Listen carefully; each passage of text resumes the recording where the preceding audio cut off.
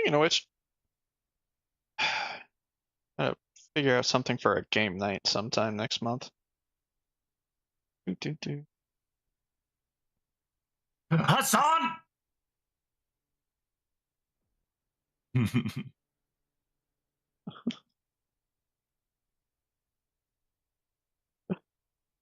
Just gonna right click that name and hit mute.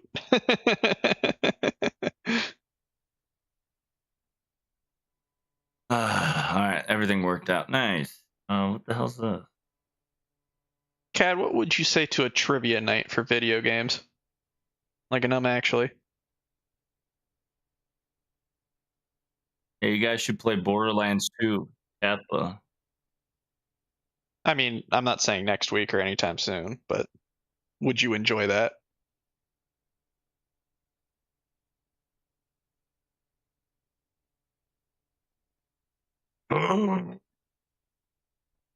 A quiz. Oh, I didn't study.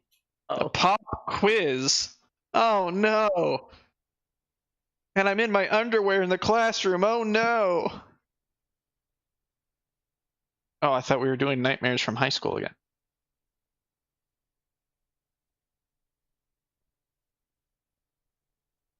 It's not like I got pop quizzes anywhere else.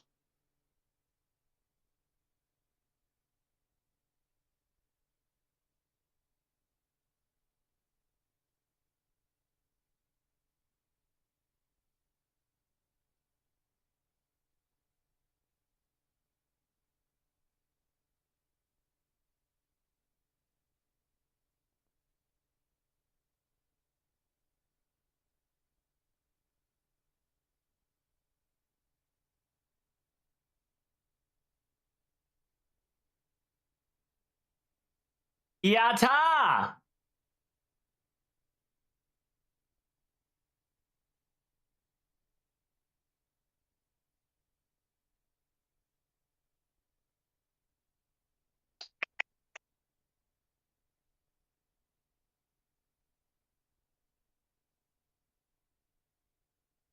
Oh, what is this? I thought this was the OG, but that's definitely not the OG.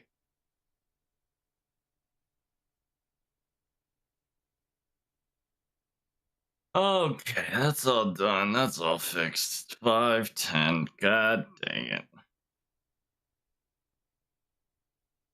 And I still haven't done that, and I have work tomorrow. Fantastic. You guys have a good night. Have fun. Hey, don't lose on your quiz. No promises.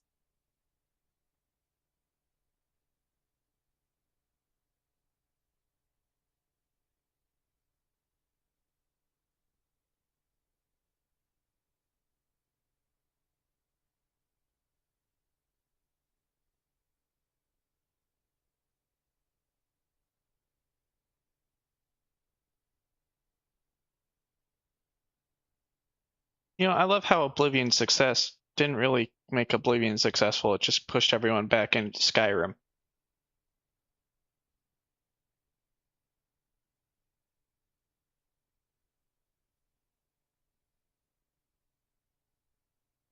What?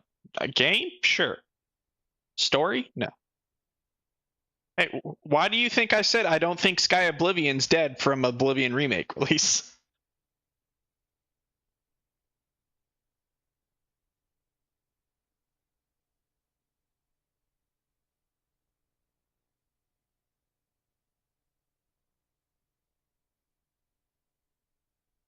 See, the issue is like they were very faithful to remaking it, but there's some parts they should have fixed.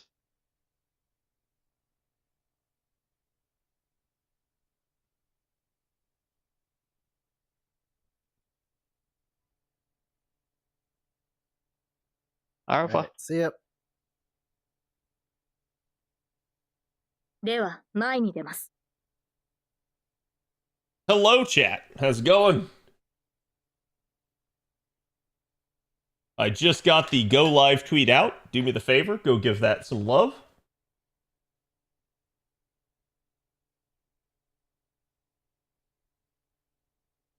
And we're going to be getting started here in just a minute. We got a busy night. We have made it to the weekend.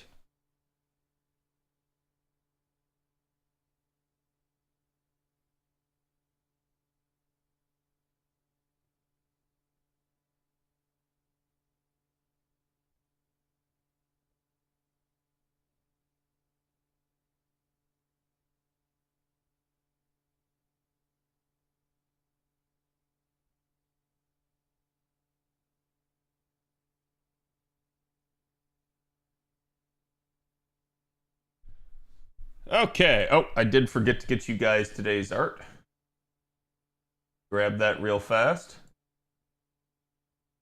Where did I put it?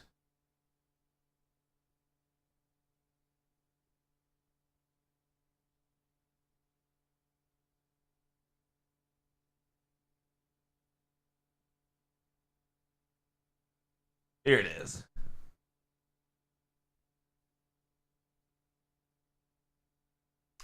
There is today's art. Go give the artist some love. Does a single give more cobalt saplings? Because I'm less than 1,000 bronze cobalt fruits now. Less than 1,000 is nothing. You're fine. Like I wouldn't be worried about that. Talk to me when you're less than like 100. Because it's definitely a thing. But yeah, you get more. You get them from story. Okay. Hello, everybody. Welcome to Friday. Felt like today dragged on forever for me at work. It seems like everybody else had busy days as well, too. Which is wild because it's the summer. It feels like it's supposed to be really chill, but it's not. Like I said, we have a busy day. I'm going to try to knock out the JPCQ. We also have a fun new quiz from Okayist and Company. And I also would like to, make some progress on the tower again and basically do a little bit more with the Newplayer account. So I failed the CQ 3 times already. Oh God, I have not looked at it, so I have no idea what we're in store for. Hopefully it's not too bad, but usually CQs aren't, but sometimes they require you to do maybe a little bit more. Again, we're just kind of doing the 90++ on JP. I've switched to taking people that have the Silver CE on support, mostly just due to necessity. It's literally just a factor of needing it because the shop is a little bit more robust on the silver side than this one, as kind of the more recent events have been. So I kind of just need all three. I didn't do any rolling, so I don't have any other way to influence it short of just taking the appropriate craft essences on support. We're good. Hope everybody had a good day. Anybody do anything interesting? And hello, Angora.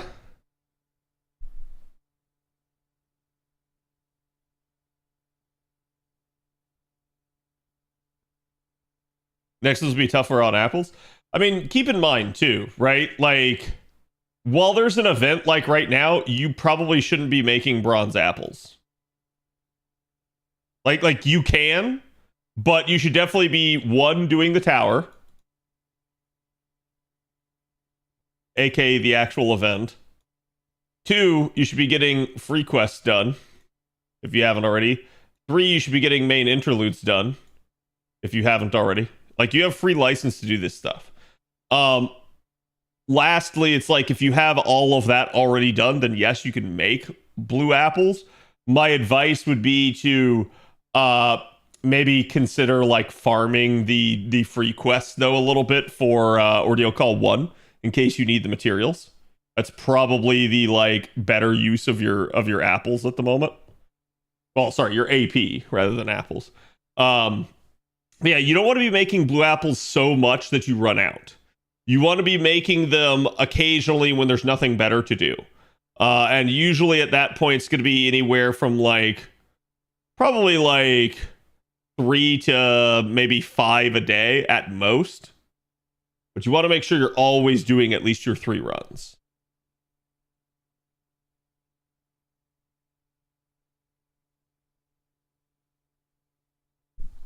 Kat, are you nat APing the JP event? Yes, have been. Chill isn't summer supposed to be hot. Chill is in like relaxed.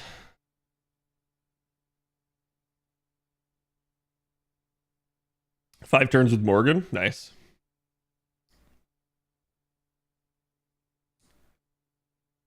Oh, we got a drop. Florida versus my Edmonton has been so fun and stressful to watch. I'm sure. I'm not a big hockey guy. That's my big issue. So it's like I can't really weigh in on that. And even if I were, I'd probably be more of a Tampa Bay Lightning fan than a Florida Panthers fan. Which I think didn't they square off at one point? So I assume that means the Panthers beat the Lightning. Like, I'm vaguely aware of it, but not enough to be like, oh my god, like I know exactly everything that's going on.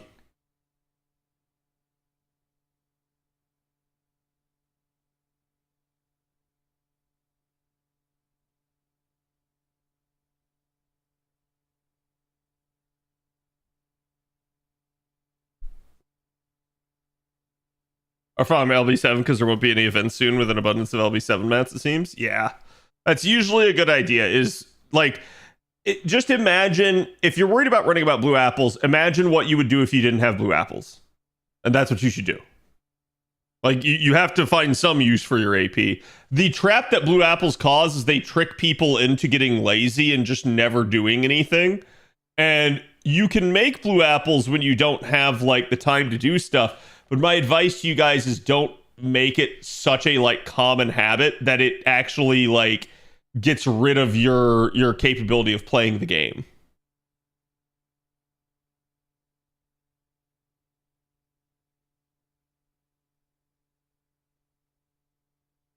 Only has hot takes and no chill. Ah, I see. I don't know that my takes are that hot. They're like lukewarm at worst, I feel like. It's very rare that like most of chat gets angry at me. Usually it's just like one or two people.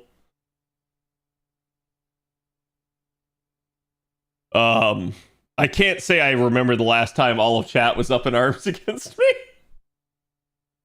But like I said, that's just because most of the time I'm saying things I've already said before to some degree, or I'm coming about a like stance with a very like rational take, because that's just kind of how I am.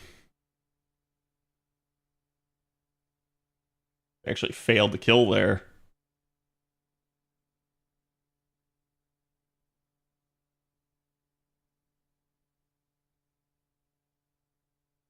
I'm swimming the oceans as a whale. Don't take this the wrong way. $700 doesn't make you a whale. You're a dolphin. And this is the other thing I'm going to say. People will hold up whale status as like a source of pride. Nah, you don't want to call yourself a whale. Oh shit, I just popped that.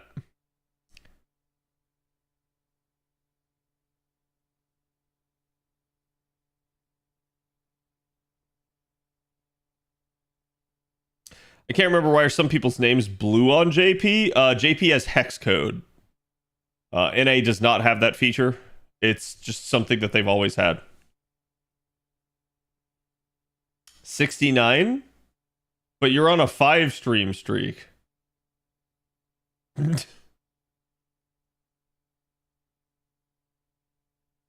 Being a whale means you got unlucky? Yeah. It's just, to me, people will call it whaling, right? But to me, it's like, what makes you an actual whale is not when that happens one time. It's when it starts becoming habitual for you to spend money on the game.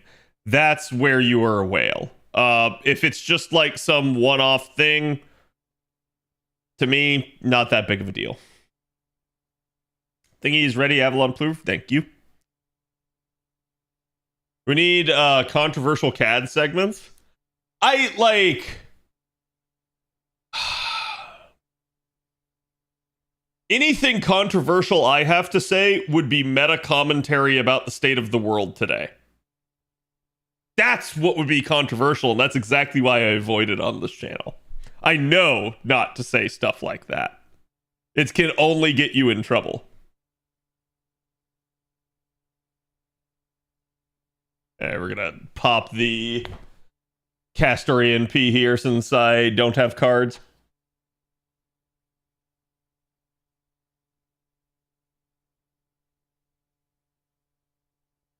Being a whale, spending $700 every month. Yeah, I mean, even someone like me, it's like, do I spend $700 every month? No. No. But I've done it enough that over time you could easily say it's like, yeah, it's like, look at the sheer amount of money that's invested in that account. I'm a day one player that has never gotten a USO, so I can't call myself a whale. Is a USO what's required to call yourself a whale? I don't know about that. Because, like, so, hear me out on this. USOs, chat, are a factor of luck and skill. And you're probably just being like, Cad, what sort of bullshit are you saying? Luck comes into play where you just keep getting spooked by one particular unit and you end up with a USO. Skill comes into play where you smartly avoid banners that could give you a USO. So, for instance, for someone like me, chat, I have only ever redeemed, I think, twice. So that means I have under 30 USOs. Okay? I have only redeemed twice ever with how much money I've spent on this game. Why? Part of that's the luck factor. The other part of that is I just don't roll banners where I can get a USO. Some people do. That's why I say that. So it's like, I have legitimately seen free-to-play players that have a USO because they did dumb shit. It is what it is. So to me, it's like, does having a USO make you a whale? No, not necessarily, but it's definitely something where if you have USOs, you probably are. It's like, it's not proof positive, but it's definitely like where there's smoke, there's fire type situation. USO system is ass anyways. Yeah. Like, really, you don't want USOs. I kind of cringe every time I get one because I know. And it's funny because actually I think my NA account is, I think I can redeem my third one now.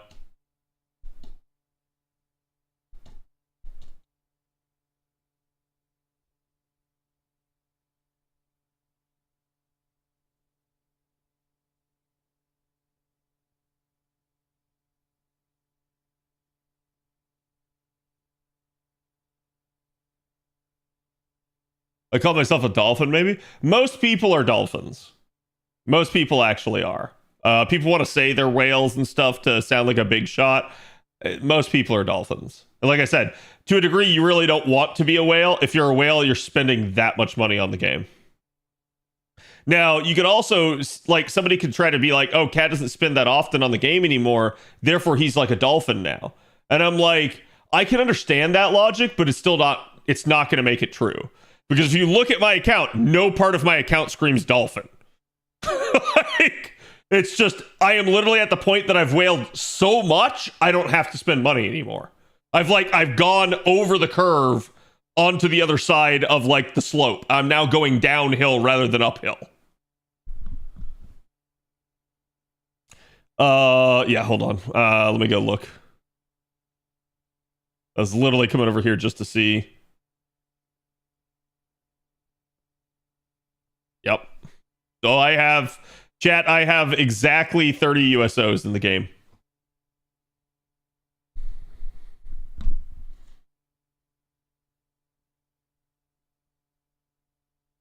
And we may use this soon. Does CAD count as a Leviathan? No. Nope.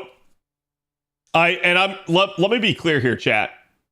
There's only one thing that can count you as a Leviathan. Do you have NP5 of every unit? If you do, I consider you a Leviathan. If you don't, I don't consider you a Leviathan.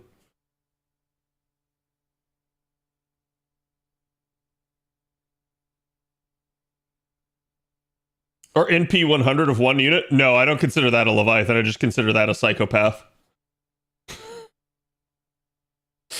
That's all it is. Rolling NP6 of everything? Not only do I not know anybody that's actually done NP6 of everything, but I'm also going to say that's usually a canned line that people throw out to make themselves sound cool. But it's hilarious because it has, at least to me, it has the opposite effect. Whenever someone's like, yeah, man, I rolled NP6, I'm like, are you stupid? like literally, that's the thing that goes through my mind. It's not a like, oh, wow, that person did NP6. I'm like, you went all the way up to the max and then you went one over. And that one over is like you went too far. Like, it's one thing if you got NP6 from pure, like, bad luck. Like, oh, you were rolling for the 5th copy and you got a double spook. It's another thing when, like, you purposefully went for it. I don't consider that smart. I don't encourage anybody to do it. I've told you guys, I did it one time in FGO and I regret doing it. I actually regret going for it.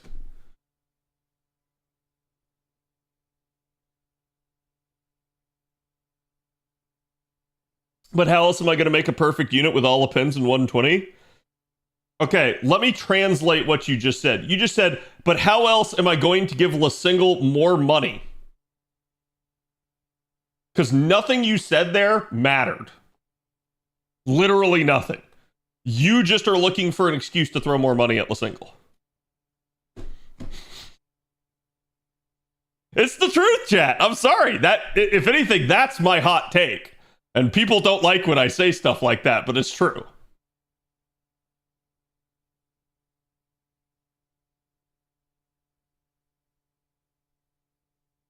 I definitely don't advise doing that as someone that's done it before. Yeah, it's everybody I know that's rolled a 6 copy basically regrets it. It's just people looking for excuses to justify their gambling. I mean, yeah, to a degree, but like I do think some people get caught up on the like perfect unit excuse. And I'm gonna tell you, it really just doesn't matter. Chat, y'all know, okay? Y'all know. Allow me to T-pose on everyone right now. Okay. Y'all know, looking at that right there, how much I want a perfected unit of every type. And I'm still not going to do it when it comes to the appends. It's a fucking scam. Okay? You don't need it. You literally get the ability to switch them around later at no cost. There is no requirement. Just ignore that shit. It is all a scheme that Single devised. And I'm sorry. Let's be honest. It's probably not even Single's creation. It is straight up an Aniplex thing for more money.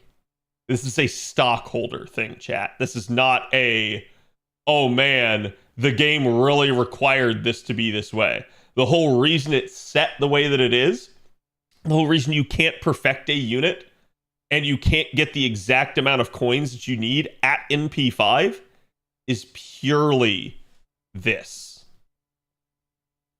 So just don't fall into the trap. That's the only reason.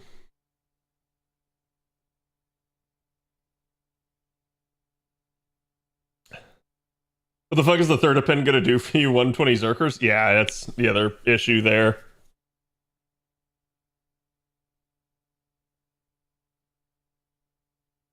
They'll keep pushing the goalpost anyways. Yes. And I think that's something that some of us veterans completely understand.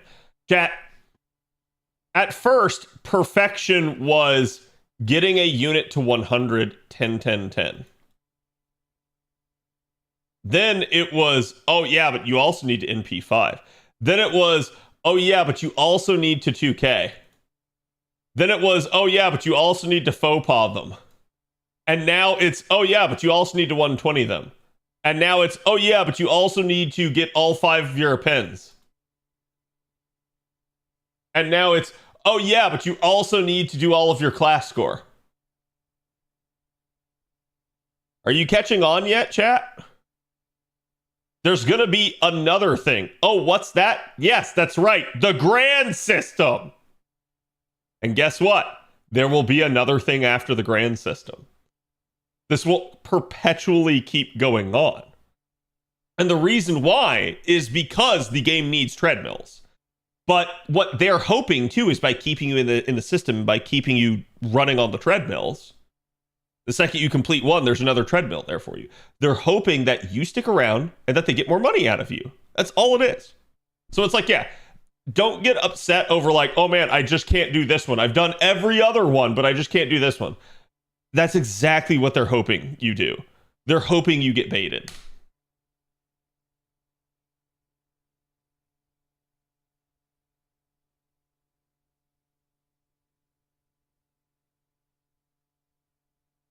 Money out of you. I barely spend money on the game as is. Ah, but you did spend money, didn't you, Peanut? But you did. And that's all they care about. That's it. It's just this, chat.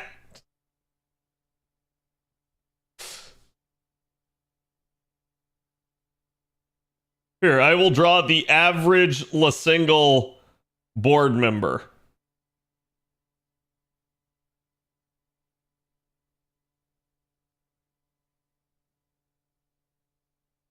Okay? It's that. It's that simple. Oh, wait, hold on. You know what? For dimples, we can also put money signs over here. And maybe even for like hair, we can do like some little like dollar signs up here. Okay? Do you understand now, chat?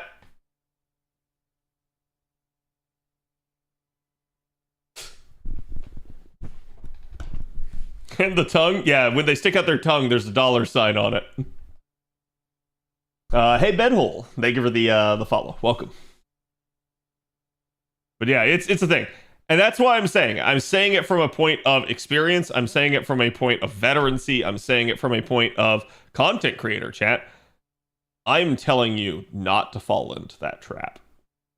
Just don't be another one. I probably got time to do the CQ. Chat, do I need to have done all of my upgrades for the CQ?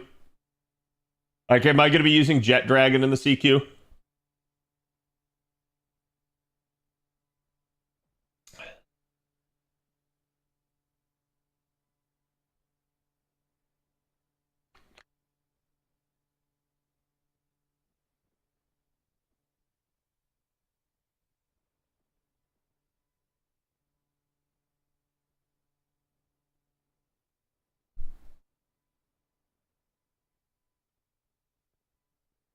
Haven't done it? Well, we're going to do it. Buy the buff in the shop?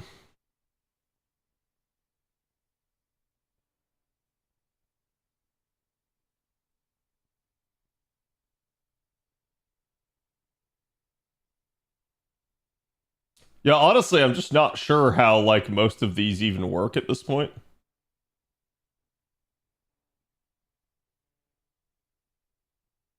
What the heck? What is this?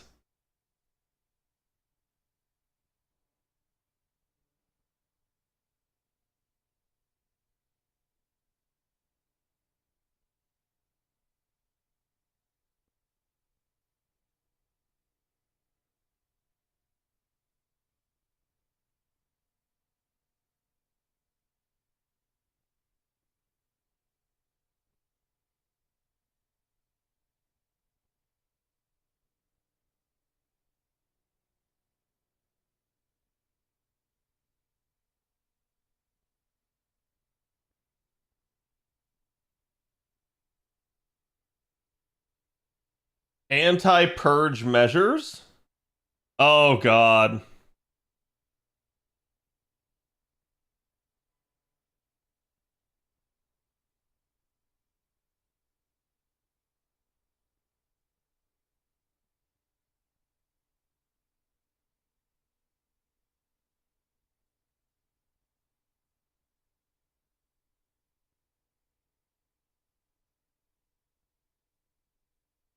Ken doing a free-to-play account? Yes.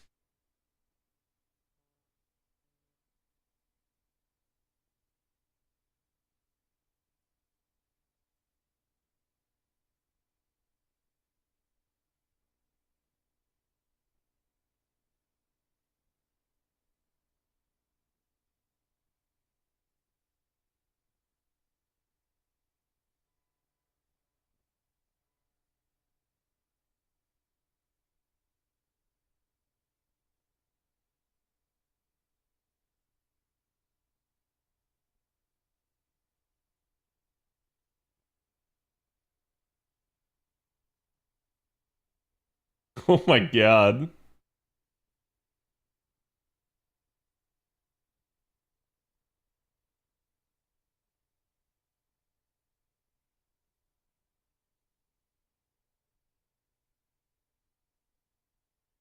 So they're literally at media is telling you just use the immortal comp. Just use it.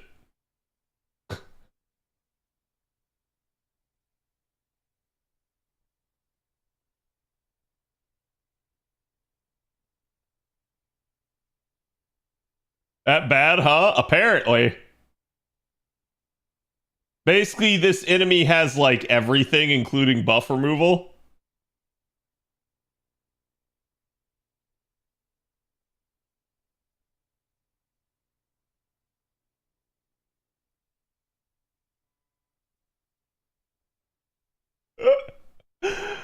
Tips for clearing can be cleared with the anti-purge formation. Morgan, Castoria, Merle. It's so freaking hilarious, by the way, that this has become the actual like commonality of the comp, because this is something I've been doing for years.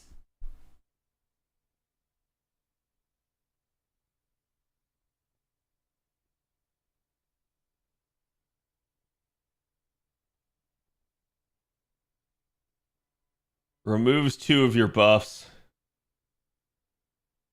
Or Noble Phantasm after removing the buffs. Debuff resistance 3 times for shop skills.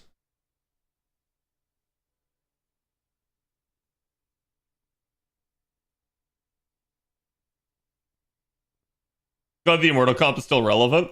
The only thing that will make the Immortal Comp unrelevant is Solemn Defense Pierce, and I think the devs know not to do it. I think they know if they do it, people are going to scream, and they're going to decry it basically being a nerf.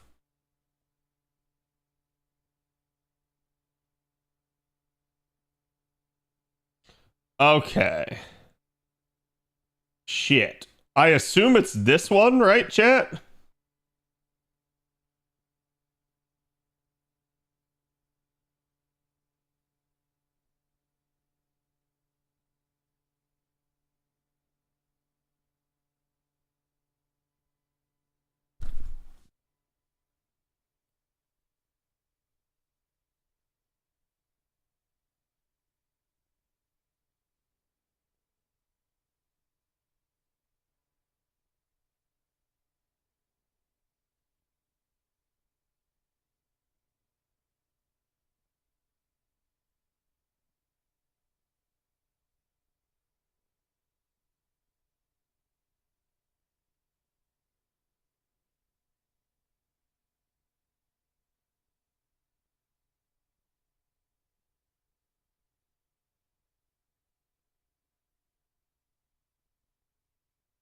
Okay, here's what the effects are.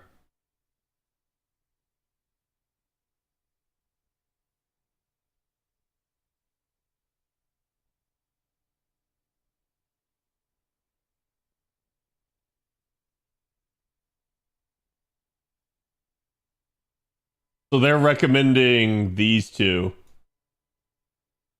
Because this increases your NP damage when hit by 100%. And this gives basically evasion and sure hit and star generation.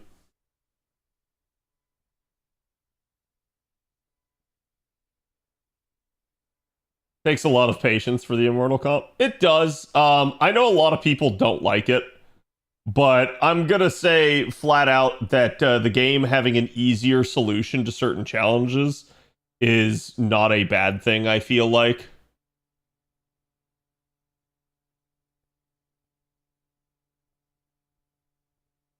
Okay, so I can't purchase anything else. Oh, that's right. I forgot it's a point ladder event. I completely forgot about this.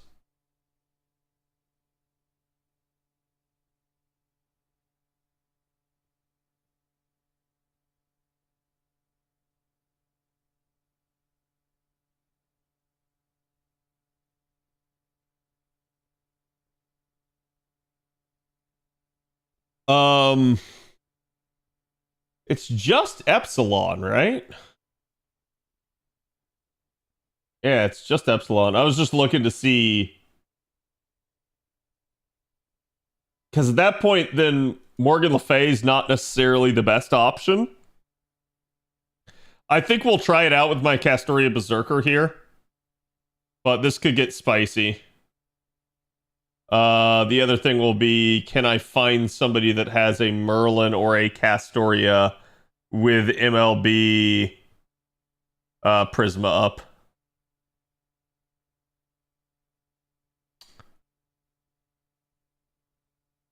Sorry, or Proto Merlin is actually what I should be, the other one that I should be looking for.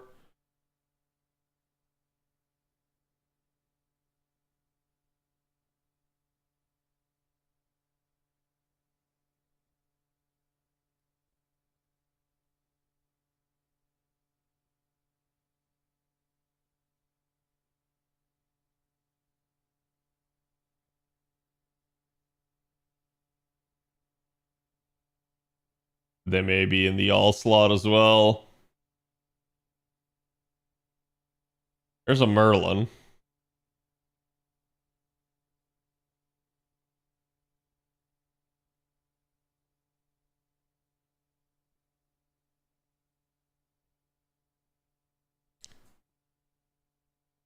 A need for Oberon MP2 plus. Getting MP2 of Oberon can be decent if you need a AoE pretender at points. Getting higher than that, I do know of at least one node that can be done really easily if you have an NP5. But I don't think that's something you need to worry about.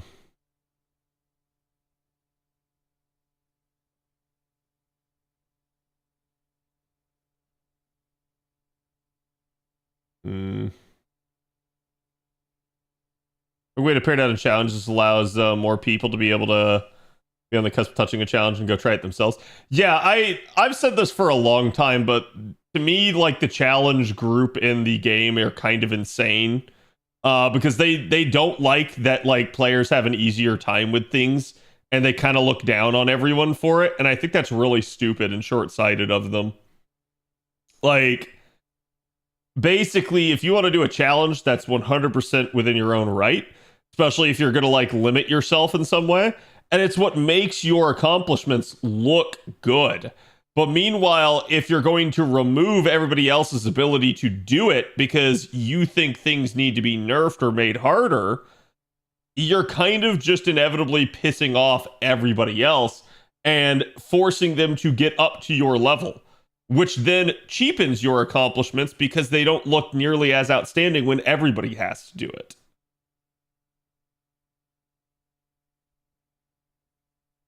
So it's one of those deals where like I've watched challenge people bitch about that stuff, and it's like I don't think they understand it. Like it's a pure like short-sightedness issue where they're basically just complaining just to complain because they like a challenge and they think the game should be harder.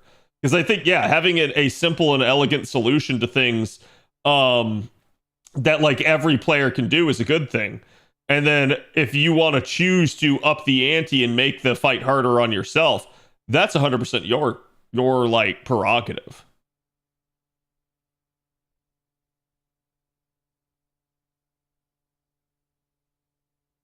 In your opinion, which fast food chain has the best burgers? Define fast food.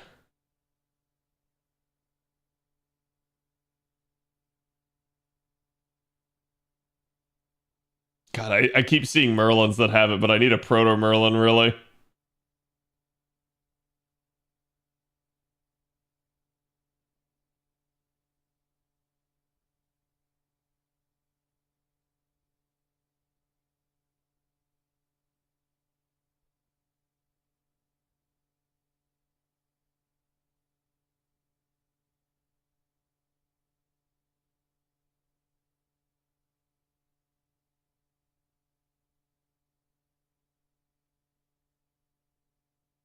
The game loses all its player base. Maybe, right? Like I don't think it necessarily would lose all its player base, but I do think it would piss people off and it would make them seek greener pastures to a degree. You would definitely see some people that will buckle down and be capable of doing it. Like myself, I could do it, but like I think you would see a lot of people just get frustrated with it and say, no, it's not worth the hassle anymore. Not enough slots for the extra class? Yeah. I'd even take a non-MLB Prisma Cosmos at this point, chat. Anybody got one on a Proto Merlin or Castoria?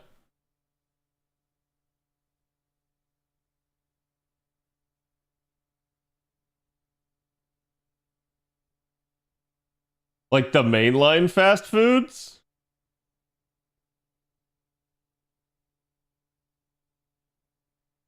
Out of the main line, I'm actually partial to like McDonald's. But I guess it also depends on what you consider mainline. About, thank you.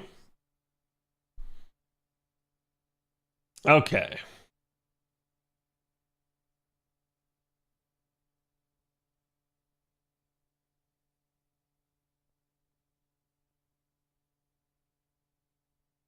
Gonna bust out Old Reliable for this one. I'm gonna have to be really careful with her.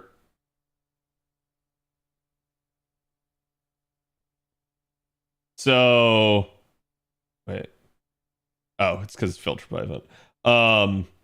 Instead of doing MLB Black Grail, I'm actually gonna go with MLB Phantasmal Princess, just to get rid of the like health demerit there, because that may end up becoming a factor here if this fight goes on for a long time.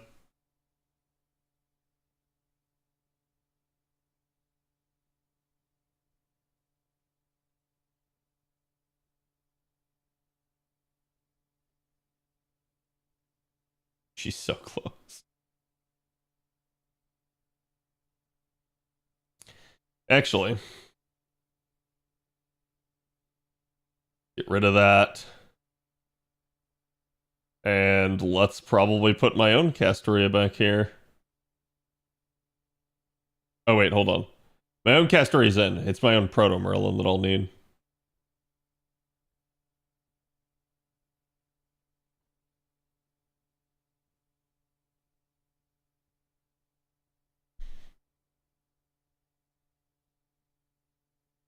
Yeah, let's not use this. Let's not use the Summer 1 Mystic code. Might have some issues.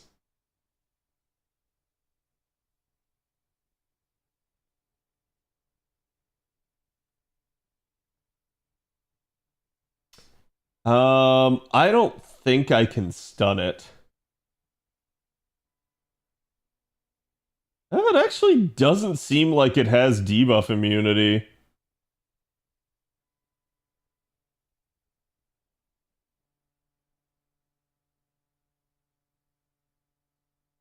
Yeah, it was plug, but it was a factor of which plug. I'll go for this. It's just extra spot healing. All right, let's see. This one's apparently going to be tough, so we're going to try. Stellar Blade broke the record on Steam release. I keep seeing people say this, and no, it didn't. Stellar Blade, as far as I understand, the only record it broke was for a PlayStation exclusive release.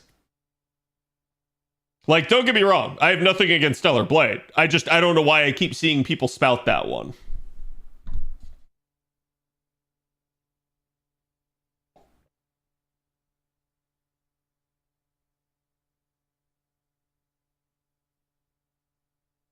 Should have put MHX in the back line. No, I specifically did Castoria.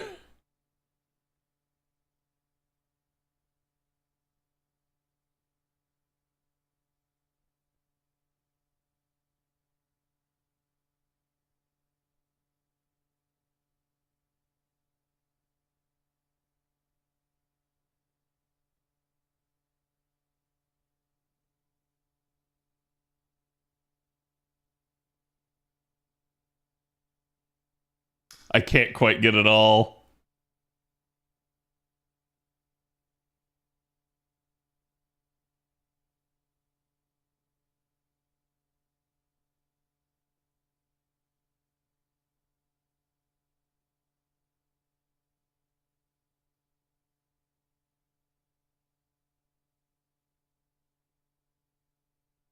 I mean, instead of Squirt. Yeah, no, I'd rather have Squirt in this scenario. I know it sounds insane, but I would. I'd rather have the Drain.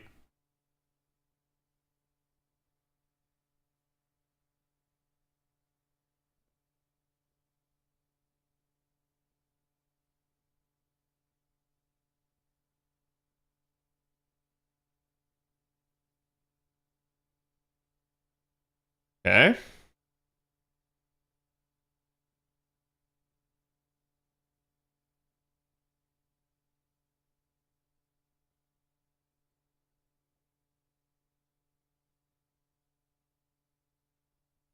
This may be risky.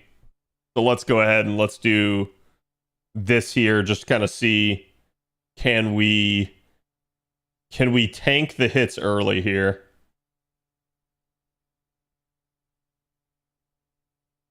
Yikes. Yeah, I really do not want to be getting hit by her.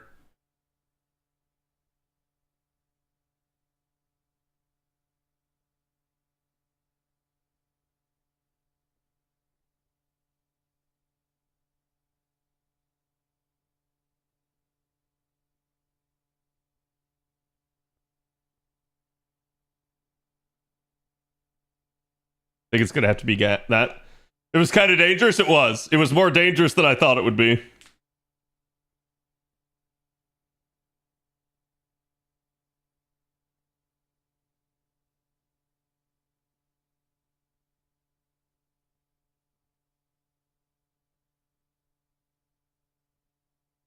Heard the minigame was ass though.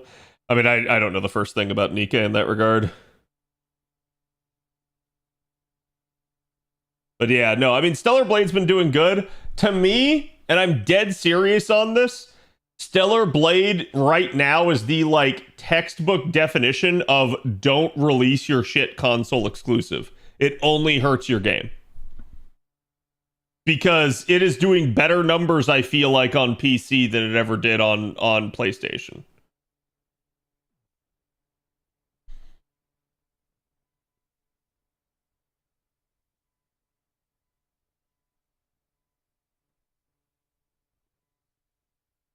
Yeah. Actually, it's kind of wildly fluctuating right now. This is actually pretty insane scaling.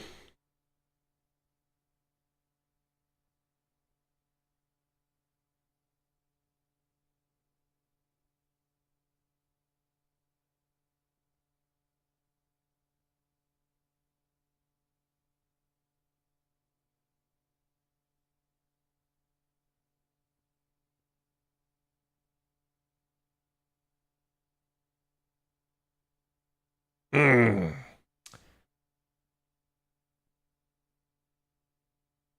How many stacks are we at? 2 on her. 3 her. 2 her.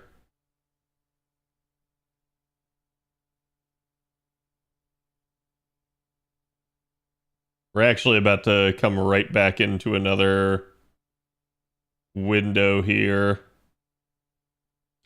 I get a lay, but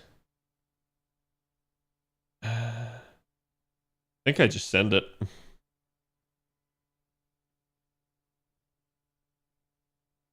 It's insane. It's almost like people like Hot Waifu. Yeah, no, it's just like it started out like low, and then people realized it released, because I think a lot of people didn't realize it released. Then a bunch of people bought it. Then it like dipped again, where like I assume it was just like the timing, right? And then it rose back up again. So I think it's like just kind of going back and forth right now with regards to that stuff.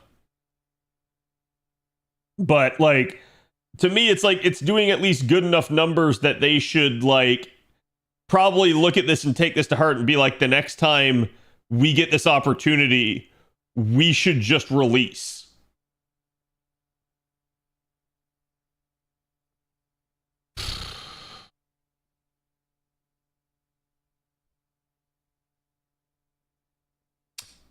You have 2 cards.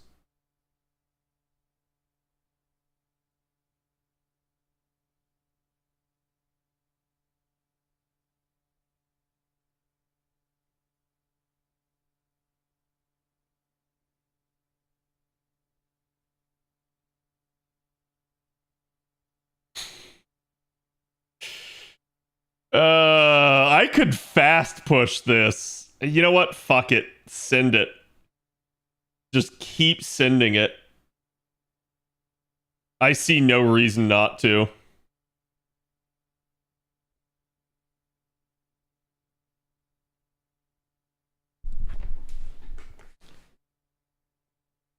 I don't think Stellar Blade is doing better than the PS5 version. I do. I actually do. Because you got to understand, just seeing like those concurrent numbers, that's concurrent players, not total sales. Okay. And that's where I'm going to say I think it actually is doing better, because I think Stellar Blade, when it came out on PS5, was not that big of a deal, for better or worse. I think like a lot of people wanted the game to be good, but then they kind of saw it was just sort of another like pseudo Nier Automata / Souls-like game, and I think a lot of people just said it is what it is, and like they didn't have to get it and stuff. I do remember back then too, a lot of people saying, no, I'll wait for PC. So I think that's where that stuff kind of comes in.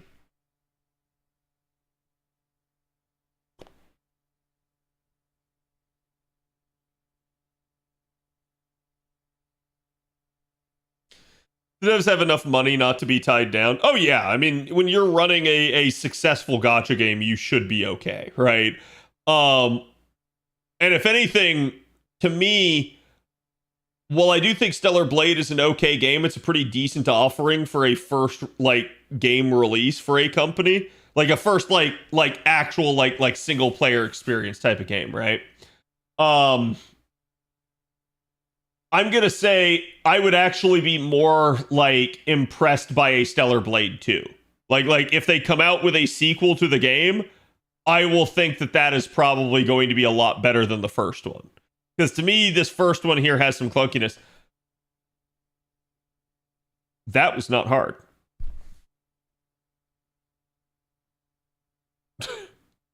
I mean, to be fair, I have a really good unit, but that was not hard. Yeah, like I never got buff stripped due to the advice that App Media gave me.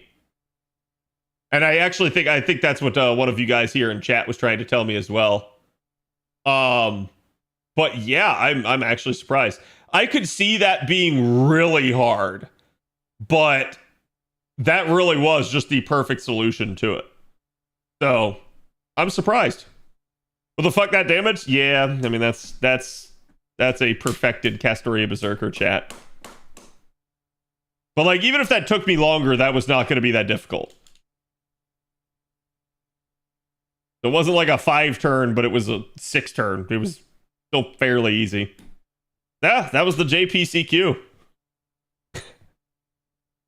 I don't know, like both from like what you guys were saying and App Media, I was thinking that was going to be harder than it was, but it was not. Perfected? Yeah. Perfected in my eyes. Okay.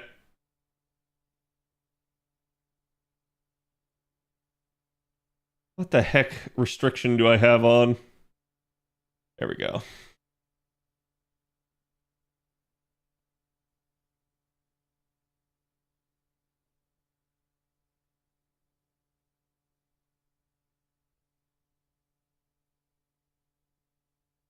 Max faux pod. Yeah, she's 2K, max faux pod, 10 skills, at least her mana loading maxed out, and NP5 and 120. That's perfected in my eyes. You can't really get better than that. Cat, what class score do I have on JP? I have the full Berserker class score. With MP2 Yang, double Castoria, Proto Merlin. Yep. And like, yeah, I had like the Prisma Cosmos, but even if you didn't have that, like that just accelerated me. You could still get that stuff done, though admittedly the longer you take in a fight like that, the more risk there is. The faster you get it, the easier it is. So that just, it was what it was. All right, that's JP done. But yeah, JP class scores, like my completed ones are like 95% complete. It's like Lancer, Berserker, Extra 1, Saber, and I think that's it. I think those are the ones I have right now. I'd have to look. I actually, like, I could do way more than this. I just haven't done it yet.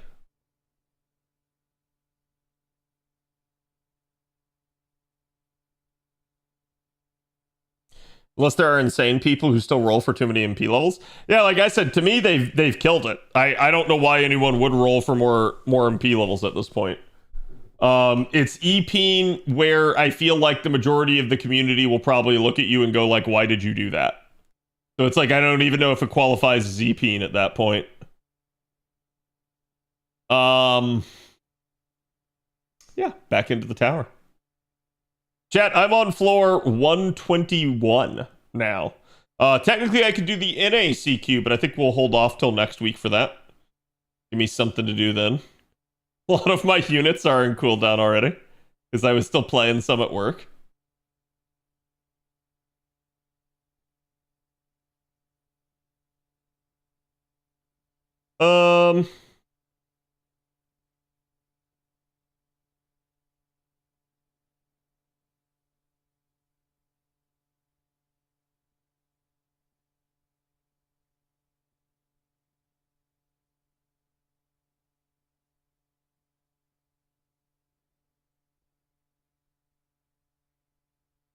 Wait. Babbage is my only 3-star? Holy shit! Alright, never mind. Canis it is.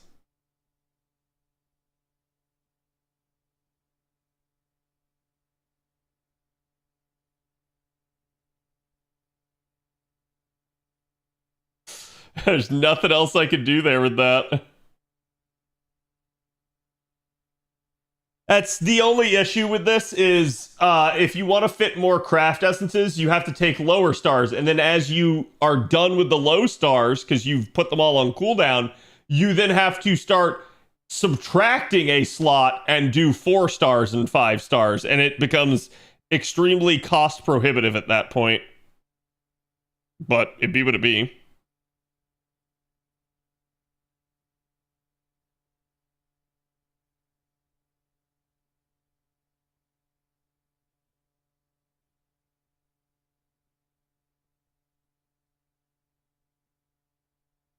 Okay. Kitsune, thank you for the 48. Chat, can we get some love for Kitsune's 4 years of support? Thank you for the 4-year Annie. Appreciate it, my dude. How's your evening going? Actually, is it morning there for you? Hello, Robo.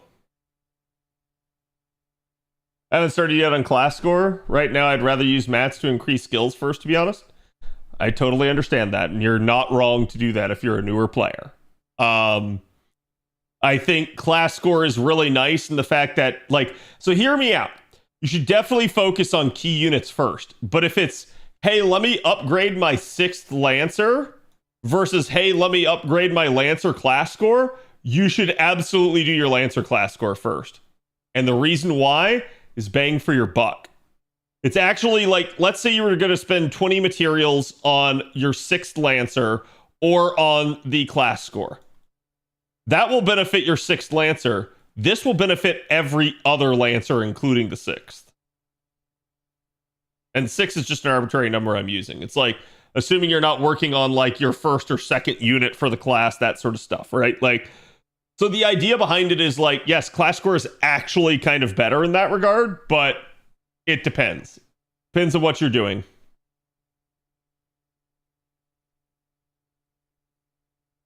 God, who hit me with the Final Fantasy X? Nobody. This is just mine from the playlist. Ironic. I was thinking of playing Final Fantasy X with you guys again. I was going to mod it too, so that we got the HD graphics. Apparently there's mods for like 8K graphics.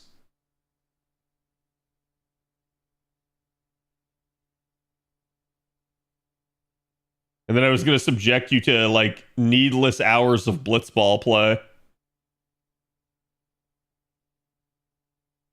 As one does.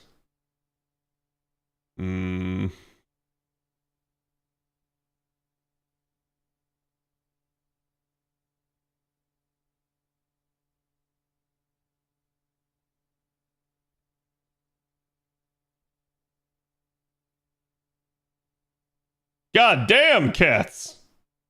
Holy hell. Calm down. That was 2 cards. And only self buffs. It ain't gonna matter. It's dead. Actually, like Blitzball? I do too. I fucking love the Blitzball minigame. It's great. And yet I know people that hate it. I'm someone I freaking loved just degenning Blitzball. I can still, even just saying the word Blitzball, I hear the theme in my head that repeats infinitely. If they made an entire game of just Blitzball, I would buy it.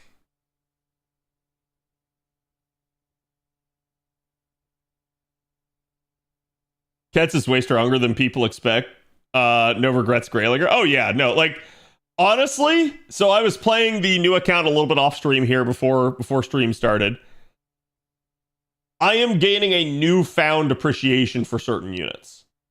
Like, not that I didn't know these things, but just seeing it more in action, I'm just like, God damn, I just forgot that this was this fucking good. And you, chat, do you know who I'm talking about? It's very similar to the cat situation right there. Do you know who I'm mentioning? Take a guess.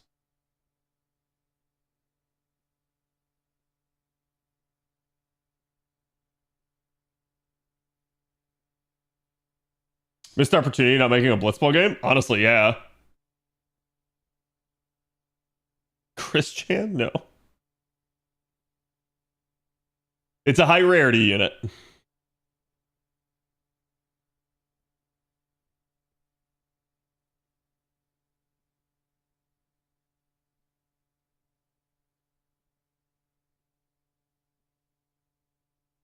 It is not a unit the account has summoned. Or even has.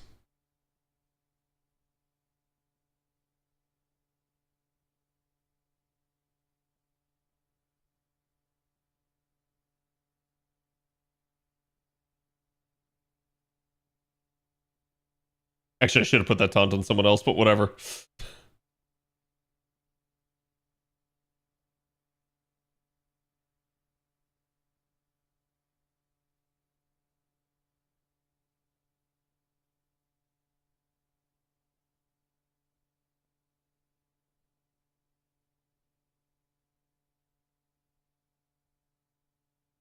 Nope, no one's gotten it yet.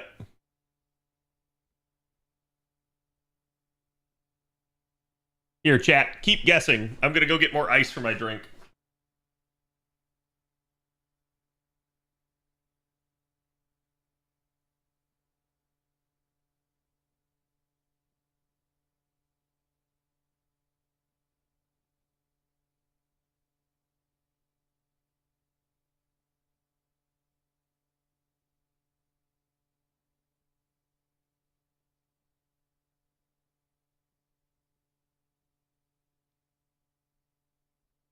Understand.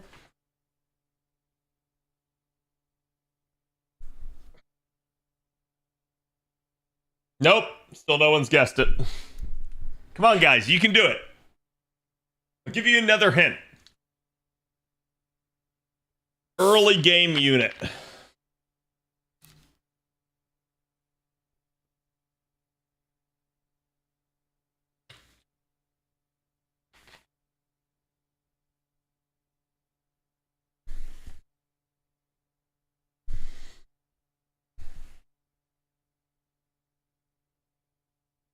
You already said Aussie Galactic.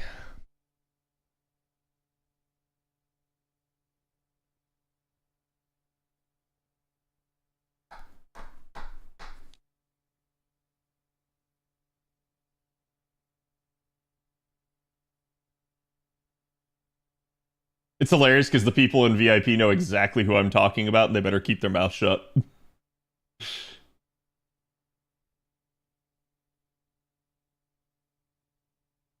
Yeah, but Ozzy's really good. Ozzy is good.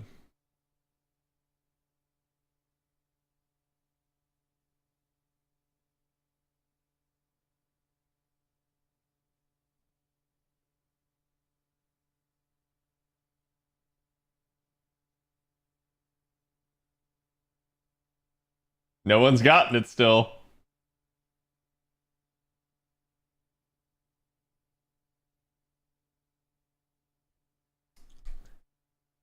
I said it's high rarity.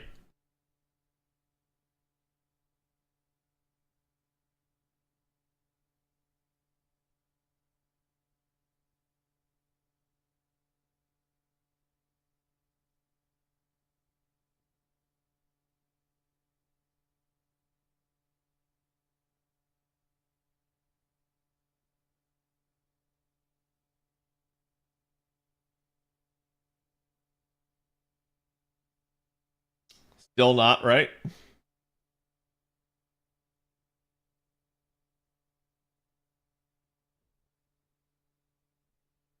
Yeah, that might be necessary, but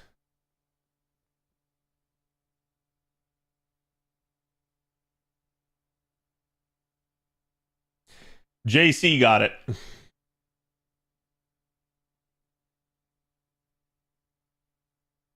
Now the question is which one was right? Because JC guessed a lot of things.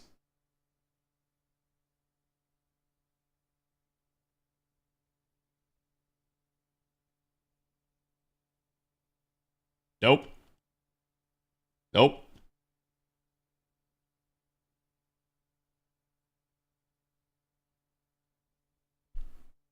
Yeah. Drake. Drake chat.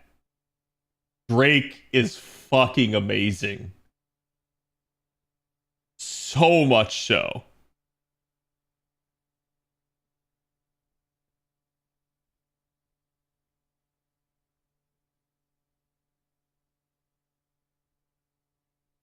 Wait, people didn't think Drake was good? It's not that. It's literally a case of you forget how good Drake is. You forget how much of a machine Drake is. Drake is underrated. Yes, Drake is underrated.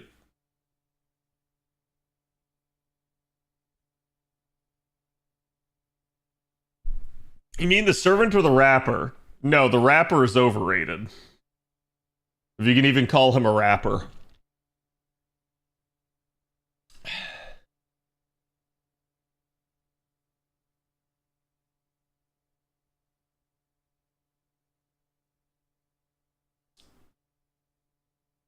Waiting for her costumes? Yeah.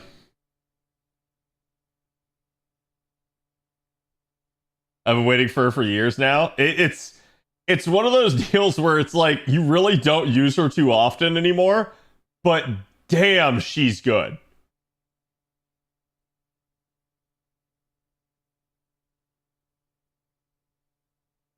Golden Rule just goes super well with her. Yep. She's a machine. And I could actually someone go check. Do I have a video on Drake? Like do I have an analysis video for Drake? Because if I don't, that is a fucking shame. And I need to do one.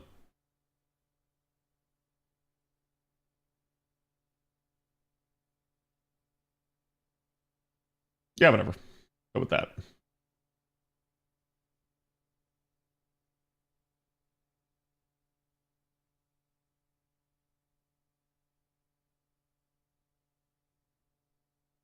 Probably one for her last buff she got. Maybe.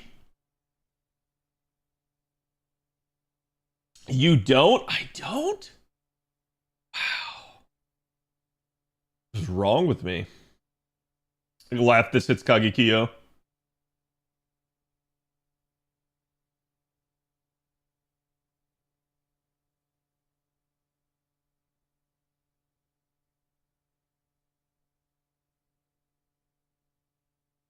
Nope. You get nothing. Oh, it's 4% off. If he had it, it would be just enough. But it's not going to matter.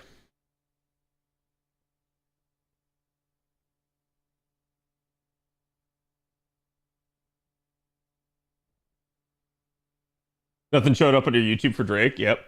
Underrated CAD doesn't have content. I feel bad, dude. I have used Drake here, and immediately on starting my new account chat, it's like, oh, it's a caster node. Let me go get Drake. I knew it.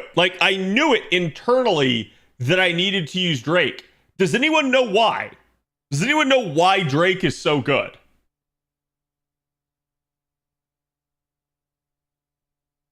Why is Drake chaotic evil again? She's a pirate. Remember, chaotic evil is just what you think of yourself. Like your alignment is what the character thinks of themselves. First 50% rider with damage. Stars? Yeah. Yeah. And don't get me wrong, every aspect of Drake's kit's good. The only issue that she has, she does not have a survival skill. And that really is it. That's the only reason.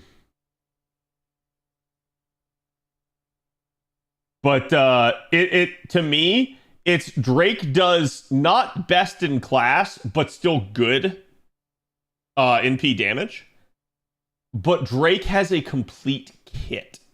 Drake is like Lancelot Saber in Rider form.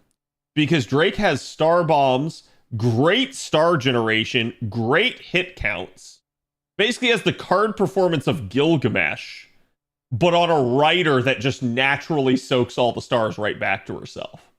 She's insanely good at clearing waves and then just mopping up anything that lives.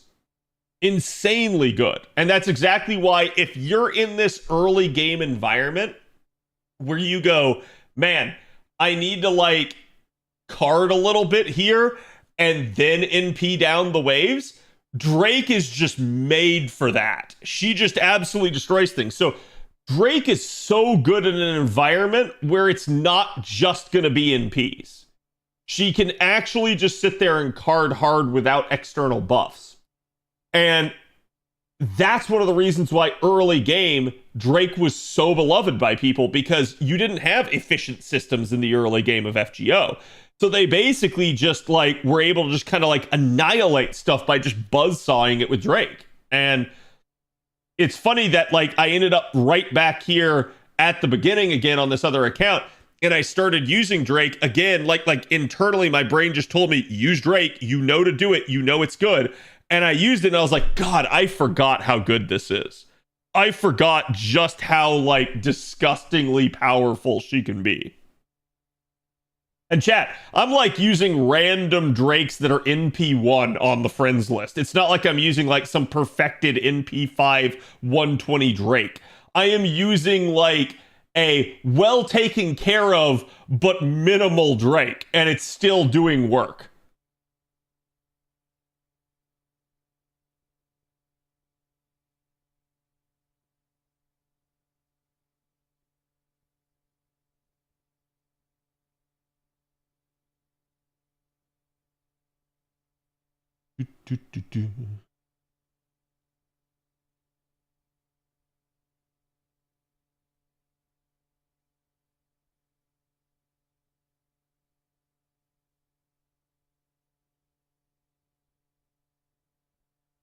She's got the big three, yeah.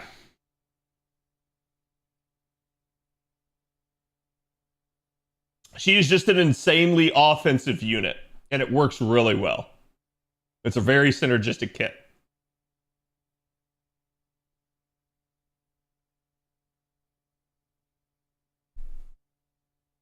On my first account that I lost, Drake was my very first SSR. Oh, that sucks, dude. But yeah, like, using her, it made me go like, damn, I need to get Drake on my JP account.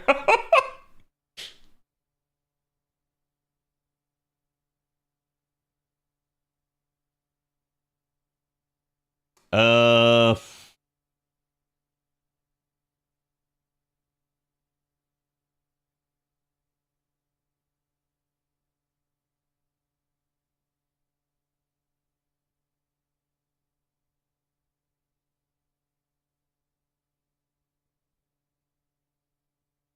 That thing's dead.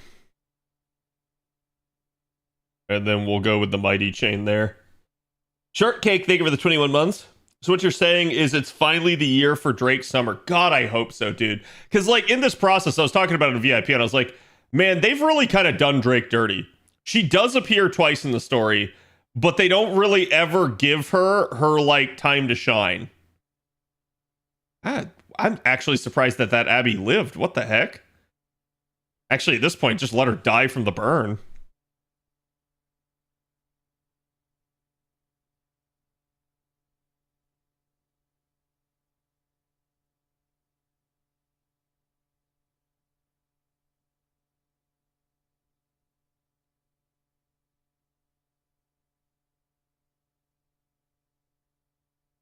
Oh, no lucky crit. God, I'm getting screwed on the card performance here.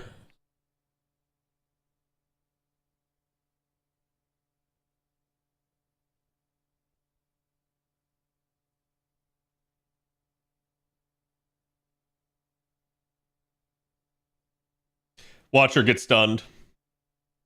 Summer Drake, Halloween Drake, Santa Drake, the year of the Drake. Let's go. Santa Drake would be an amazing one, I feel like. Because they could basically make her a pirate, right? Like, and it's like, oh, she's basically bringing everybody the toys in her, like, ship. Drake does have a swimsuit in Extella. Yeah, like, it's wild to me because if you think about it, Drake is somebody that, like, she's a character from an alternate Fate game. And she's not, like, she's definitely popular, but she's not, like, one of the, like, iconic characters like BB or, like, Nero or Tamamo are, right? So to me, I'm like, she's actually the perfect candidate. I don't know why they haven't done more with her, other than they kind of did a dumb, and they basically... What? Don't give me coup in this scenario. What the hell, game? It's like, yeah, I can take him, but that's not a good idea. Give me that. Lost succeeded. Crap. That's why it's giving me coup.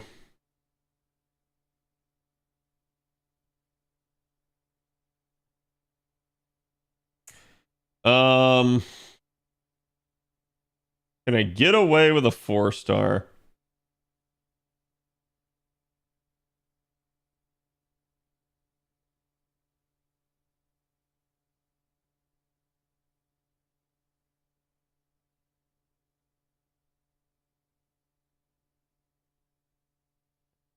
Yeah, give me Babbage on the back line.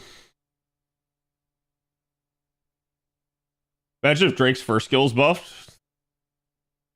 I think they know not to do that. But no, like, I know why they haven't done more with Drake. It's because of something they do to her in story. I think what they did to her and Musashi in story is the stupidest thing I've ever seen. I don't mind them doing that in story. I think the meta decision of these characters basically, we're not going to use them anymore after this, is the stupidest thing I've ever seen. I think the lore surrounding that is also stupid. I think, like, servants should not be able to remove themselves from the throne.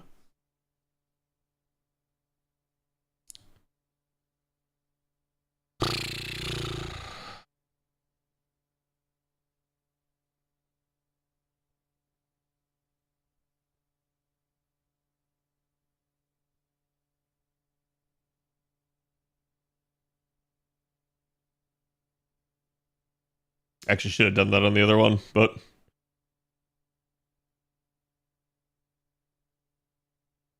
anonymous gifter, thank you for the gift to Jay. Appreciate it.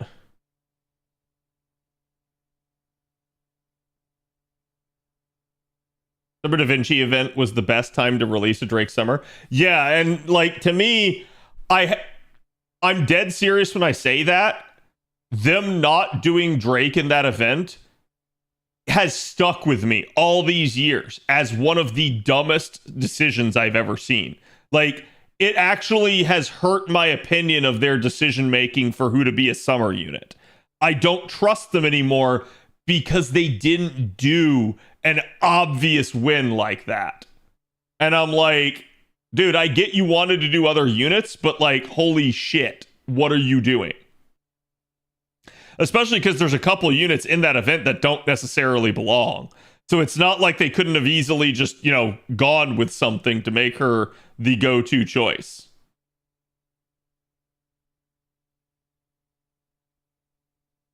At least Musashi got an awesome comeback. That comeback does not matter at all. At all. That comeback has no lore implication. I keep saying it, everyone keeps reading too much into that. But the devs even came out in the live stream and said this has no impact. Because they knew, I think, people were going to like read too much into it. So Musashi, unfortunately, is not back. Drake would have been the perfect foil to Columbus. Yeah. Yep.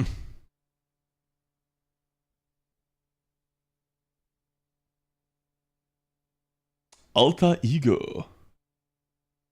I'm okay with this. I feel like Drake could reappear.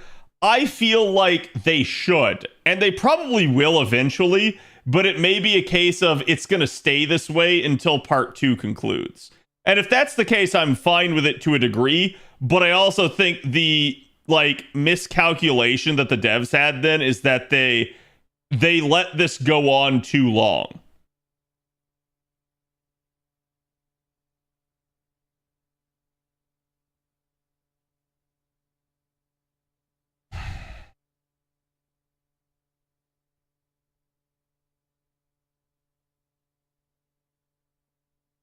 Kind of got to go with his chain because he's not going to kill the foreigner there. Yeah, Clarence. They should have done another servant then. I completely agree. Like, there have been tons of people that have been asking for like Dahut from Agartha. Not that chat read Agartha. Chat wouldn't know about that because Agartha was such a bad thing that they didn't read it. But like, no, it's just one of those deals where it's like, to me, I'm okay with them killing them off if it's done right and they actually do like kind of find a loophole or a way to like bring it back or make it relevant again. But they haven't done any of that. They just left them dead. And like I said, I don't think the servant should have the power to delete themselves from the throne because the servant has no bearing as to whether or not they're in the throne. It's not a like, they don't sign a waiver and that's what allows them to go into the throne. They're put in the throne against their will regardless. So they should not also have the ability to be like, you know what? I'm gonna delete myself.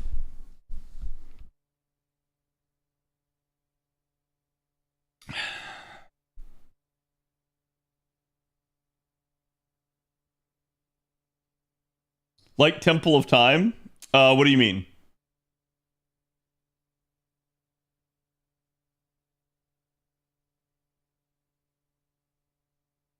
I thought there's only one that could delete themselves from the throne. Yeah, that's kind of the issue at play. I think it's an actual, like, kind of lore break that can even happen. It's something they've done repeatedly in FGO, and I think it kind of works contrary to their explanations. Like, basically, it creates a plot hole by allowing it, and I don't think they can allow it at that point. But I guess they can do what they want, right? Like, It's literally it's Nasu's work. He has choice over that. It's creating an actual plot hole. Am I really about to get an Emiya NP here? Because I feel like that's gonna be a thing.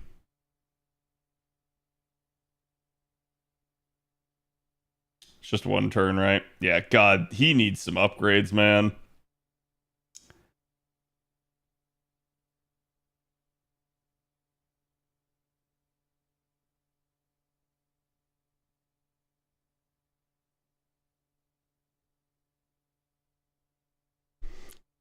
Oh, well. A little bit of spicy damage there.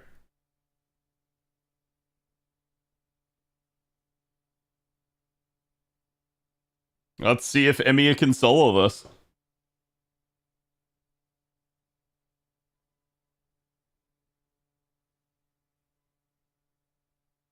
Yeah, Crossed, I think we all know that. But just for the sake of people that haven't played.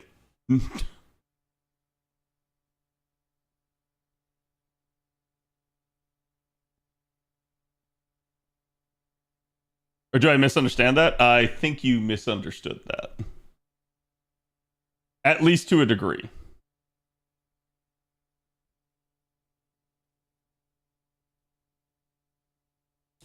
I guess in a weird way, you could argue Roland found a loophole. And the loophole is that, like, in theory, you're in the throne because of your legends and notoriety.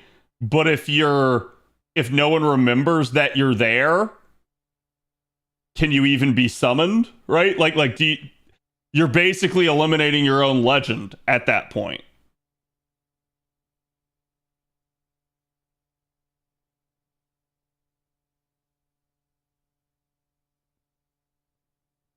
He got the 3-turn arts this year, no? Did he? I remember him getting an upgrade, but I don't remember if that's what it was. I'd have to go back and look. I know I made the video on it.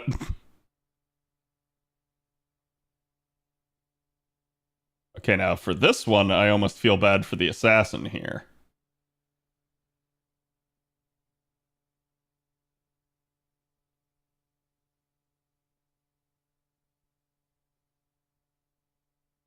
Do the rats have a star bomb? Stars each turn, but yeah.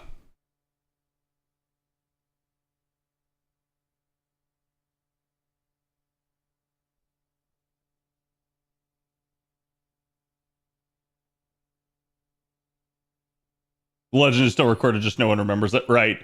So it's like, it's kind of weird, but I guess, like, while I understand it's a thing that they try to do, I don't like it. Because the way they've already stated the throne works kind of seems like that shouldn't be possible.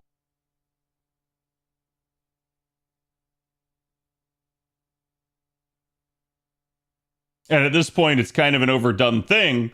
And it's something that they're using basically to prevent a character from ever getting any attention or like impact ever again.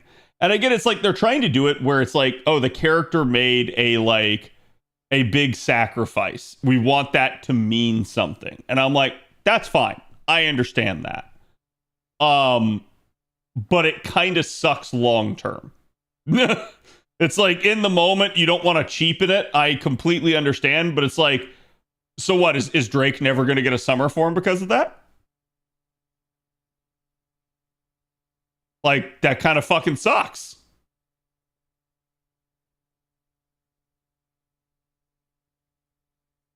I don't think they should do that at all.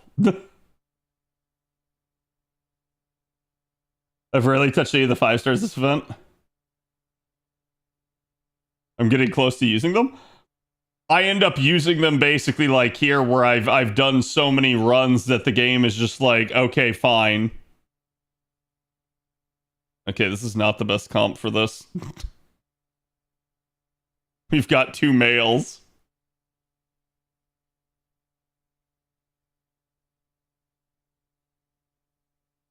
Hmm.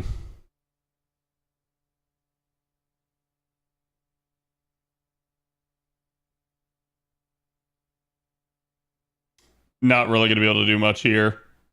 This turn's kind of a wash because I got all Buster cards. Oh my god, and then all she does is hit Li Shuin.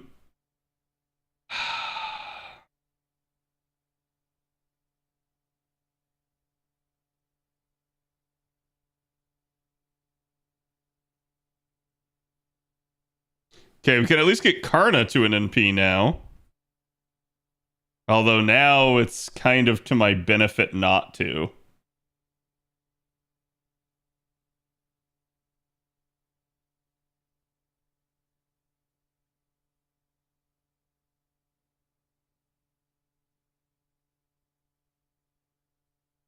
I like how I tried to get Kagetora to an NP, and all the game kept doing was giving me perfect Li Shuin cards. The game's like, no, you will use Li Shuin. He's a Shuin.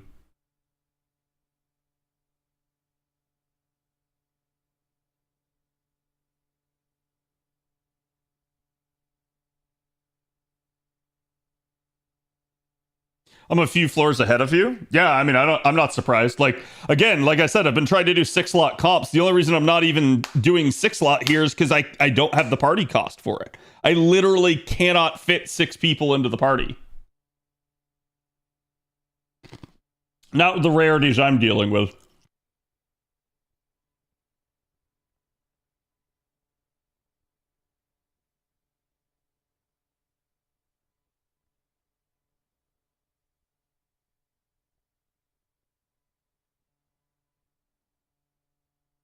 Okay.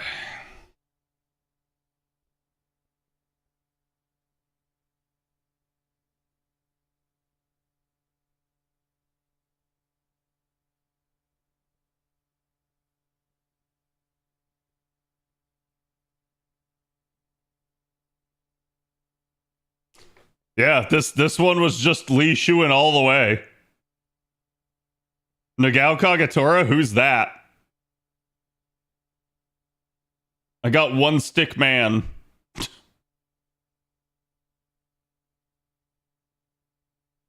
It's been a while since I've had a run hard go against what I'm trying to do, where it's like, oh, I'm trying to get these two to their NP, and the game's like, no, you will use this man.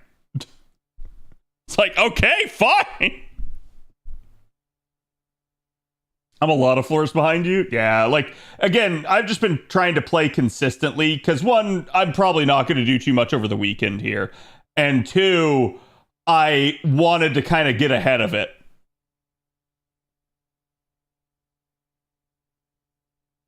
So we're floor 130 now. You will use Stickman and you will like it, apparently. Actually, how many servants do I even have left? And some of them are coming back, so we're actually not doing too bad. But we're also not doing too good. Inconsistency is the great killer of these events. Yeah, usually people like slack off and don't touch it, and then the hard limitation is what gets them in trouble.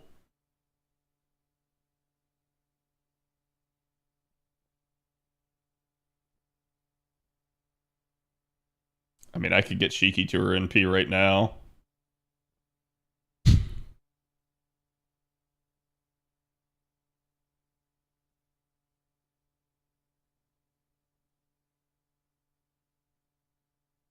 Actually, that's kind of worth. Let's do it.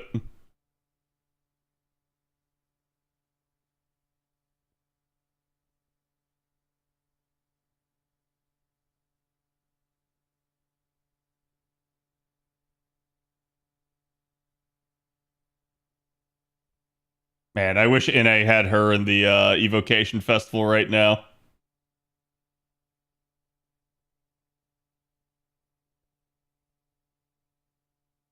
There's more than enough time still. There is, but yeah, you definitely do need to. We don't have the upgrade for her. Yeah, I was gonna say. I think it's the middle skill, isn't it?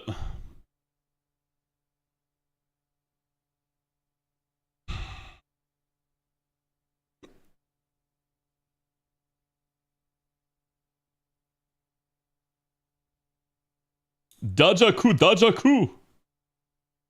Good job, Ozzy.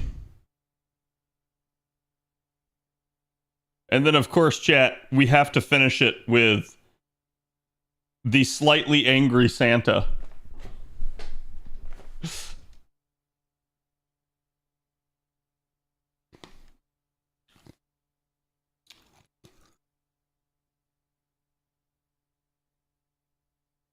$78K raw there is pretty good. I can't wait till the point like where I have so many grails that I'm just actually sitting there like grailing some of the 4-star saber faces. It's gonna be fun watching some of them just pop off for damage.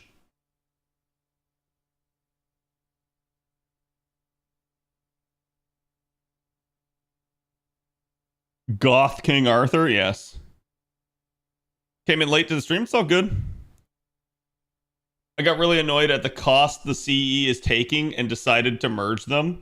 Yeah, it's something I've been thinking about too. You could definitely MLB 1 because that's 5, and then you have still the 1 spare. So, like, you could have basically somebody that you're super bonding get the MLB, and then somebody else get the non-MLB. Okay? And then you could have just a third CE over here, and whatever that third CE, it could be like a K-scope or something, just to make it like, just to make your life easier and to make this go faster. And I can't say that that's really like so much less efficient or something.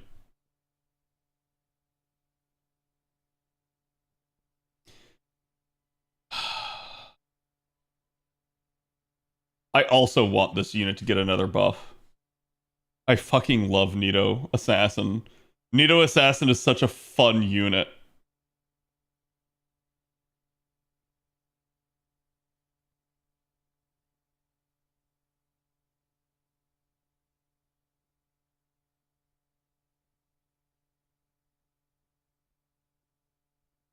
What do you say?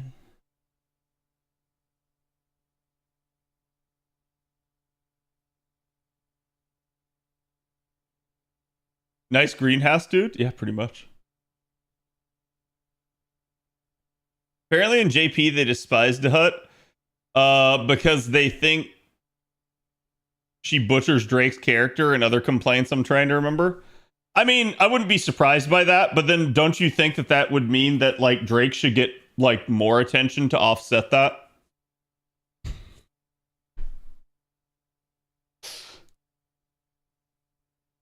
No, 97%. I swear the game does this crap on purpose.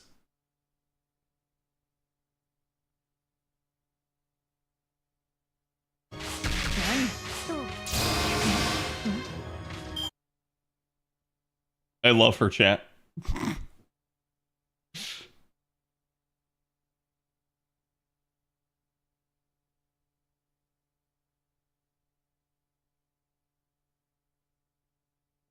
What Nito? This is great, Medjed. You're right.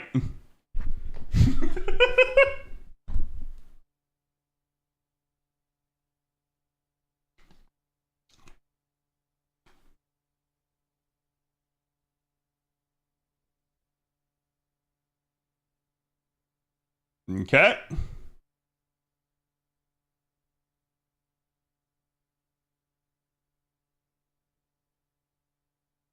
I just realized I'm getting foes from this too. That's not good. I need to not end up with foes.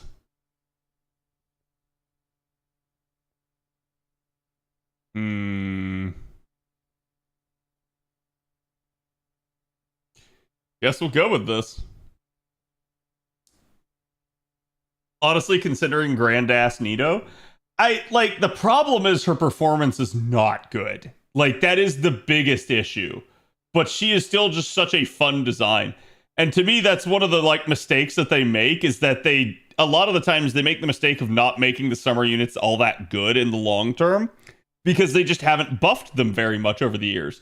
And I'm like, yeah, but that kind of sucks. Like people want to use these units.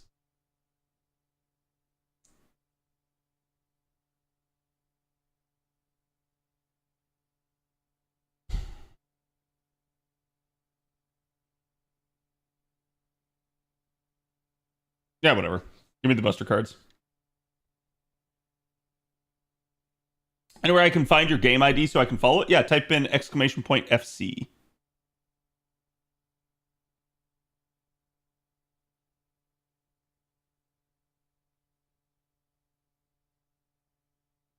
Assassin Nito has great refund. Yeah, her refund's not too terrible. The problem a lot of the time that she has is that she death proc stuff. Which I think isn't that something that they dealt with finally with the buff for her?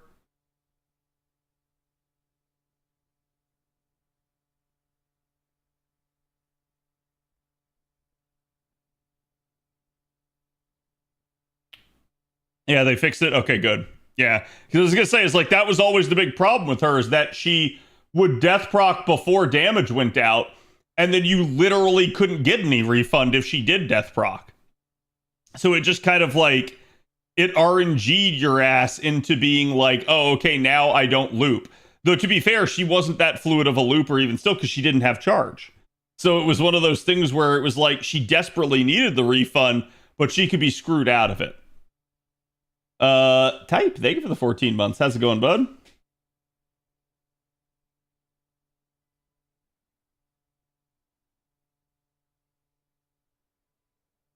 But yeah, hey, man, if you, just in case you didn't see me, there's the code.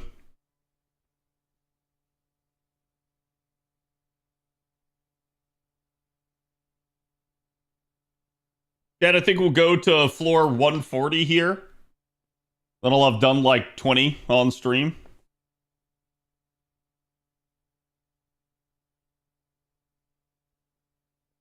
And you can see a lot of the times I'm just running the Mage Association Mystic code.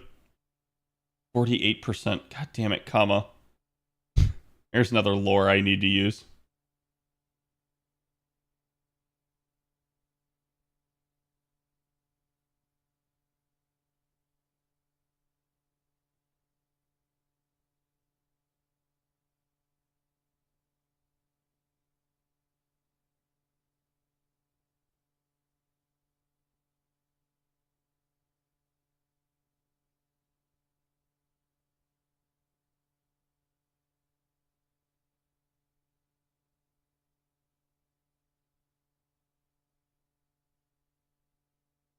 That's right, sit on them.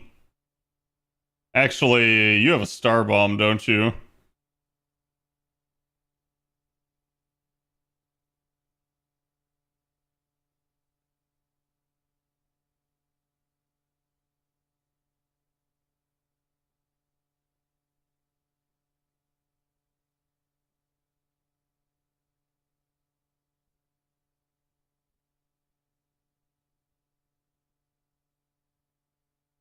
Do it like that. Thanks a lot. Yep, no problem.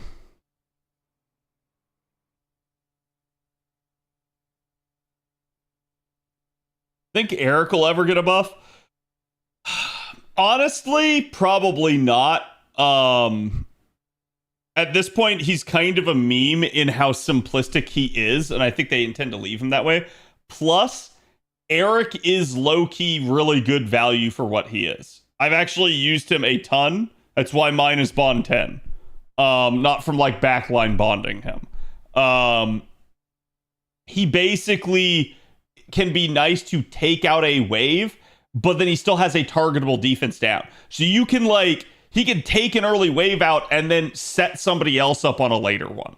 And his NP's relatively fast. It's not like Bunyan level fast, but it's still really, really quick.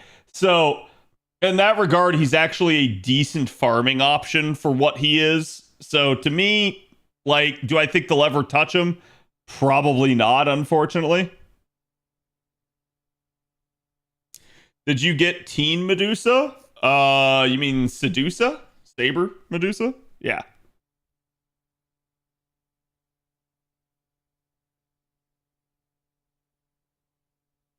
God, it's the husband and wife combo.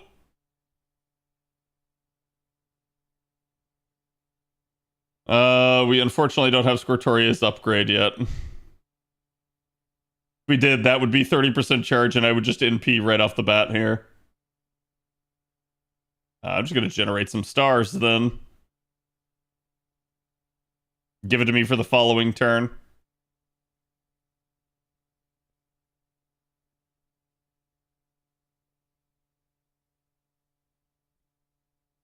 Spicy. Okay, I have an entire Squirtoria chain. I'm gonna abuse that.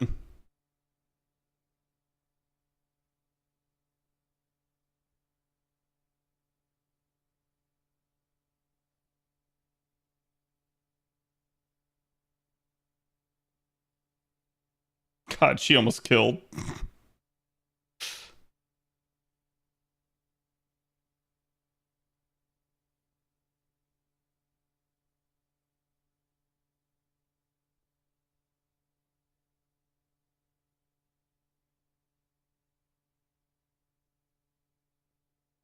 Gonna use her as a buffer at this point.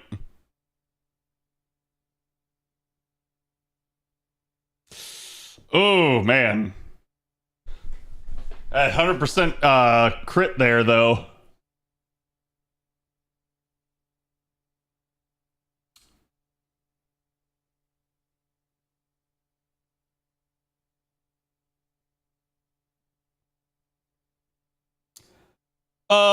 Yeah, I think the Apple ruling is the entire reason that they did it on JP in the first place to a degree. I think they had always wanted to, but the Apple ruling is what gave them the idea. And I think they realized since they were a foreign company anyways, that they didn't have to like wait on any of the proceedings. But why they're not doing it over here yet, like why they're maybe waiting till anniversary, like I said, they probably need time to set up the website and stuff, but to me, this has been plenty of time. They're maybe sitting on it for a big announcement like this. So I'm like, okay, I'll give them till Annie, but if they don't do it by Annie, I'm just gonna say like, hey, what the heck are you doing, right? But yeah, I don't think necessarily that like the court case itself has any actual bearing on it at this point, so much as it's probably just the genesis of it, in the sense that it's what like inspired them to do it on the JP side. Is this 135 or is this? Yeah, I'll do this, and then I guess we'll go over and do the quiz next.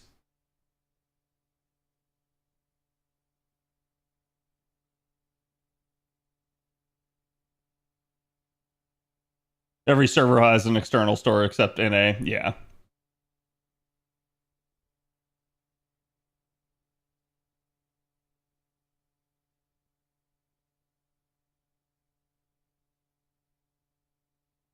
The moment JP got it, they knew they were going to be clamoring for it ASAP. Yeah, and I wonder if it's just a case of, again, like the NA staff just don't have the like the go ahead or the capability to like do any of that.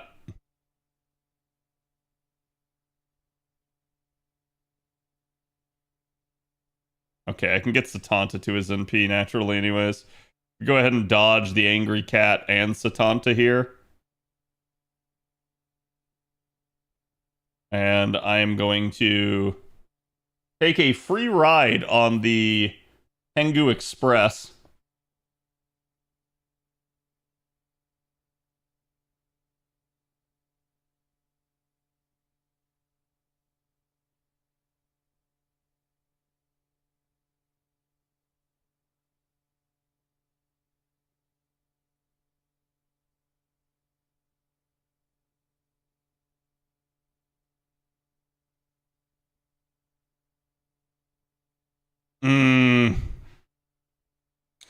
Yeah, it's probably better if I do this for right now.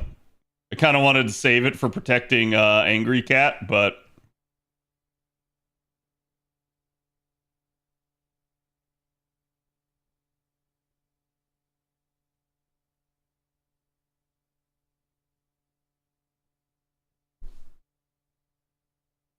Halloween Dedge. And Satanta... Oh, man. Almost back. Hey, can you stop giving each other charge gain? Thank you. That's, no bueno. I could have combined their and P's there, but wouldn't have been the best idea.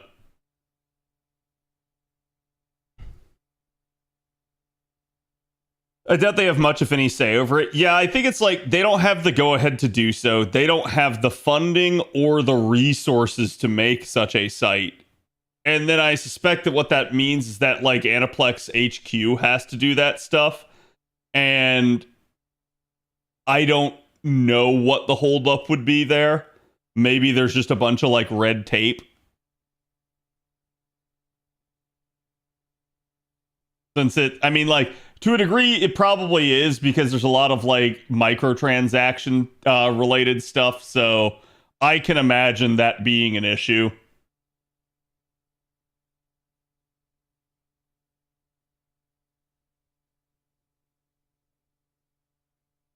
Oh, damn. She got weight roomed. Well, Satanta did good there.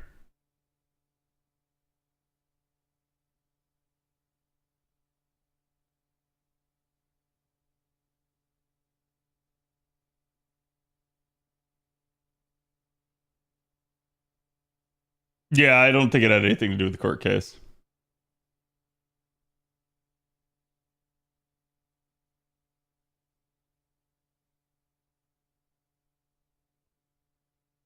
Let's see here. I still don't have storm pods. I will abstain then for the moment. Pop a Blapple here, get the AP down a little bit more. Okay. Okay, I was gonna say, have you sent it to me?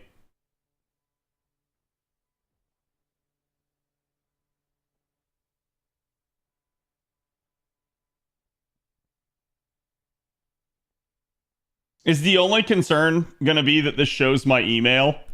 Because like I don't care about that.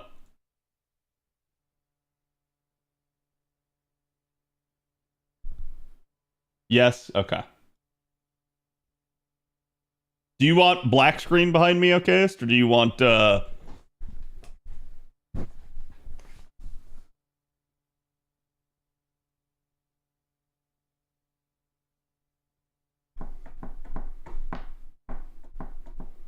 I think it's better as is. Okay.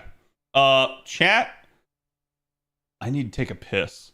I've drank way too much of this soda. Let me be right back.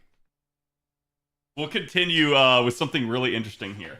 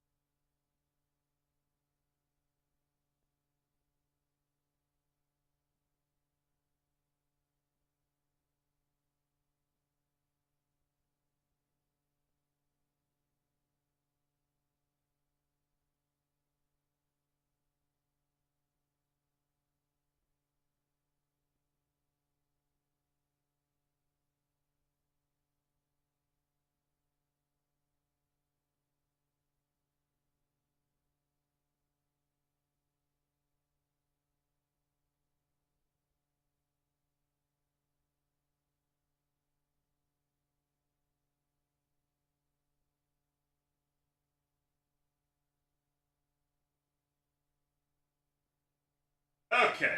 Sorry about that. Ugh. He's going to study before the test now.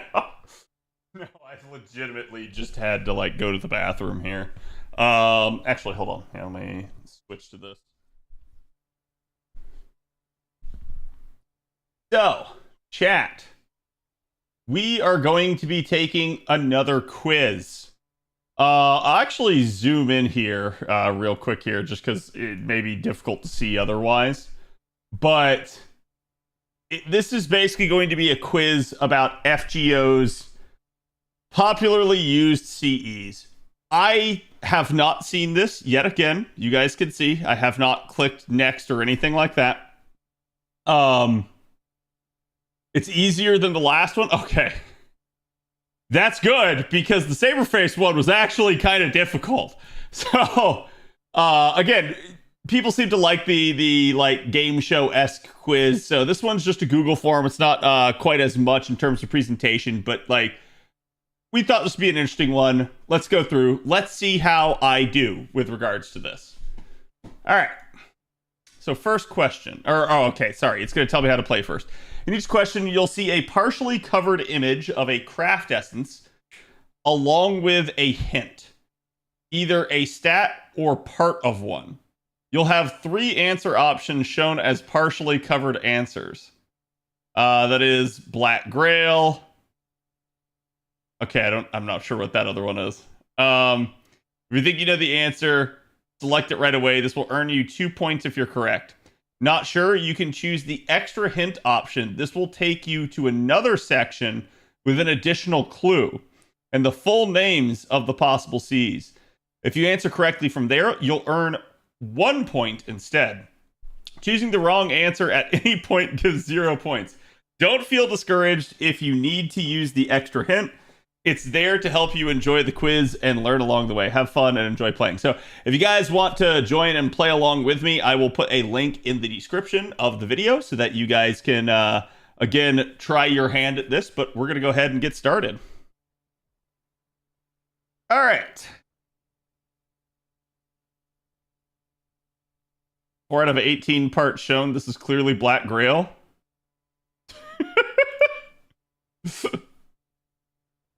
And the hint was NP damage, I guess? Correct, Black Grail. All right.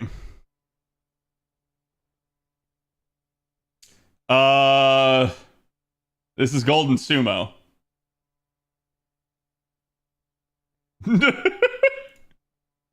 I'm gonna get a lot of these, I think, just off of like the corners of them. The colors are grayscale. This is Aerial Drive. Aerial Drive's one of my favorite Cs art-wise, so like it's straight up like I immediately was gonna recognize that. All right, this one. Oh, what is this? I know this one. It's a Christmas event CE. Is it Holy Night Supper? Yeah, this one's rough because it's like I'm pretty sure it's Jalter's hair, and it's it's her dress, and then she's I think this is the edge of her hand, and she's holding out her drink to you. Holy Night Supper. There you go. Yep. Oh, it's exactly as I remember. Colors are grayscale. Oh, this one's spicy. Got a little bit of a hand here. Chest. It's an NP overcharge up CE. Is this Rising Mud Rain?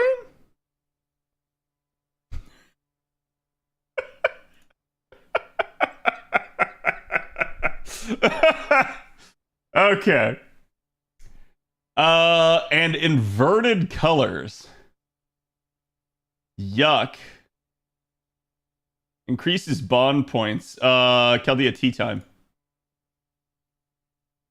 Oh, wait.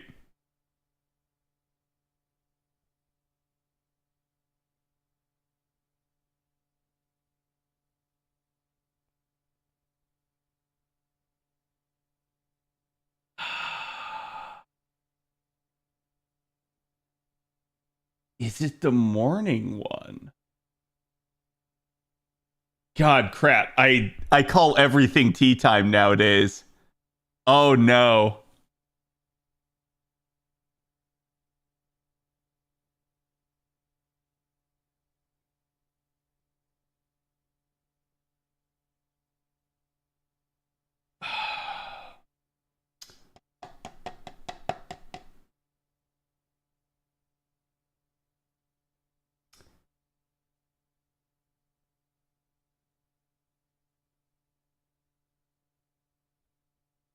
I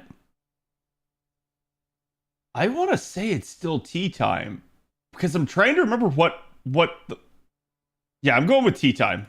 I'm going with first instinct. Okay, it was. Thank God. Yeah, I'm sitting there. I was like, wait, is there something else I'm forgetting about this that I wasn't? 5 out of 18 parts shown and rotated 90 degrees. This is cranking.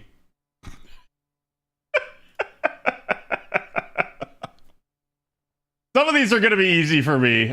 Some of them are not. Is this origin bullet? Yeah, it was rotated the other way. There you go. Ah, some extra little interesting stuff here. Some tidbits made from his bone.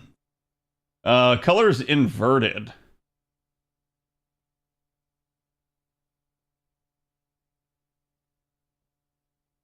Has a sweet name. Is it Honey Lake? The inverted colors here are weird. Yeah, I'm pretty sure it's Honey Lake.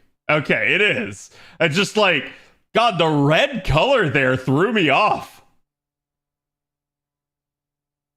Pixelated and rotate. What the heck am I supposed to do with this? Blonde female selfie. OnlyFans.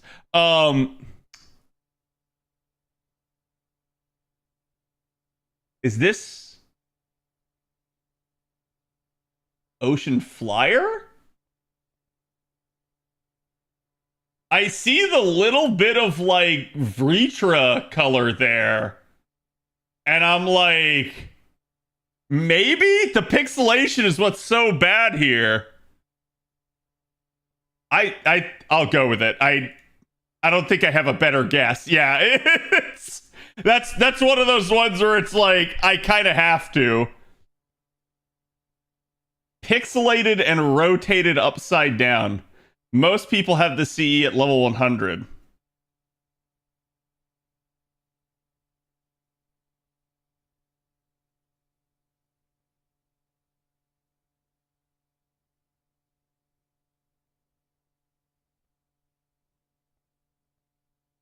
I mean, like, you've got, like, Black Grail, K-Scope, Holy Knight Sup. Oh, it's K-Scope, isn't it?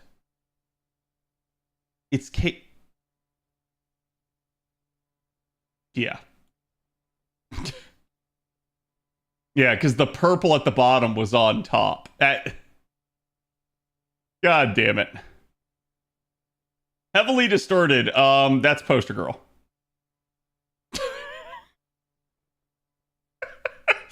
Like, showing me even the outside of the CE was too much there. I immediately knew that one. Oh, that's it. That's all it was. Oh, okay. I thought there was going to be more. The pixelations were devious. I have to give them that. If not for the hints, I could have never guessed the stuff. Even if it was like right side up, there's just no way.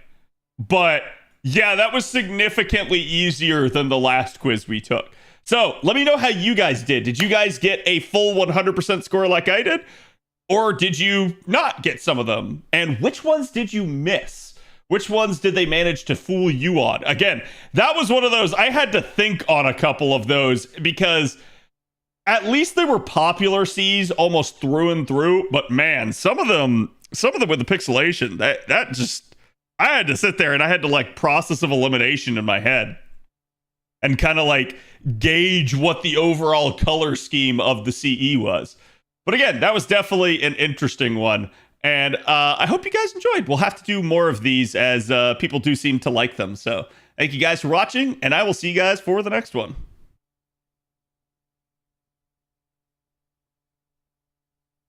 The pixelations were great, much easier with the CE names to pick from. Yeah, that was a cool idea. That actually did not take me too long, because like I was looking at like, oh man, there's like 63 things, and I was like, oh god, this is gonna take forever. But it's because you had like a hint screen for each and a like, did you get it correct or not screen for each.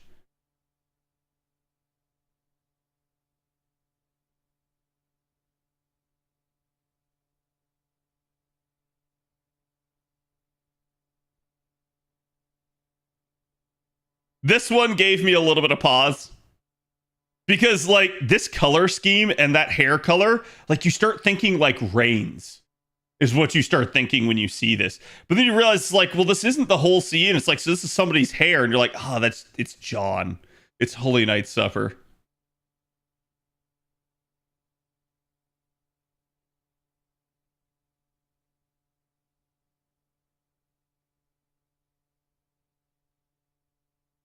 This one looked a little weird at first.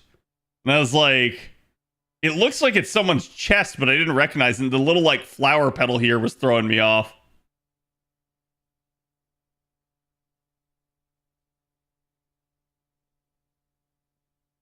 And when I first saw this, my initial instinct was this was first sunrise.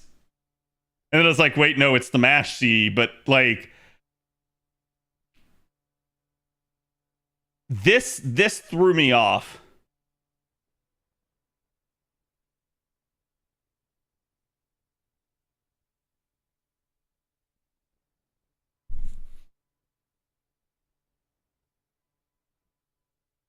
No wonder I had them freaking confused. Like, it's so freaking similar in its appearance. Like,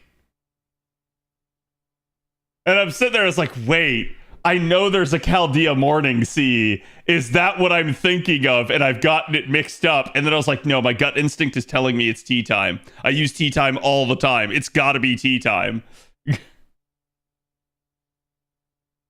This one, this one was hilariously easy, because when I turned my head sideways, I immediately recognized the pink hair there.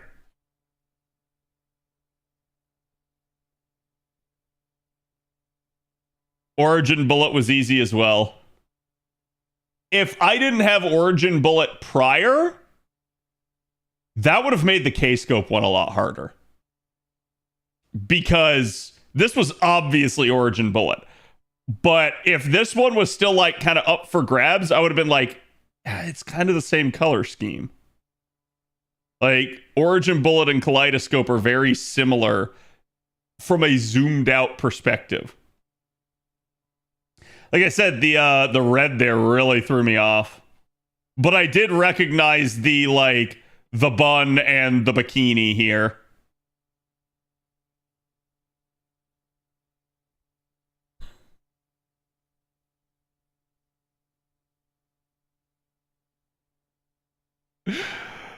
This was legitimately hard. Like, and I'm sitting here and I'm like, what do we have? And I was like, oh, OnlyFans. And I was like, wait, no. Like, it's a blonde, it's rotated 90 degrees, and it's a selfie. I'm like, it's Ocean Flyer, isn't it? Like, that one, without all the hints, I could not have gotten that.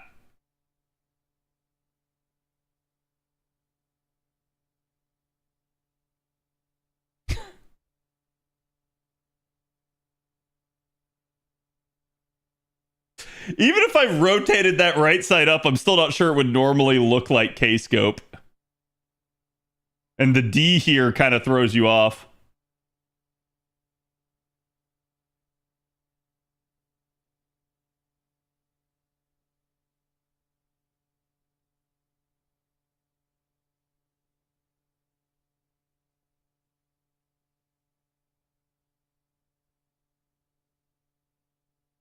I bet you thought this one was hard, didn't you? Okay. And I literally just looked at that and was like, that's Poster Girl.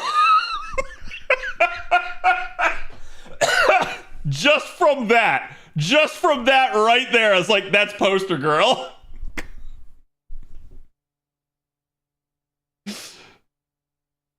Yeah, how did everybody else do that you showed this to?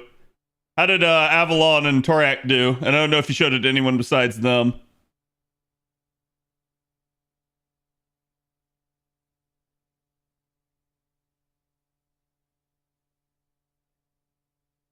I would have guessed because of all the pink. Yeah.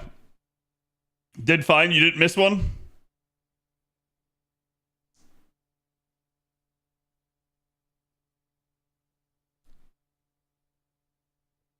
Next summer be 7 saber faces? I hope so.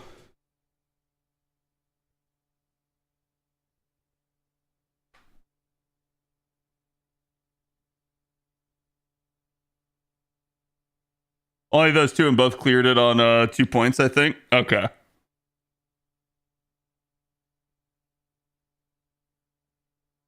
The extra hints were kind of quirky, I guess. I didn't think you were going to give me like stuff like this. Because like a lot of these, I didn't even need the hint. I just was like, oh, like even if we look back at some of these, I'd argue like some of them, like again, Origin Bullet, I immediately knew. I immediately knew it was Origin Bullet. I did not even have to look at that. Like I was just like, boom, right through.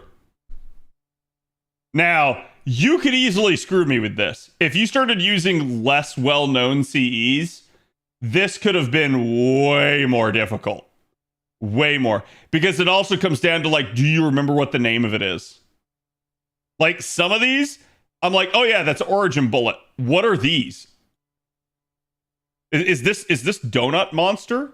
Or Donut Man? Like I legitimately don't know what some of these are. I think the only one where I had a debate was the Chaldea one, where it was like, oh wait, there's Chaldea Morning.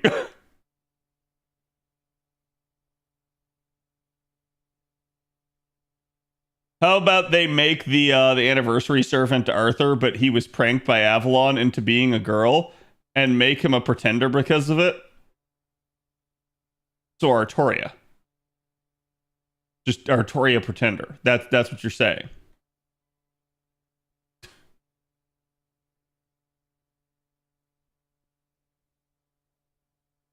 Some are pretty recognizable, so hints weren't needed. Yeah, I mean, I could see like you got to put it in there. You got to continue with it because some of them like would need it regardless, right?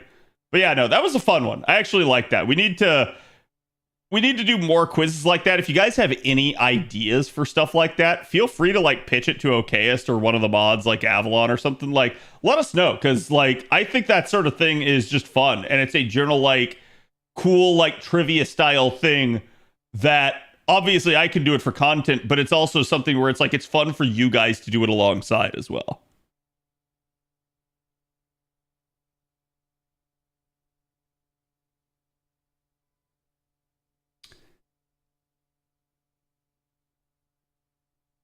I'm surprised they still haven't done an Avenger artery at this point. I'm wondering if that's what like Lalter's going to be or something if she ever does get another form.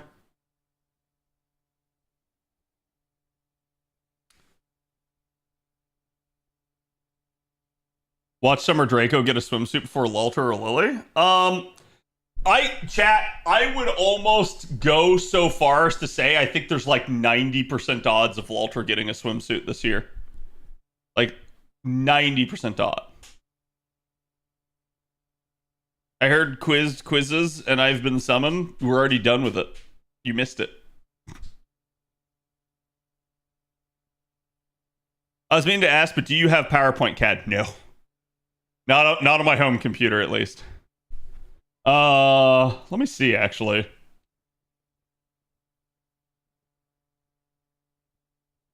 Yeah, no. It's in the Microsoft stores where I'm seeing it.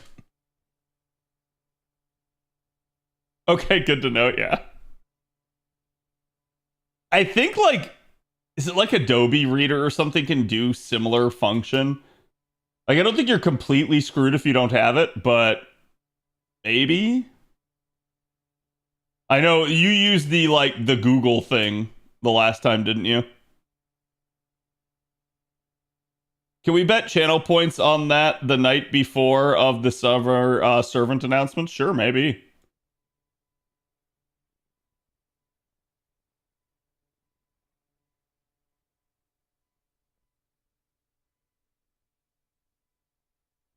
Uh-oh.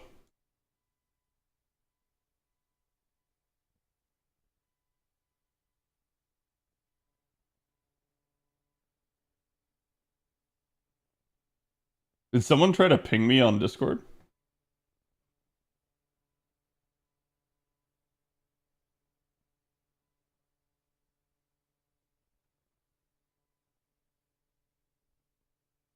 Oh, Czar tried to ask me how much FP I have on an A.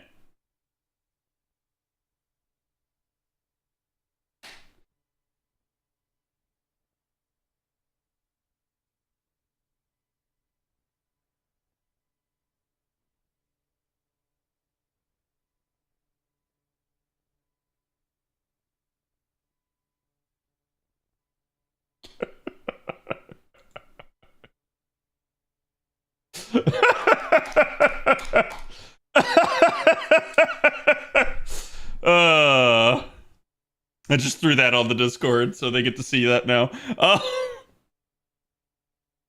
Who do you want to be the welfare this summer? New servant or current servant? I like summer units to be existing.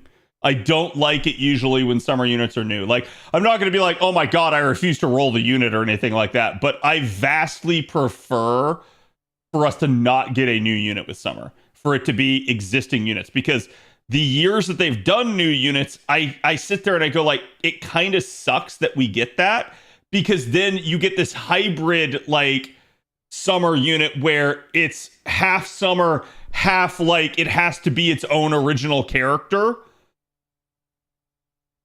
instead of doing one of each. Instead of having like, here's the released servant, here's their summer version. Instead, you have to combine it all into one character, and it just means you get less of both.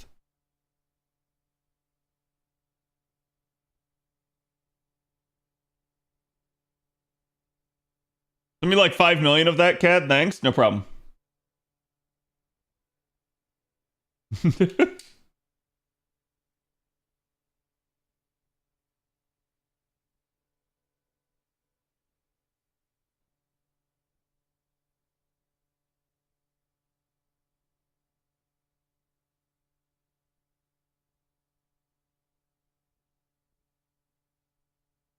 Oh yeah, Ash, you can definitely work with OKS on that stuff. So many pre-LB6 characters who've been waiting 5+ years at this point. Yeah. Yeah, I think that's going to be an issue. Like, I know a lot of people want like Summer Medea, and I'm like, I could see it, but I also think that could cause problems.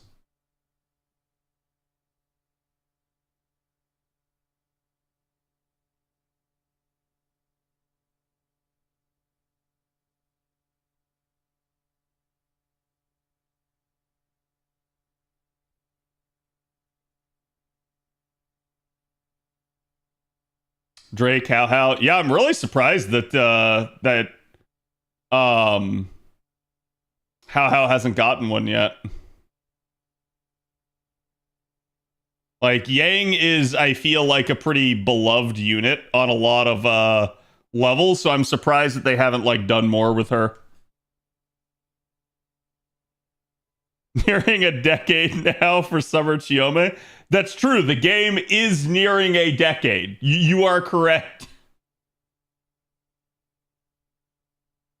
Although Chiome was an Epic Remnant character, right? So like, you're still on like 8.5 years.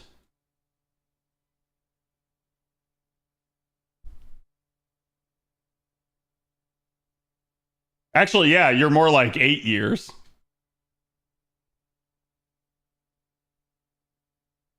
I've been on the Summer Atalanta waiting room since dawn of time. Yeah, that's another one I'm really surprised. It's like, I can't fault them for giving other characters some time in the sun, but there's points where I just go like, wow, I'm really surprised that they went with certain characters in certain summer events, because to me, like, they were just a very odd fit.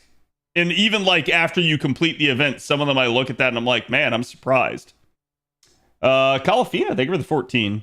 Welcome back. Cad, we have to get Summer Mew this year? Yeah. All right, chat. I gotta give you guys plenty of time with this tonight. Since we did the CQ, and we did the game show there, the quiz. You guys get extra special time. By the way, I had to turn it down to 60 FPS on this because it was beginning to hitch really bad. So we're going to continue on where we left off, except where we left off is not where we are now. Because CAD did a thing.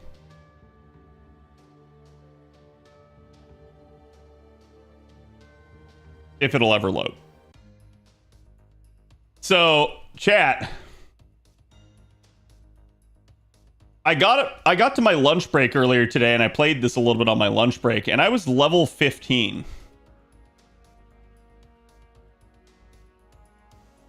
And I know you're thinking, holy crap, he's done a ton. I actually haven't. Here's what I did while I was offline from stream. I literally did 1 Ember Gathering, 1 Training Ground, and that got me to level 17. Does anyone know why level 17 matters in FGO? Just a pop quiz here.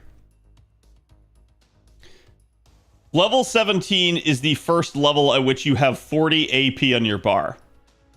Until you have 40 AP, you cannot do certain quests.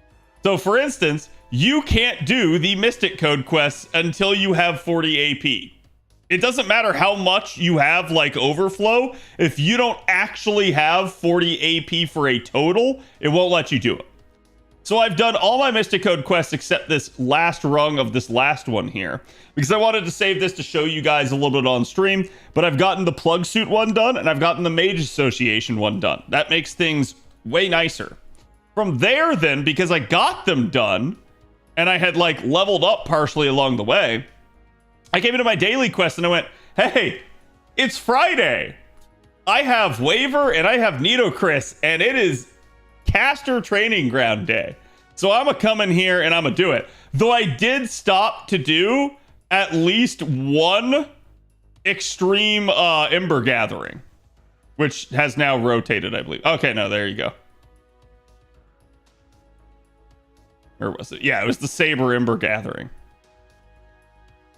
So I did 1 extreme Saber Ember Gathering, and then I came down here and I was like, no, I need to take advantage of this while it lasts.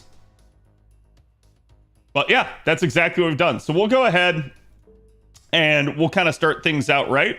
Kind of walk you guys through the daily process. Come down in here, check your tickets. Again, you can exchange them if you want. I'm still holding off. They don't expire for a while. Check your login bonuses. Check your missions over here, particularly like your weeklies and stuff.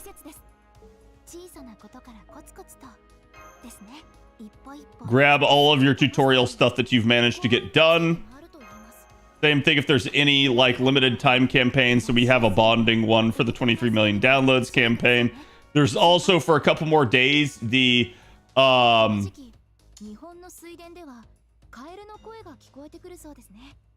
Pilgrimage Festival quests. So I'll actually be kind of working on that here a little bit. I've actually gone ahead and used all my evocation leaves here for right now to acquire basically Kentucky Riders Ascension materials. So they're no longer here to purchase. It cost me 200 of the leaves. Definitely something you got to do because you're not going to be able to level him up to max unless you get those. And we've already, as of the last stream, covered by getting 1 of these extra copies. So Kentucky's kind of okay for right now. So probably one of the things I'm actually going to do is I'm going to try to like come back in here and probably get Jerker here, aka John Ultra Berserker, and get her done because she's one of the part 3 Evocation Festival, aka Pilgrimage Festival units. So she'll allow me to complete those missions, which will get me just even more rewards. Am I planning to go hard on the Grand Berserker fight next week? Yeah, at least somewhat. There's 22 hours left in the rare prism exchange, but we don't have any rare prisms, so there's nothing we can do with that. Even if you do, there's some things you kind of want to go after first. Your mana prisms, again, I highly recommend getting more summoning tickets as they come available. Once you get those, then it becomes a little bit more open as to what to get with your mana prisms. But the tickets are by far the first thing you want to get and the most important.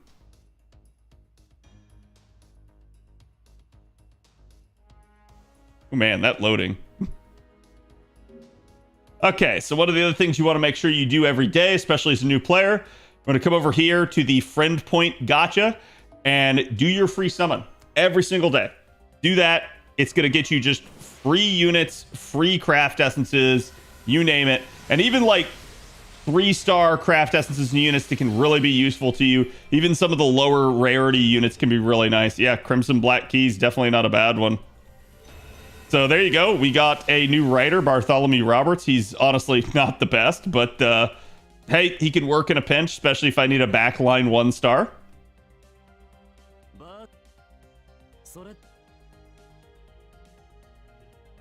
I have no idea why it's doing that on your end. Yeah, I don't really either. Okay, we don't have enough FP. I think I did roll out 1 FP roll off stream, but I got like just a duplicate Asterios. I did not get like anything of substantial value, which is going to happen. FP, you're going to get a ton of FP over time. And it's something where just understand at first you're going to need it a lot, but it's not going to be that big of a deal. So we're going to go ahead now and we're going to kind of come up here. We're going to finish the Mystic Code, as that's going to be a good thing. Now, some of these quests are a little bit harder. So I do recommend taking a good carry. So you can see we're up against Berserkers and Lancers. So we're going to want a really good Saber unit to kind of carry us. Who that's going to be, it definitely depends. Usually you're looking for, again, a high level account is usually a good sign. Units that have maxed out skills is a good sign. And particularly if you look at some of the units and what they have equipped, if they have a pretty decent 50% charge C or something like that on them, that's going to be at least somebody that should be able to like do quite a bit for you throughout the node. But it doesn't have to be stuff like that. You can definitely look for other things. You can look for single target options. It really just depends. I did also get my first friend. I just was kind of sending out friend requests as I was using units, and people actually did accept. So it was what it was. Why don't I go ahead and show off Musashi Saber here. She's a really cool unit, and she is a single target nonetheless. So she's not going to be necessarily good for like farming in a node, but she will at least be able to like really bonk stuff pretty hard. And she's starting out with an MLB K-scope, a max limit broken K-scope. So that's why you guys can see it starts out literally at 100% of her NP gauge. Really a nice CE. Not the best for damage, but it's really good for getting your Noble Phantasm out right away. And some units just really need that at times depending on their kit. So definitely not a bad one for her. Again, Nito Chris is level 40. We did level up Kentoki to level 40 as well. So both of them have access to their second skill now. Definitely another thing I worked on off stream. I also got Waver's third skill up to rank 2, which now means that I don't have any QP whatsoever. Again, I warned you guys about QP. It'll be a thing the second you start trying to touch people's skills. Leveling and ascending units, usually not too bad, but the second you start trying to level unit skills, particularly the higher rarity they are, the more they cost. So it starts to get really hefty in that regard. But it's just a temporary issue. I'm gonna go ahead and do that. I will actually go ahead and change out Billy. I did at least kind of level Caesar here a little bit. Keep him on the back line. But at this point now, it's less about advantage because the carry is going to kind of carry us. It's less about advantage and more about we're just kind of trying to put in units that actually have a little bit of investment into them so far in case stuff falls apart. Maybe the unit dies on you and you end up having to use your own units, or maybe like the unit you have on the front line alongside the carry dies and one of your backline units has to rotate in. You're going to want it to be somebody that at least has a little bit of health. Can we send you friend requests on your free-to-play account? No. The reason why I've chosen to do this is my stance with this is that I'm trying to show new players how to kind of get into the game and allow them to follow alongside me. New players aren't going to be established players and content creators that have a huge group of friends. So if I were to let you guys get on my friends list, that would be something that most new players could not easily do. So I'm literally going for the authentic new player experience in that regard. I'm not doing anything that anybody else couldn't do, and I'm trying to keep things that way. You guys can see Musashi has an actual triple buster deck. Really nice at times for damage. She can just kind of card her way right through things, and she can do some really, really solid work. Now, there you go. You can see my Nidochris is just getting beat up here. Her third skill is actually a gut skill, which would help her stay alive in a situation like this. But we don't really necessarily have that, so we're just going to go ahead and pop that heal on her from the Mystic Code. Again, the heal skill actually only has a 9-turn cooldown. You might think that's a lot, but as far as Mystic Codes go, that's actually not. And we haven't even really leveled up this Mystic Code very much. So definitely a nice thing to kind of get that out early and let the cooldown start ticking in case we need it for later. And we're kind of just going to card through this first wave here. It's not a huge, like, important thing, but the idea behind it is the first wave is usually the easiest, so you want to, like, kind of card it if you don't have enough Noble Phantasm power to brute force your way through.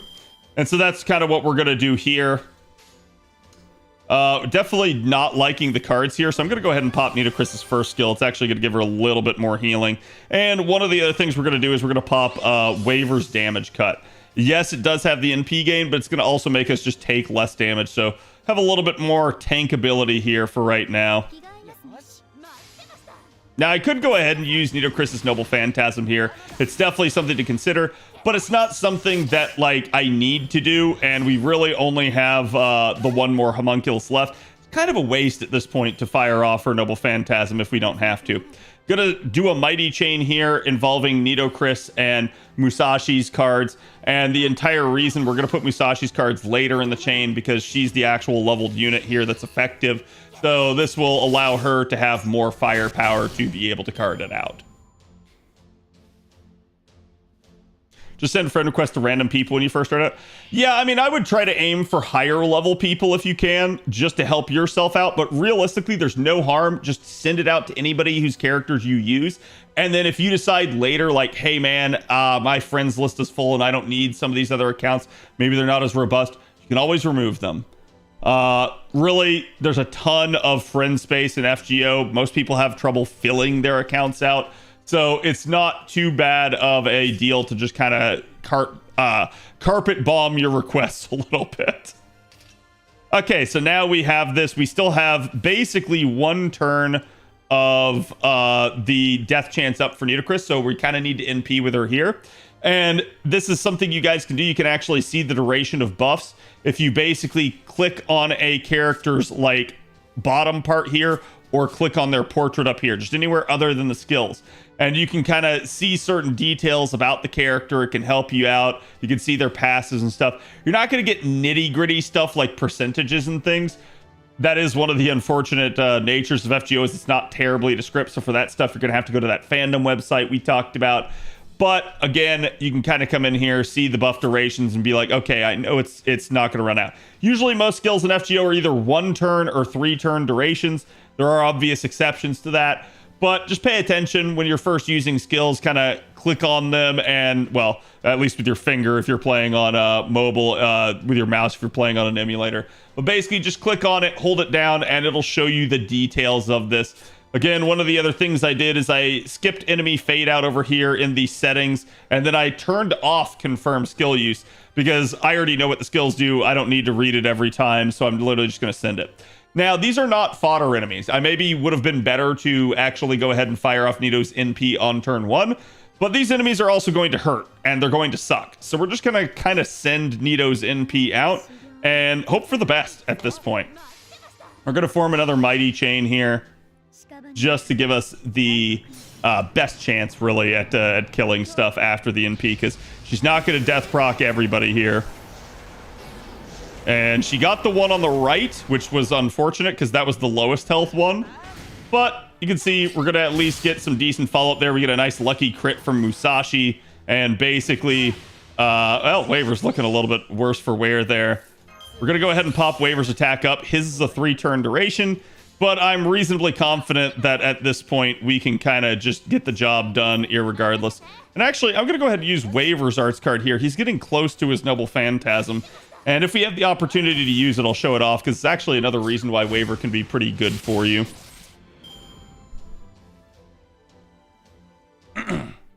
Okay, now we're in the final wave, and we're up against a pretty hefty Chimera.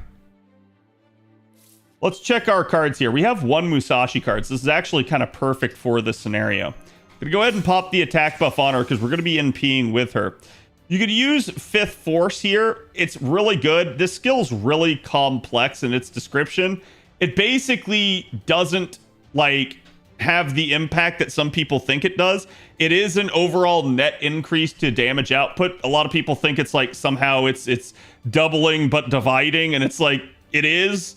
So understand that that's just a net 0 normally, but as the skill is leveled up, so again, this is a level 10, it's a maxed out skill, it gets a lot more capability from that. We're gonna go ahead and use that, but it doesn't affect her Noble Phantasm, but it will affect this card at least. Gonna pop her second skill here because it has the Buster buff. Her third skill is a invuln, and that will allow her to like not take damage. We could pop it early, but she's not really in danger of dying unless the Chimera starts to like crit or something.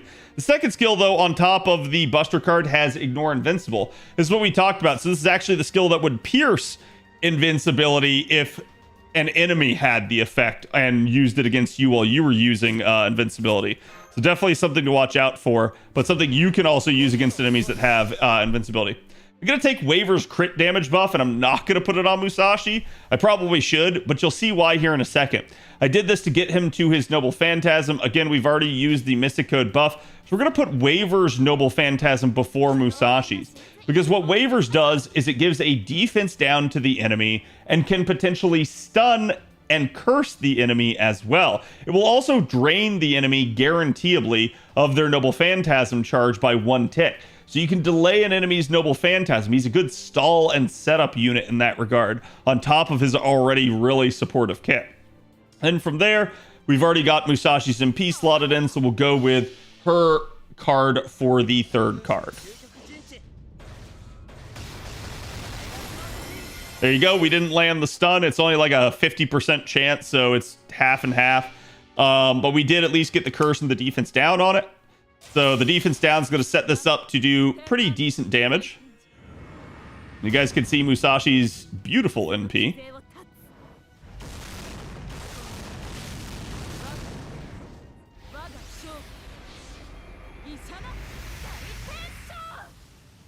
As she slices through the void. And there you go, overkill, which means we definitely killed it. In fact, one of the hits actually got the overkill modifier. Not going to make it deal more damage, but it would make it potentially get more NP generation or critical stars generated if they needed to. And again, we have the bond up screen at the end, so you guys can see as you bond up servants, you're going to get additional rewards. So you're going to get servant coins for the units appends. You're going to get again, additional profile updates for finding out more about the servant and their bond lines and stuff. And you might potentially unlock upgrades for the units, at least the capability to go do a quest to get the upgrade.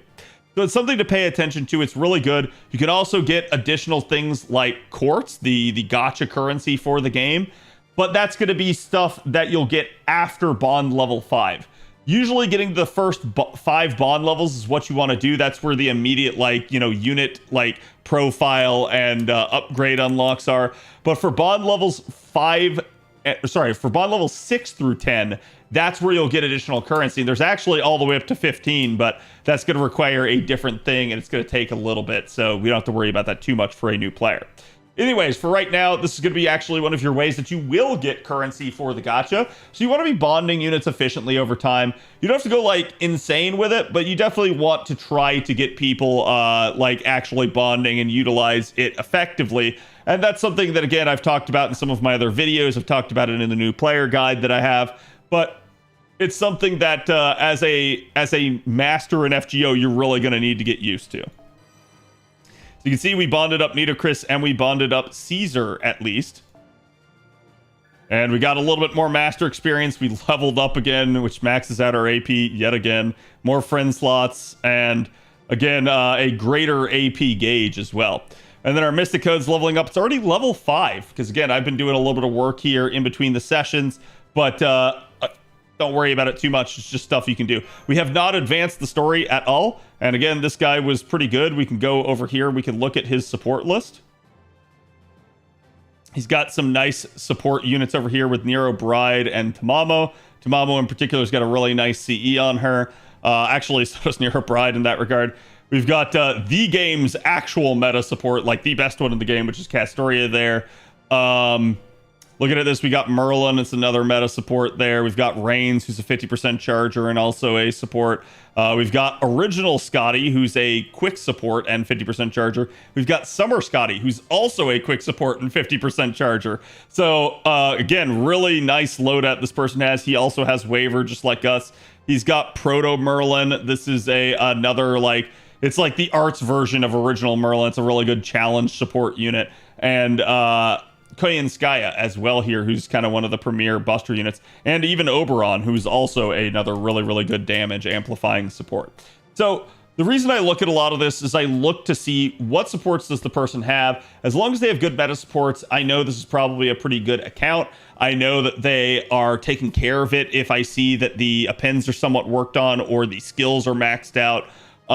Especially if I see higher Noble Phantasm levels, it can also be a good sign that the person maybe spends a lot on the game or at least has been playing a long time. Though don't get confused, because there are other ways you can get Noble Phantasm levels for units. Your SSRs, aka your 5 stars, are usually going to be ones that you have to roll for to get additional copies.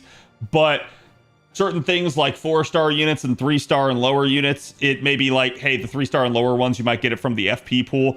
4-star units, it might be a welfare unit that's given out for free where you get all the copies. So it's something to pay attention to, but it's not the end-all be-all. It's not something that necessarily is like something you have to hang on. You're really just looking for people that play the game consistently, have well taken care of accounts. Those are going to be the people that long-term you want to have on your friends list. People that are playing every day and are actually like active that you can rely on.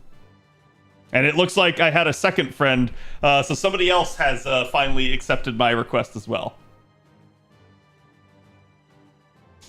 Yeah, in case anyone's wondering, my very first friend was Ed. I don't know who Ed is, but thank you, Ed, for being my first friend. Let's go see who my second friend is. So you can friend request people that you're also following.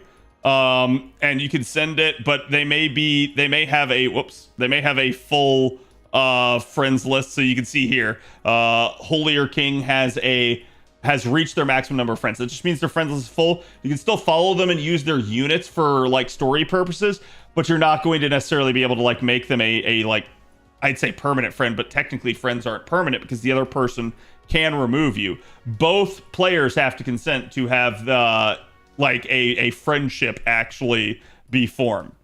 And when you use them as a friend, they'll appear more frequently on your support listings and stuff like that. So it just is what it is. It looks like Ed and Aikide have both accepted me. So again, level 161 and level 160, these are very high level accounts for right now. So it's really, really good. They probably looked at my account. They're like, holy crap, this is some new player, but he actually has his act together because I have my support list loaded out. So they probably looked at that and they're like, wow, that support list is utter trash, but he knows what he's doing, at least to an extent. So maybe we should accept this person. Maybe we'll just accept them just to help out. Some players do that. They just want to help out a newer player because they understand new players need friends too. So it's really, really good of people to do that. It's kind of a pay it forward type of system where it's like, when you get bigger and you get better, you can also accept new friends and help them out. Okay. So again, we got all of our Mystic Code quests done right there. Feel free to, you know, like pause this and go and get your other ones done. I just wanted to walk you guys through that and show you a little bit harsher nodes there, but don't be too intimidated by it. Just take someone that's pretty strong. I do recommend maybe an AoE unit for a lot of those, because a lot of them are those 3 enemy waves with maybe a higher health enemy in the 3rd wave, which could be a little bit difficult for an AoE, but getting through the earlier waves matters a little bit for keeping your health intact.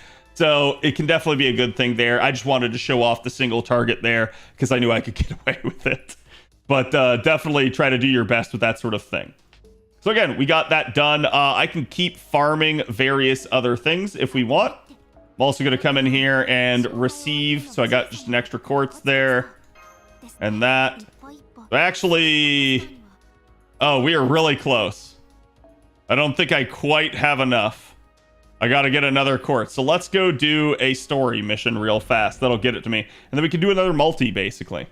So we got to do these 2 story missions. Because, again, let me actually load back out of this real fast here. Basically, you have to complete these 2 rungs, and then when you do, you'll get the rewards that are over here. So you'll see these rewards, but it's not going to be given to you for completing the first one. And again, definitely read the story in FGO. It's fantastic. It'll really make you like the characters. The writing, especially for some of the earlier singularities, might not be like top-notch, but you will thank yourself for having read it later. You'll understand the way things are going and the way concepts at play are working in the game, and you'll definitely be able to do a little bit more with that sort of stuff. Same thing here. I'm just going to kind of go in with this lineup. It's not really going to matter too much for our purposes. And if I really wanted to speed this up, I could switch off of this and I could use one of my other Mystic codes here.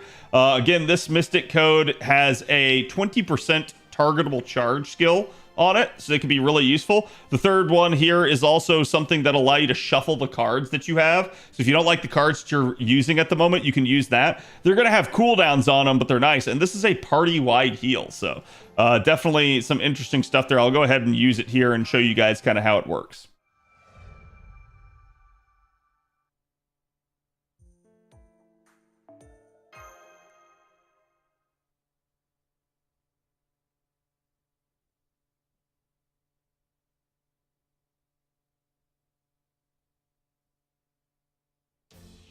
Okay, as we load in, again, health values are a lot more manageable now here. Basically, just going to go ahead and do that.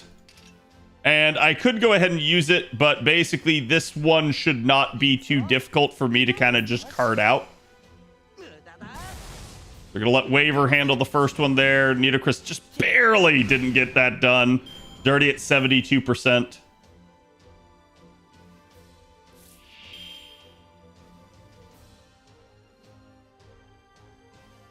Yeah, this is probably a pretty good one to go ahead and fire off the NP with her.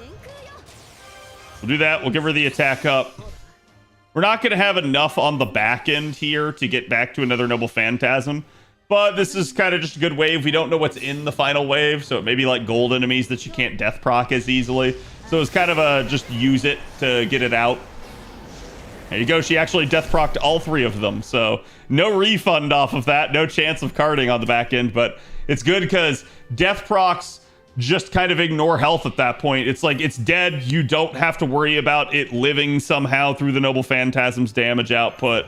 So it just kind of does its thing. Interestingly enough here, we have Janu. She's got the 1 Buster card. Nito's got a Quick card.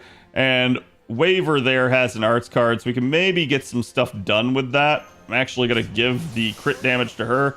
It may not matter. But we're basically going to do that. And she has a 50% chance here. And she doesn't land it, unfortunately.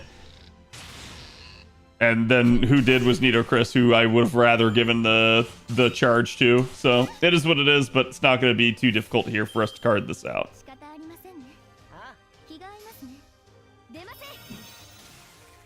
Okay, so Nitocris easily handles that, and then Waver gets a lucky crit. And we get right through the node. You can see some of these earlier nodes for story, they're not too difficult. You can kind of just card your way through. You're going to get Ascension materials, QP, things like that from doing them. So they're really nice. Definitely make sure you're doing story and catching up.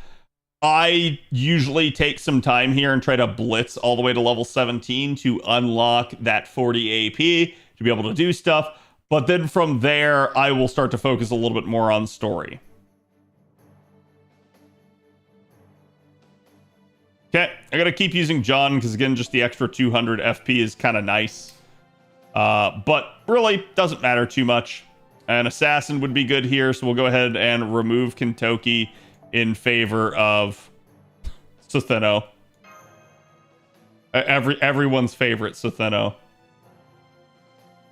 Technically, we shouldn't take Nitocris in here because, again, it's a caster against a rider. But Nitocris is kind of an exception to the rule because of her ability to death proc stuff.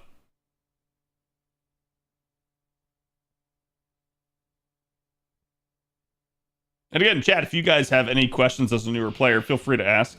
Always happy to answer you guys' inquiries. We got the rider here. It's a wyvern. I'm going to go ahead and pop the defense up just to kind of make us a little bit tankier. You can see if we were to try to target the wyvern, basically our casters would not be doing too hot. So we're going to go ahead and target either the first or the second. Doesn't really matter. Going to do the triple arch chain. Everybody in the party gets 20% charge for that, plus their attack NP gain.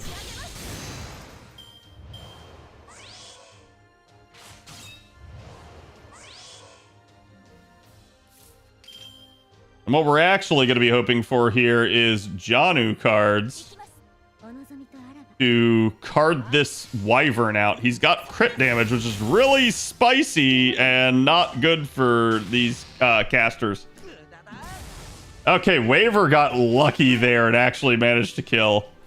I guess that's just he hard level checked that. Because again, these are like level 10 enemies. And in general, you could use that as a little bit of a rule of thumb if you're wondering like what level should you be at for the content. At least to some extent, if you look at the enemies and they are a lot higher level than you, that may be a problem. It may be a sign that you need to go level up your units some. So again, keep doing Ember gatherings and things in the interim. That way you're kind of helping yourself out with that stuff. Yeah, I'm going to death proc you. If I can. Do the story supports have updated skills? Usually no. How's it feel to go back to the beginning and not steamroll everything? I'm still kind of steamrolling everything. I know what I'm doing, so it is what it is. It's going to be kind of difficult for the game to give me much of a challenge at this point, and I'm already very well set up. Oh, well, there we go. We actually ended up with an entire John chain here, so that's kind of ideal. Though she is only level 20, so she may struggle to kill. Alright, give me that extra attack. Yeah, there you go. The extra attack usually hits a little bit harder, so getting that Brave Chain out sometimes can be really, really nice.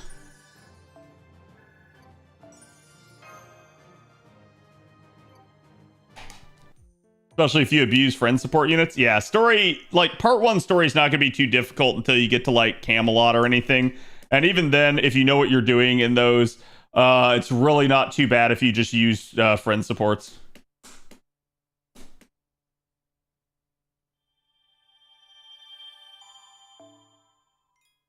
In every fight? I don't know about every fight. Okay, so we got at least some courts there. And again, we have the extra fragments. So I'm going to go ahead, now that I have enough for an entire multi, and usually want to save up for a multi. A multi is going to cost you 30 quartz.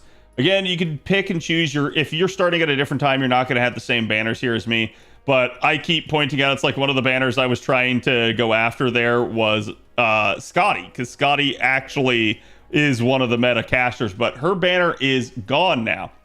Again, you do have this GSSR for Start Dash if you're a new player. Feel free to go for it. It is going to cost you some paid quartz, which means you're going to have to spend a little bit of actual money on the game to do this. But it's really good value. You're going to get a guaranteed SSR from one of these. It is somewhat random, so it's not going to be like the selector earlier where you just picked one. For me here personally, actually, let's go ahead and let's do my FP roll here first. K-Fox, thank you for the follow. Oh, we got our first command code, I believe. Command codes are interesting. You can attach them to a unit's cards and they'll gain additional effects. So you can see this is kind of nice, but you're going to have command keys in order to be able to put them on. That's something you'll get from doing events or campaigns or buying them out of the monthly shop using mana prisms. Though, to me, that is not the best use of your mana prisms early on, so I don't necessarily recommend it. You actually got another copy of Chen Gong, so that's nice. And now, honestly, I'm kind of eyeing the Medusa banner here because basically this particular craft essence that I know of is actually an invuln Pierce. I was talking about it with Trubs earlier, so that might actually be kind of valuable. But let's see, what else do we have? So we could do the Rider here, Bakin. She's not a bad unit by any stretch, and you also have Avenger Lobo there on that one. Hokusai is not too awful either, but this one doesn't have the event CEs on it. And then there's Jalter, and Jalter's kind of stupid and hilarious. So there's that sort of stuff. But yeah, I think we'll go for Medusa Saber, and we'll see what we can get here. I don't have 10 tickets, so I'm not going to do that. We're just going to do the multi for right now. We're going to see what we can get. Hopefully something new. And if you're a new player, obviously in FGO and really any gacha game, it's a good idea to save and kind of go after the things you want. But if you're a new player, you don't have very much, it's not really that bad to kind of just throw your currency at stuff for a little bit. Because you're kind of just, you need anything you can get your hands on to a degree to help your account out. But there's definitely some value in hoarding quartz and saving. So we got Hozuin Lancer. He's an interesting one. Probably not one I'm going to invest in the short term here. But learn to save eventually? Yes, you should absolutely learn to save. Art of Death, that's actually a pretty decent art CE. Or wait.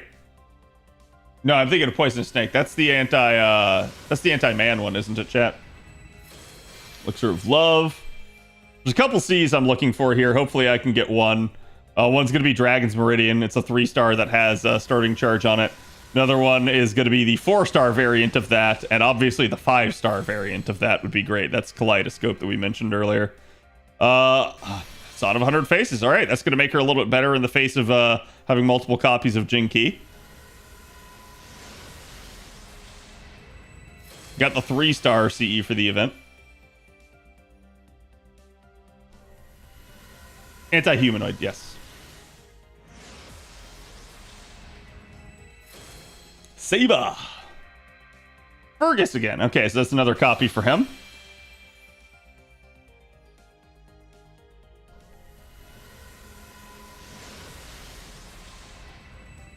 Clergyman's Dinner. That's the second one of that we've gotten. That's kind of funny.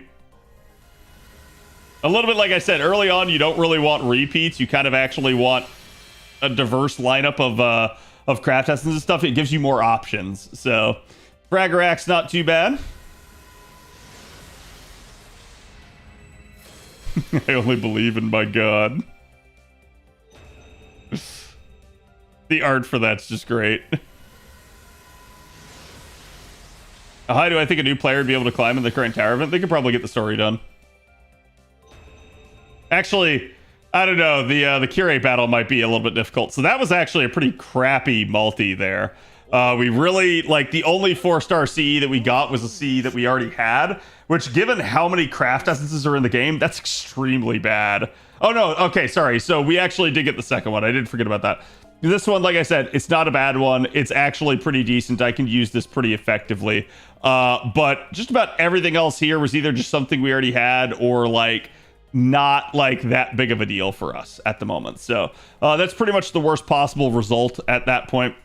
The next time I'll be able to roll probably when I get 10 tickets or if I manage to get 30 quartz in the interim.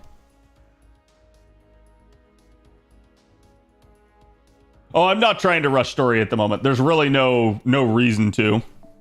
Like, usually you'll want to because you'll want to get caught up on story for events and stuff, but like right now with the current schedule on an A, I actually happen to know for a fact that like I don't have an immediate need for that, so it's not going to be a big deal. Okay, it's Berserker, so this one really doesn't matter at this point. We can kind of just go with whatever we want. QP is going to start to become a concern for us. I may go do a training ground, or not training ground, treasure vault run just to get us some QP. Because you can get a couple million that way. Oh, that old design for Jalter.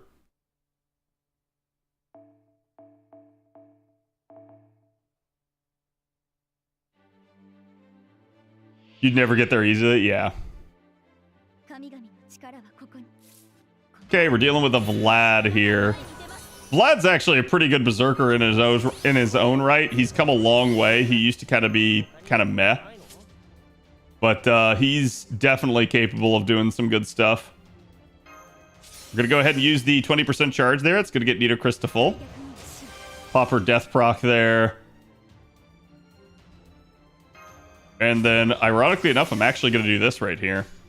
So we're going to fire off John's NP, then Nito's NP. This is going to give me a higher chance at death procking. So you can see, if you hold down over the double phantasm, it'll say chance to inflict death. Chance increases with overcharge. So putting her in a sequence of NPs and putting her second will give her a higher overcharge rank. Now, John's going to stun herself, so we don't want to use one of her cards. That's just the unfortunate nature of using her without her upgrade. But this invuln will stop Vlad from being able to, like, really just kind of run roughshod over my characters. Berserkers can hit really hard, so you have to be really careful of them.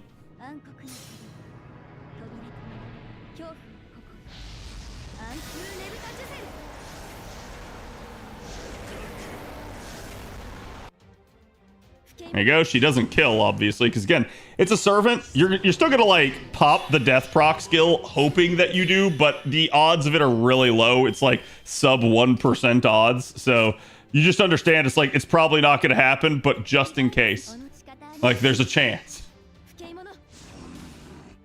I'm gonna let her card see if she can manage to finish him off. She should be able to, but admittedly, we don't have the highest level. It took all the way to the extra attack for it to happen.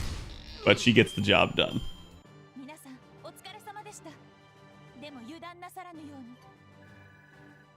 And there we go.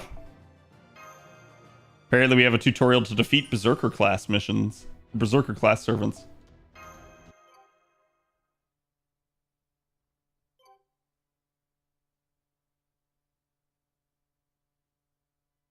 We also have a weekly to do king servants. So that's something we'll want to do here. Not too difficult to get done, though, in story here. Yeah, let's actually go do a QP run, because that will actually help us. As I'll be able to get over the stumbling block for some of our stuff. So, again, it's under the daily quests here. Now, there's a whole lot available for us right at the moment, but basically, if you scroll all the way down to the bottom, you're going to want whatever the highest level is that you can do. The extreme version, don't be intimidated by it. It might say it's required level 60, but as long as you have 40 AP, you can do it. And we're going to do it. And I'm going to show you guys Drake if I can. Assuming there is a Drake that actually... So this is not a bad Drake. This is a really good Drake. But that would be inappropriate to show you guys. Let's see if I can find one that has basically this CE, the Da Vinci CE, Bella Lisa.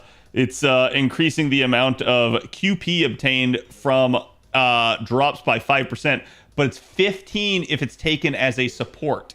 So if you use a friend support that has the CE, it's going to really, really help you out. I'm going to refresh for a bit here, see if I can find a Drake that has one. I did see one earlier today. Not sure if I'll see another.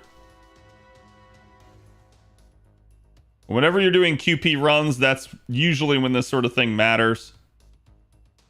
We do have some decent options here. I'll maybe go with this one instead. This is Tai Gong Wang. He's a 50% charging sort of pseudo support character. He's a writer. He's AoE. We're going to swap out Sathino in case something happens here. We're going to put in Kentoki. We're actually going to switch with Nito Chris because this way we'll have two writers for facing all of these casters.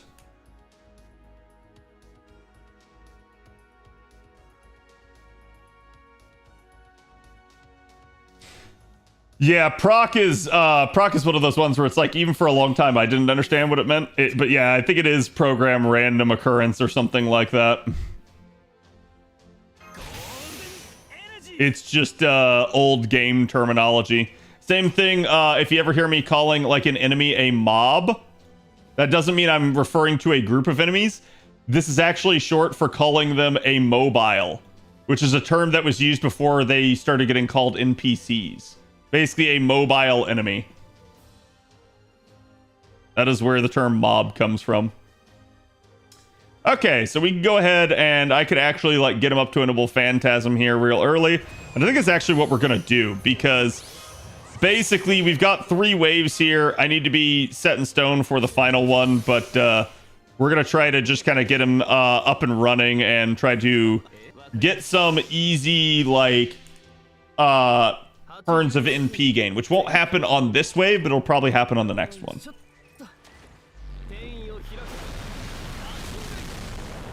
It's one of those words I don't understand the origins of. I just use it as it's been used. Yeah, you understand the context.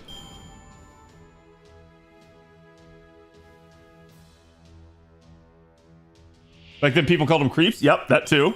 There were a lot of terms for it. And it honestly, it depended on the game. It depended on like what you were playing. Whereas now they've become sort of colloquialized and used everywhere. Now, Kentucky is the other welfare that we got first. The only reason I'm going to deviate from that choice now and not finish them right away is because there's an evocation festival specific to another one that I can get some easy rewards out of. Otherwise, I would just keep like choosing to do everything for Kentucky until he was like I had all of his copies and all of his Ascension materials.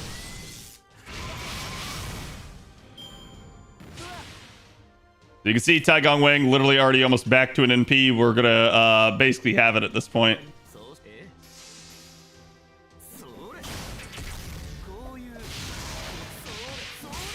And we're also gonna have Kentucky's NP for this, so you guys will probably get to see it because this should be a hefty Janako here, aka the golden elephant statue.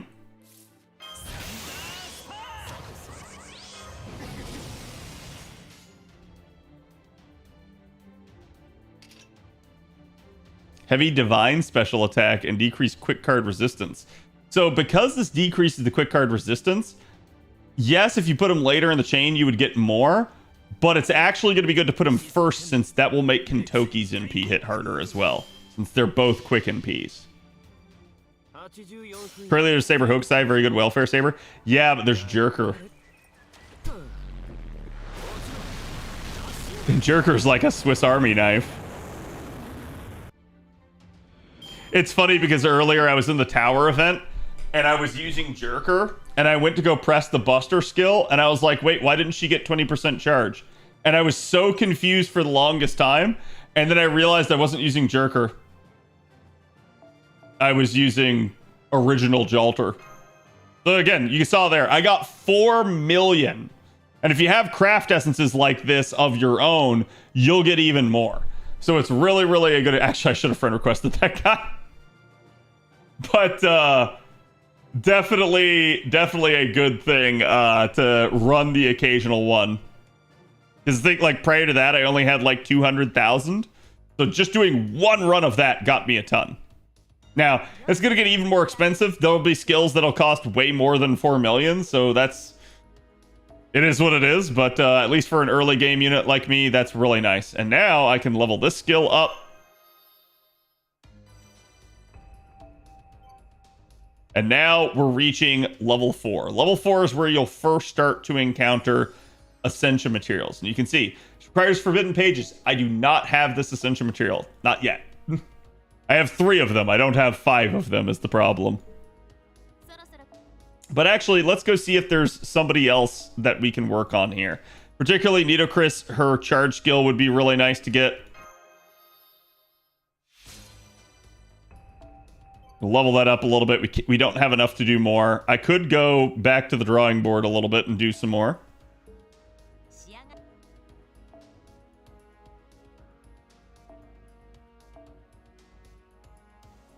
Actually, did I combine copies of Kentucky? Let's go see.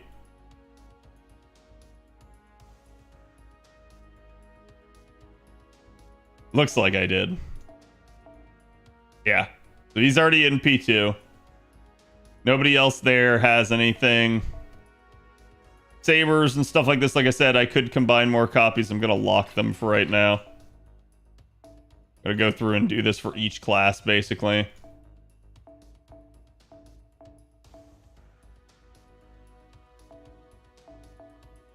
Now, your first copy will automatically lock, but additional copies will not. At least not with the lower rarity units, so you got to be careful with that. Actually, I say that, but the Babbage one didn't lock.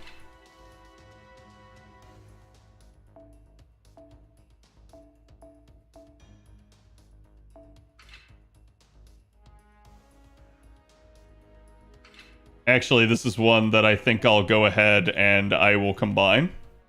Again, it's going to cost me 20,000 QP. Not a whole lot, but if you do this for like every unit over time, this will add up a little bit. So you got to be careful early game and only like combine the units real quickly that you imminently need. I would not necessarily just go around like, so for instance, I didn't do it with Jinky or the Jekyll and Hydes there. Same thing, not going to do it with Asterios yet. I just don't imminently need them. It's not a good idea.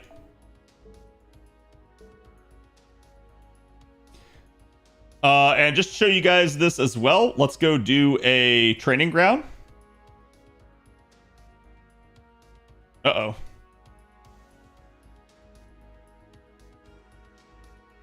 Man, really taking a long time to load. So in particular, you guys know I need caster materials right now because I got Waver, I got Nitocris. I'm going to come do the caster daily. There's actually a rotation. It does change and depend on which day, but for right now, with whatever campaign's going on, I basically have them all available. So that's definitely working out for me.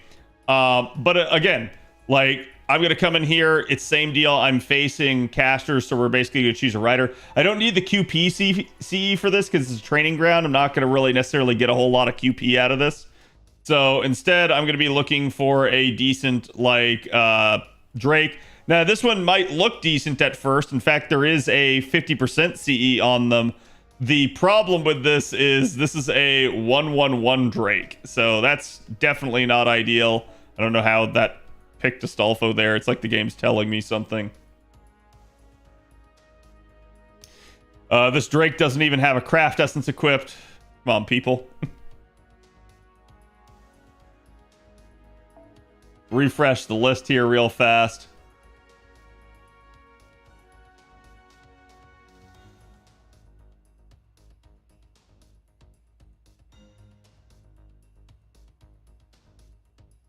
There's the Drake that I was looking for before that has one. Neither of those Drakes had maxed out skills. You don't have to take someone with maxed out skills, but it's usually a good thing. Because again, especially when there's someone that's going to carry you, you're going to kind of look for something like that.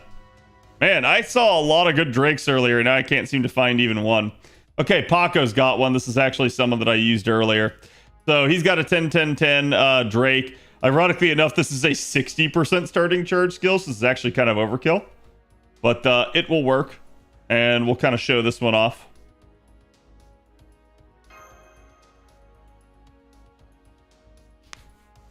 Oh, that's right. Yeah, there is the change that makes them all available. Thank you. I did forget about that. Which is funny, because I did detail that change in the new player guide.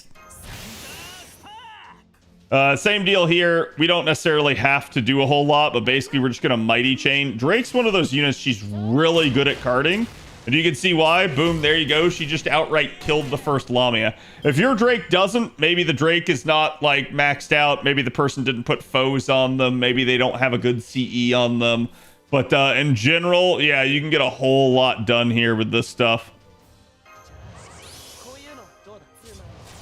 Go ahead, charge her up to full, and we're going to also pop her middle skill here, which this person's done the upgrade, so it actually has Buster up on it. We're going to fire off the NP. Nothing here should live, but just in case, we're going to use the Brave Chain so that she can kind of get more NP gain if she does.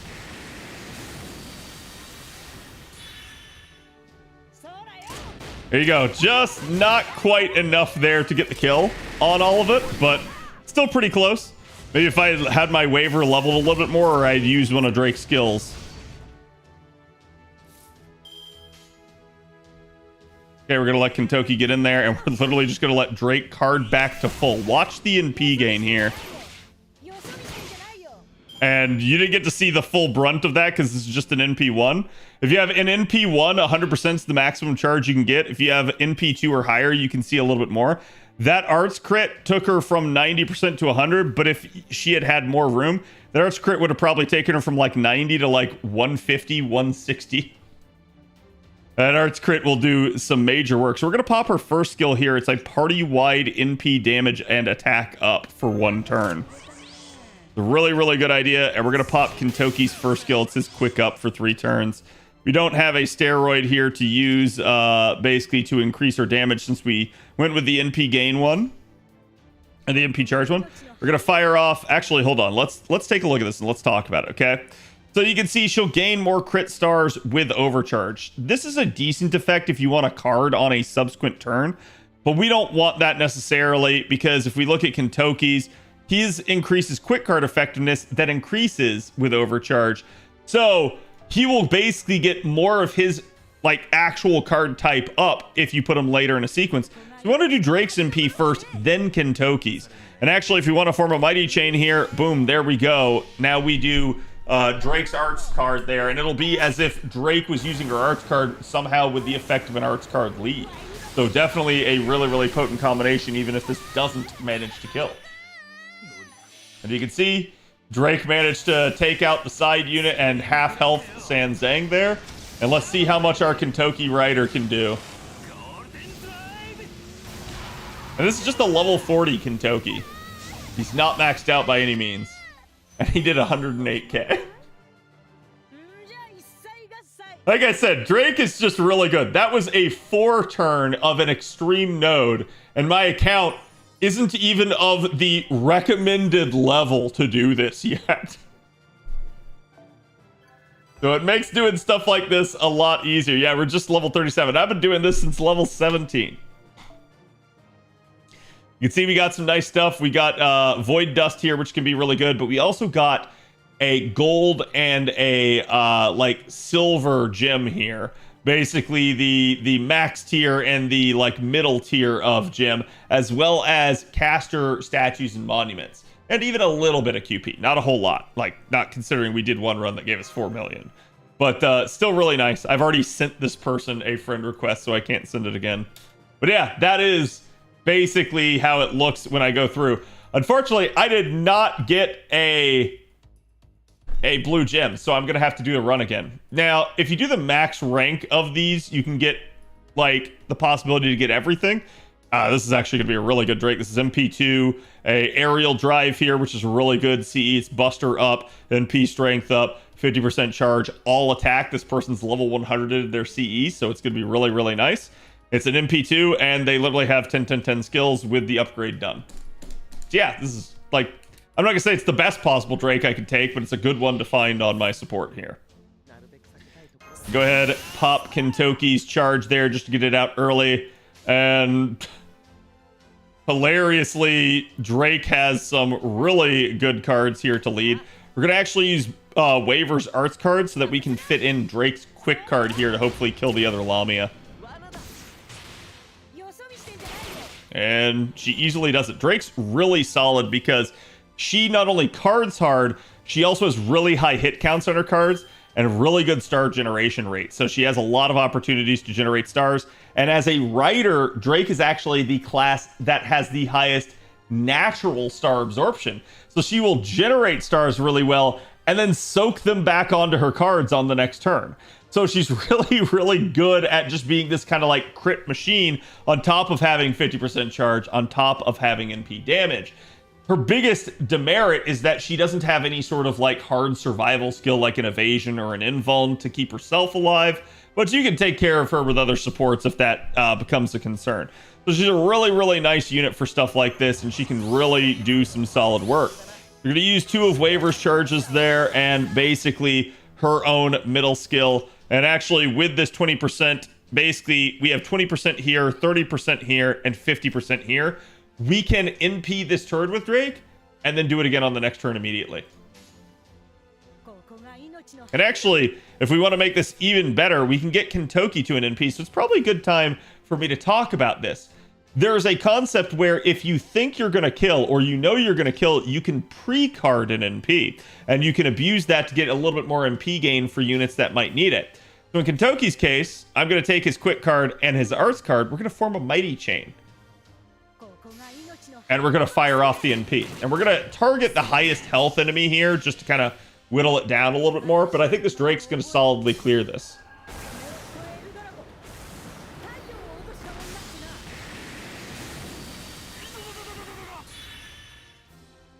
There you go. That was actually a pretty easy clear. She did about 247k, which was basically 80k per enemy there. So we failed to kill earlier where they were about 60k each. So that one, if you just took her number and divided it by 3, you kind of got a rough estimate for about how much damage she did there.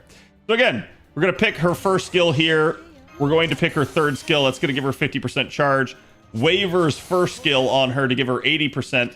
And then the Mystic Code 20%. And there you go. This is actually going to be a 3-turn potentially if we do this right. The same deal, Kentucky's second, and then there you go, Drake in the third card slot there.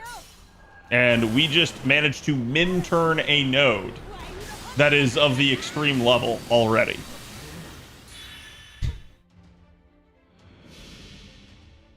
Yeah, we're not even going to need the card.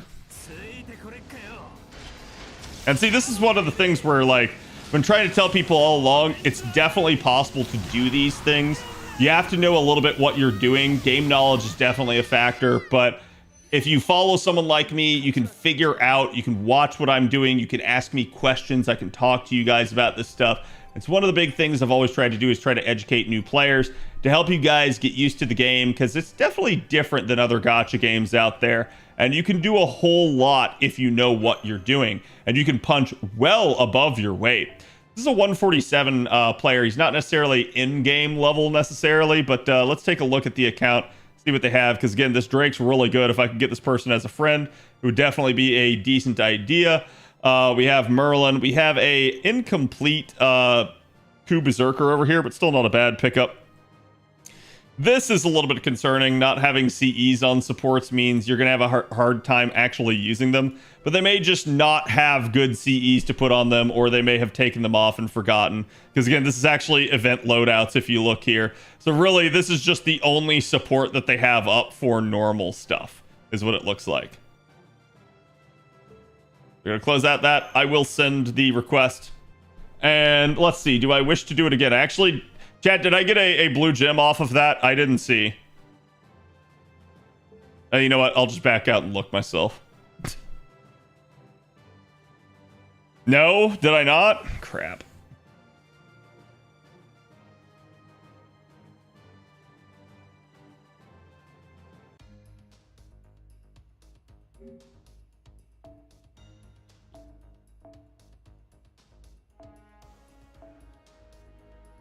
Yep. Didn't get anything there. So, actually, did I get any pages? No. We also need the red one. So we'll do like maybe 1 or 2 more runs. Try to get the materials necessary for Waver there. We're trying to jack up his attack up skill, because that's just going to get us even more firepower.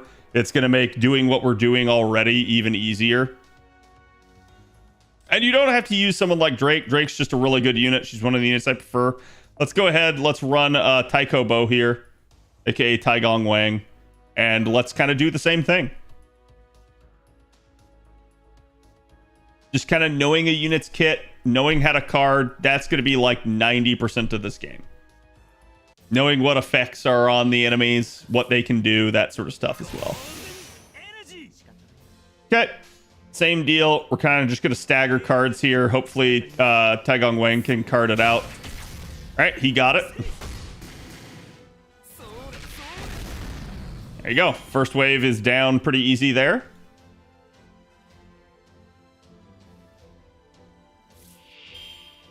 We're at 30% here. This could be spicy. So he does have 3 turns up. We're going to go ahead and pop that. And we're going to go ahead and give him that. We could pop this. Sanzang, I believe, is in the third wave is not divine or demonic. Whereas these enemies are, and it's 3 turns regardless. So let's go ahead and do it.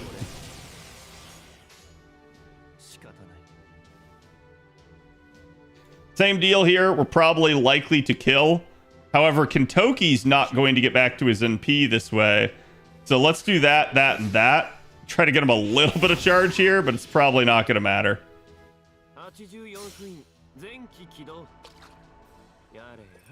And again, we may not actually clean clear this.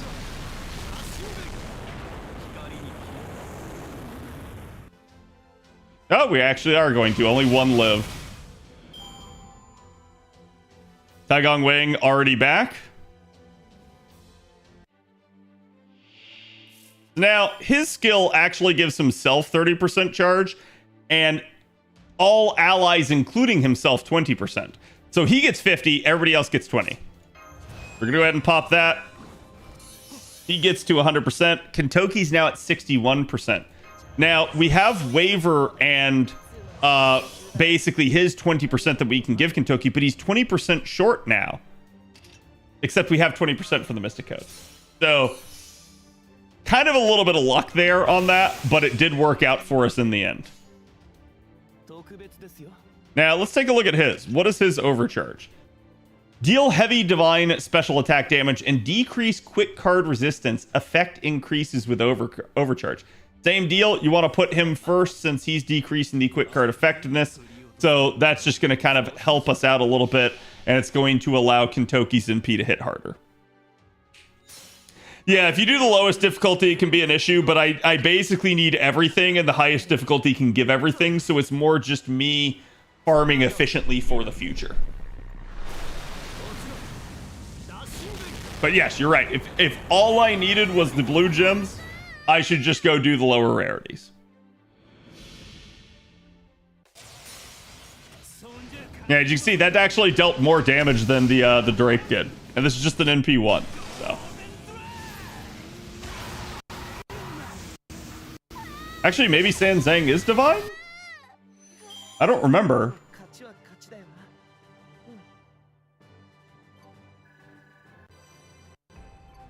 So Kentoki bonds up to 3 there. He's kind of well on his way.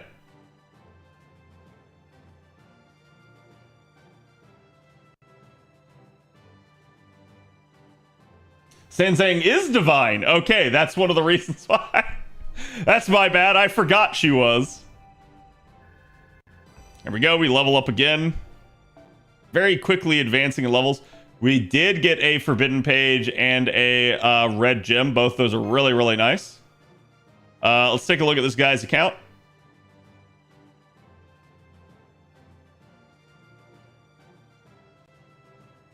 He's got Gilgamesh Caster's Bond CE. That's clearly someone he really likes. Pretty decent Merlin there. Same thing with Ozzy. Actually, if I had to bet, this is probably a female player because it's a lot of male characters. But that's fine. The male characters in FGO are actually really, really good in a lot of ways. So it's definitely not a problem to have a primarily male loadout. Still got Castoria there. Yeah. I'm definitely down to send this request.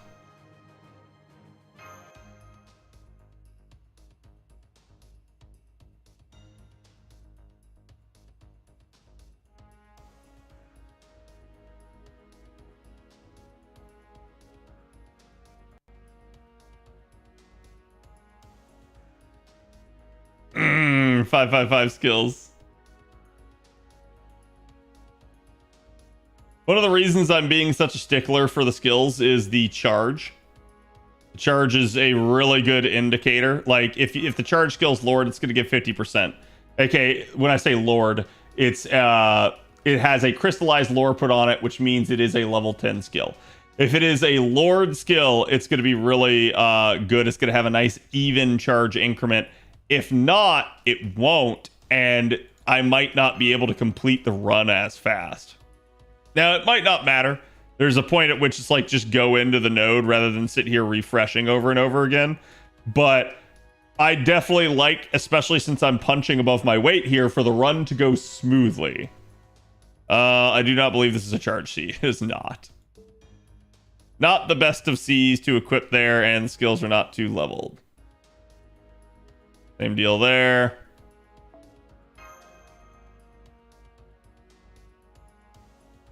Later, King.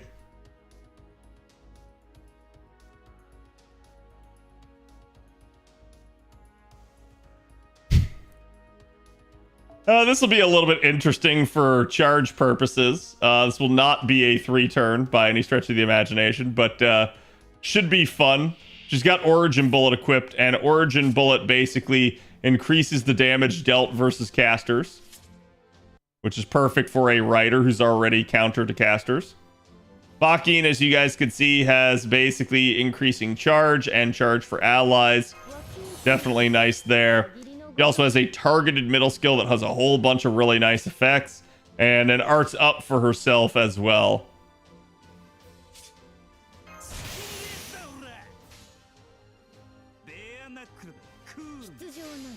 You'll see if Kentoki can handle one of them. He can. He gets some lucky crits. Oh, but her quick card in the 3rd slot's not enough.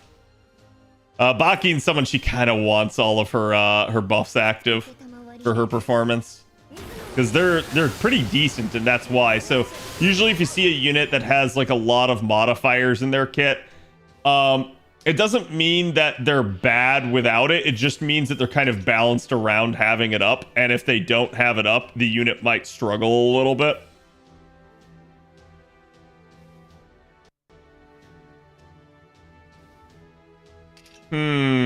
So I could go ahead and quick. Problem is she's very likely to kill. Let's take the free turn here and kind of just charge her a little bit more. And this is a demon, so he might drop a demon heart for us. I don't have Kentoki's 3rd skill, it's his heal, so got to be a little bit careful here. Go ahead and heal them a little bit.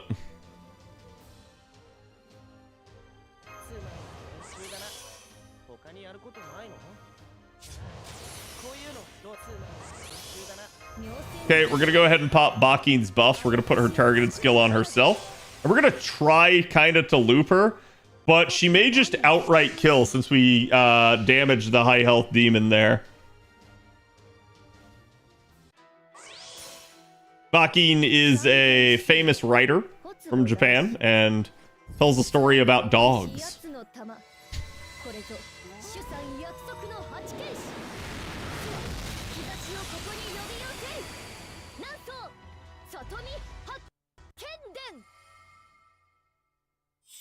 And there we go. So she easily killed. She refunded about 33%, so that's not ideal.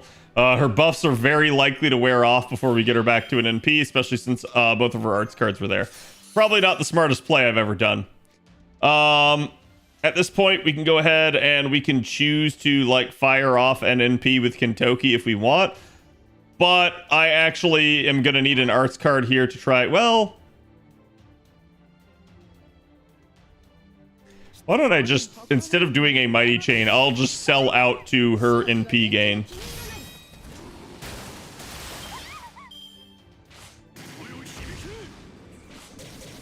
Oh, good. She actually got some pretty easy charge there. Okay, so we're on 6 turns. Don't like these cards again. I'm actually going to shuffle and see what I can get. Still don't really like the cards. Let's see.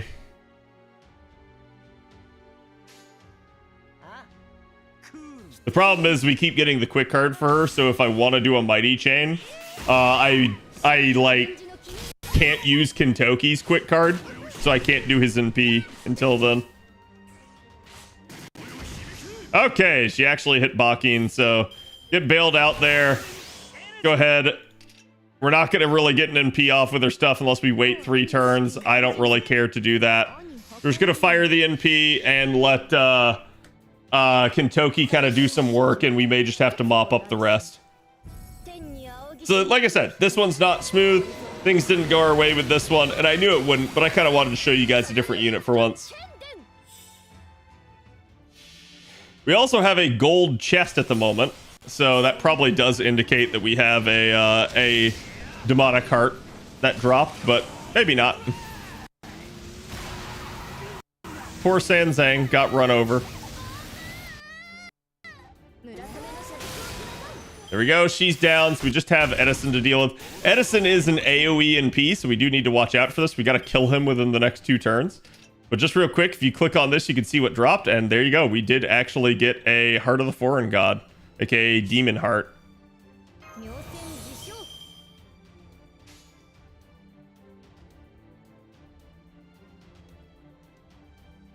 We have a Brave Chain here with her, but I think we're just going to lead with the Buster card and do both of her arts cards since they have a high crit chance.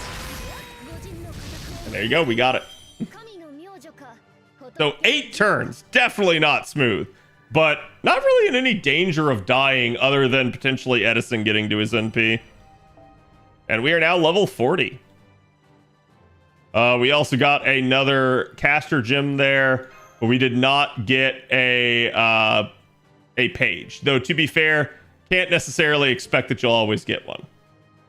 And why don't I go show you guys as well here one of the training ground, or not training grounds, one of the Ember gatherings, just to kind of give you guys a walkthrough of that too.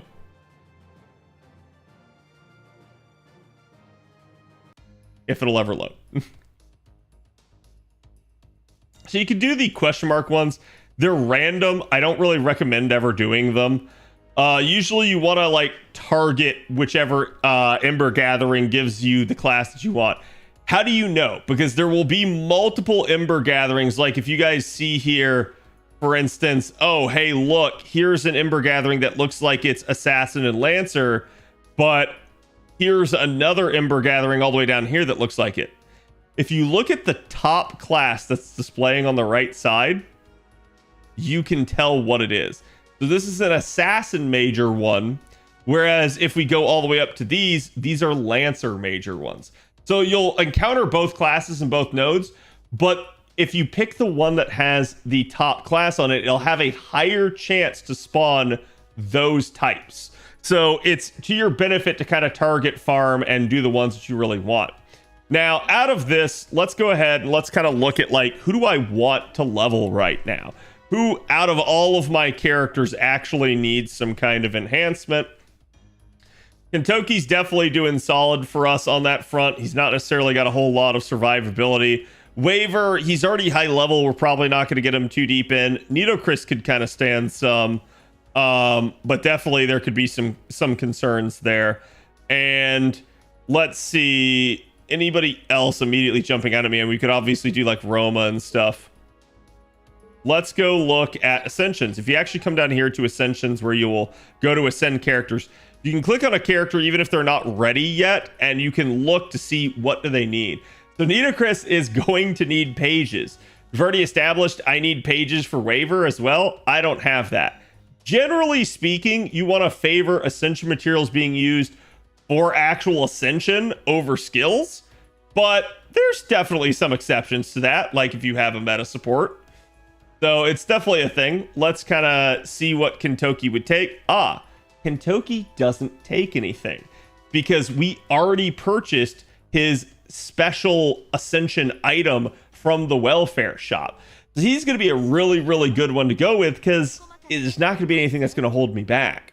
So we probably want to target farm Riders here for a little bit to get a Kentoki up and online so that he can kind of help us card through things at least at minimum.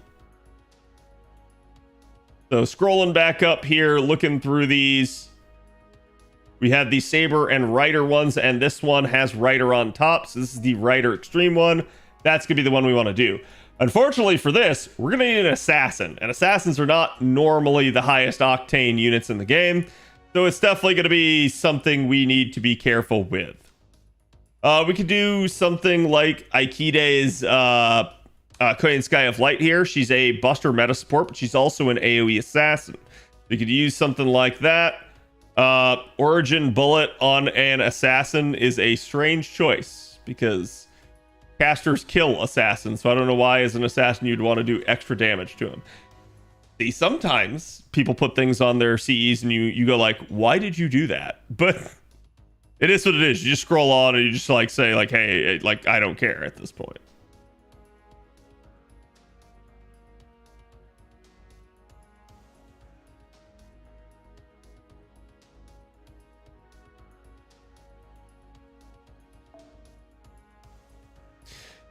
Okay, it's not a bad one. This is from the Sea Monster Crisis event, and it is actually going to allow us, since we have this shooting already done, let me actually see here by turning on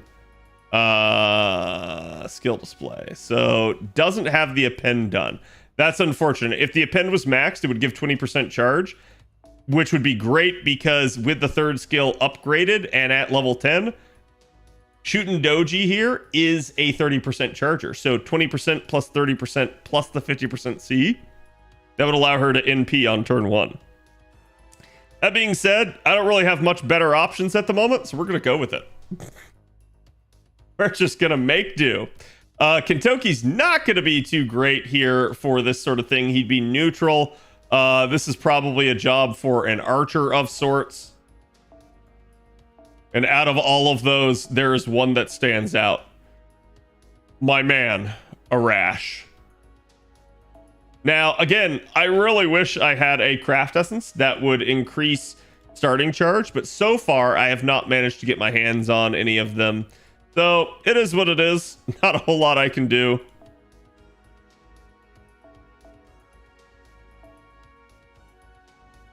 Ah, we have reality marble now. Okay. I can go with that.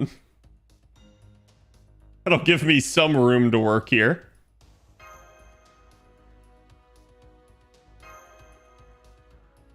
Yeah, Arash is actually going to be a character that we're probably going to try to level up rather quickly. We want to get him online because he's an excellent, even though he's a 1-star, he's an excellent farming tool.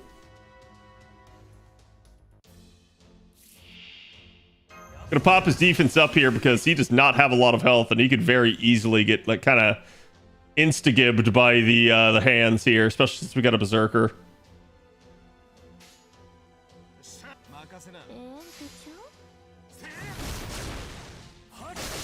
And at level 7, he's not doing too much in the way of firepower. But to be fair, even at his max level, which is level 60 for a 1-star, he doesn't do too much in the way of firepower. I'm gonna abuse that though. Basically a triple arch chain, gonna help him get some extra charge here. Oh, please don't. Okay. Woo! That's getting close. Gonna pop the damage cut here. I could almost get him to an NP. He's actually 3% charge off.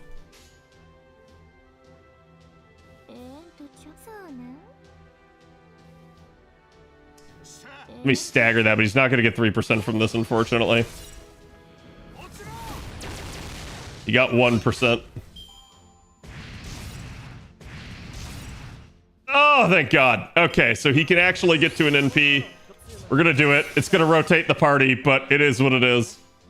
Arash, I choose you. So you can choose his cards, but he kills himself with his NP, so don't. That's my honest to God advice here. Bubby, thank you for the follow. Welcome. I like that Black Rail and Reigns. Yeah, that's also not a smart one. Can't remember the advice you gave me for my JP account? No. What did I give you? Okay, what do we have here? So now, because we've upgraded our skill a little bit, instead of 60%, it's now 66%. We get even more. So again, it's one of those reasons why you kind of do want to level skills a little bit here. Shootin' already has her NP. We are going to abuse this for a little bit of charge for Nito. And we're not, because that 10% chance of crit happened. Never mind. That's what I get for trying to be cheeky. I should have put her card first. So we could fire off Shootin's NP here, but probably not the best of ideas at the moment. I'm gonna whittle down the saber enemies here just a little bit as we try to get Nito Chris to her NP and see if we can get a death proc off. 5 for a person to get a single copy of Sweet Crystal is a good investment. Yeah, it's honestly not bad. The issue is rare prisms, which I do not have at the moment. Okay, we're gonna fire off Nito's NP. We're gonna hope to God she death procs.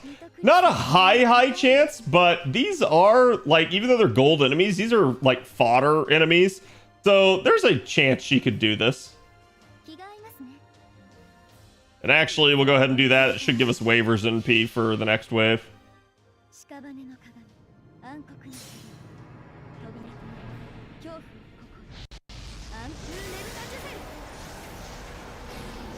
Hey, there we go. We death proc the middle one.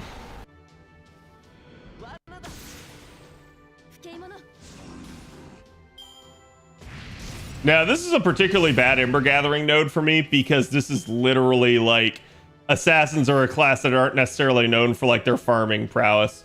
So it's not going to be the easiest thing for me, as especially the assassins I do have are not altogether that great yet.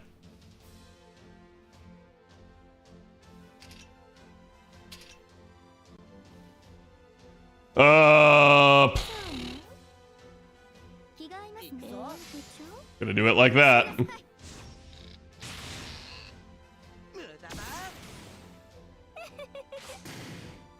Still didn't kill. Ooh, they're trying to get rid of her.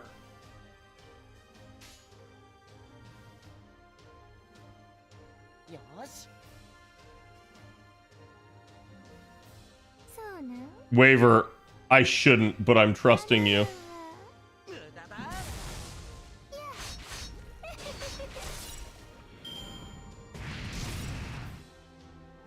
Never trust Waver's carding capability. Never. And I know that. Always been that way.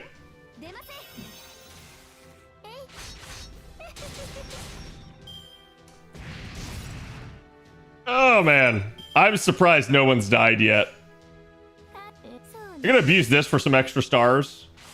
And the extra attack will also generate some. Shooting's gonna need this. She's gonna need a little bit of help on this wave. Like, she could still hard carry this, but this is just like, oof.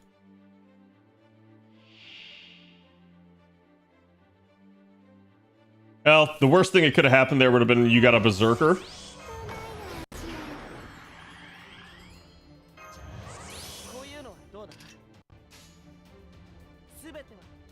Oh, never mind. We're not even going to use waivers MP. We are literally just going to take that triple arch chain and run with it. So Shootin is a poisoner type of enemy, but she can still do some decent AoE damage. Problem here is this is a high health single target enemy. But she still did actually pretty good here. So she has a solid chance of finishing this off with an arts crit. And let's see if the extra attack can get it. And it does. There you go. She managed to one turn the enemy. 12 turns. That was kind of suffering. That's like, usually you don't want a mission to end up that way, but you can see that kind of fell apart, but I still managed to like hobble my way through the node.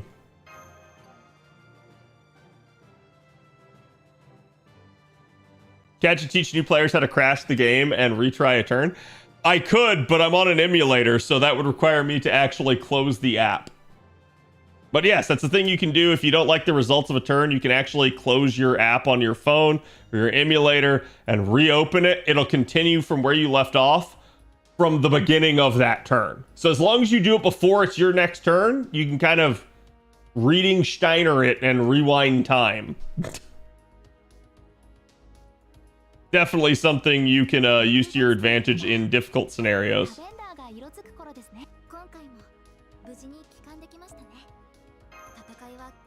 Even more quartz. There you go. Oh, wow. That was good.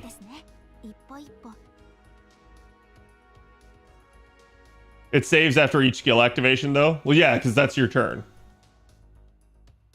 Let's see.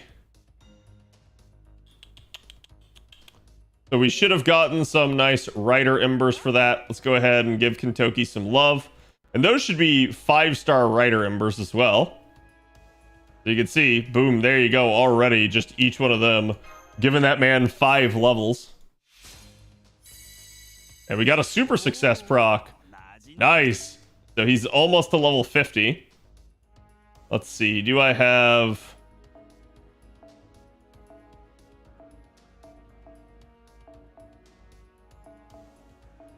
Still not enough. That's fine. I'm not gonna do it. I'm just gonna do those two.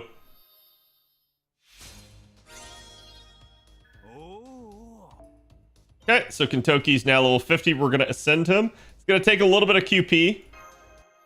Thankfully, we actually saved some. This is his second ascension, so this will not unlock a new skill for him. We need to get him through the third ascension to do that. But the third ascension will give him a heal. That could definitely be nice. And we can actually, if we level him up, we can get a rare prism, because whenever you max ascend a welfare unit, you can get a rare prism out of it.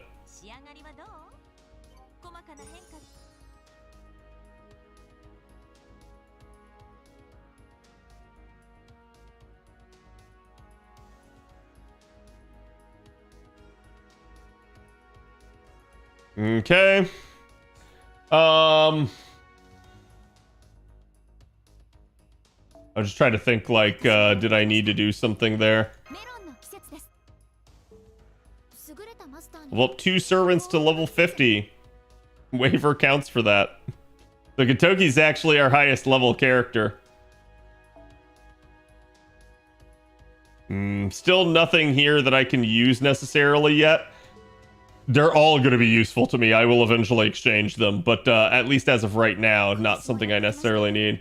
What do I need here? I need another king servant. I get a king servant.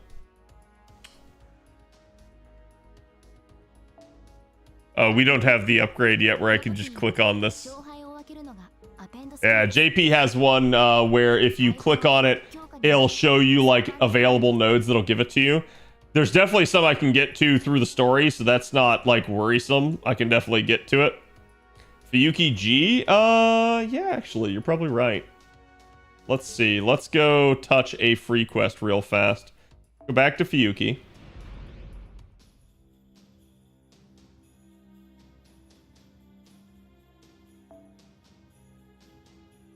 Wait, that's the Berserker. It's not G, is it? This one. It's Massive Cavern, I believe. This is just something I happen to know.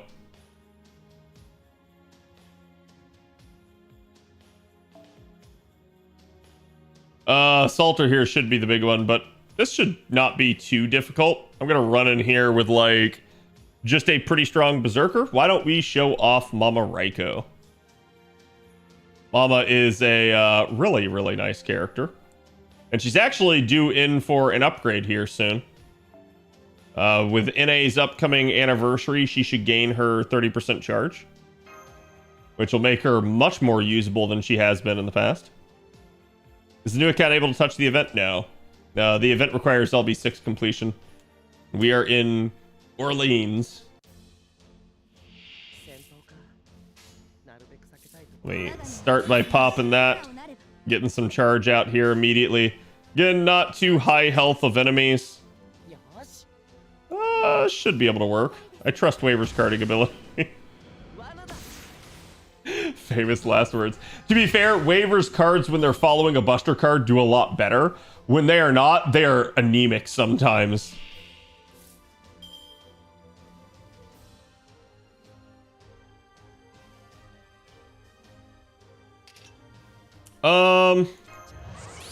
Do that. Give us the attack up.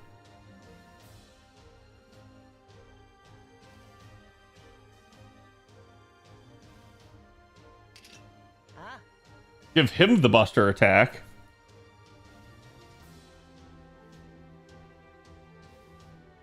There's no way I'm gonna, like, completely card this out. So I'm just gonna do this. I'm gonna ensure that he kills it. Oh, now he does 19k. All of those cards crit. What the heck was that RNG?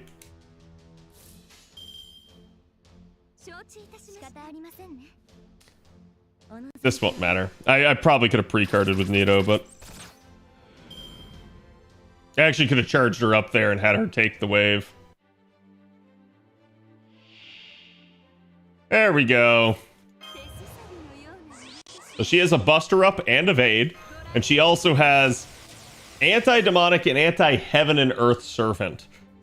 Salter here should be an Earth Servant, so we actually should get some additional benefit from Mama Raiko's NP, but it really won't matter too much.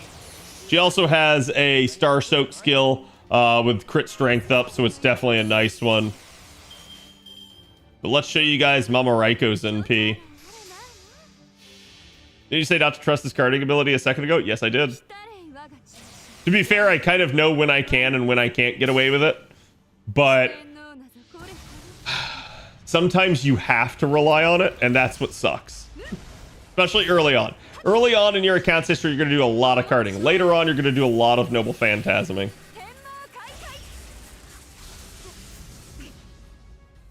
Very flashy NP.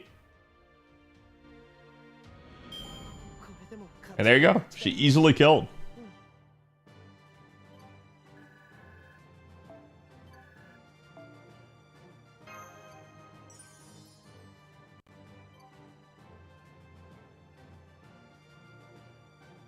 Wait, have I not? Okay. I guess Fiyuki didn't really have anything other than her, so the only two Saber Servants I fought are her and her. So that was a free quest. If you do them 3 times, you can get the quartz reward from it. But they're not our focus at the moment. There we go. We got our weekly missions done, though. And that's something you want to do every week if you can. Because, again, you get quartz fragments from it. But remember, every 7 of these converts into a whole quartz. And you will get literally out of all of this, you have 7 of these times 3. So you're going to get 21. AKA, you're going to get 3 quartz from doing your weeklies. Your dailies also have stuff, but there is a daily login bonus as well that can give you some nice things. So it's definitely to your benefit to go ahead and do stuff. That way you're actually like getting your account kind of situated.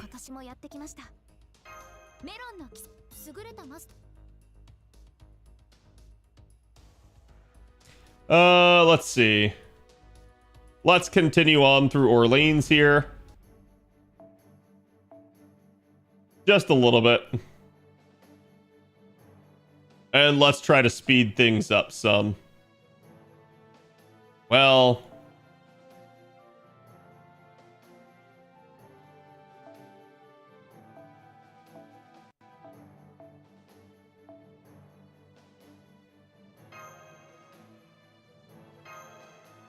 So this may be one of those where I get in trouble because there's riders in this. And it's probably wyverns. Again, Orleans is infamous for its wyvern enemies. They're almost always riders.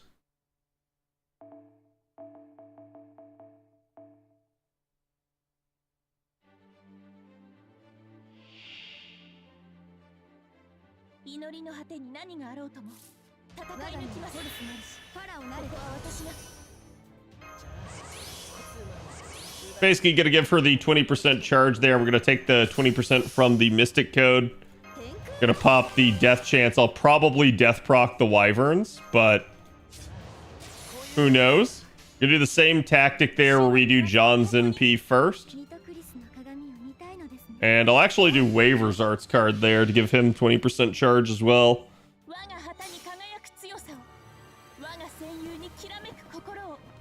I still like the original John NP animation.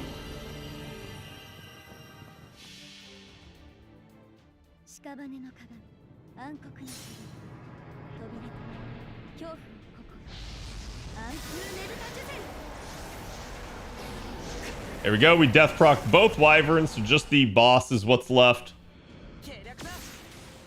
Oh! Oh, so close to one-turning it. So close. Man, if only I had a charge C. Any charge C.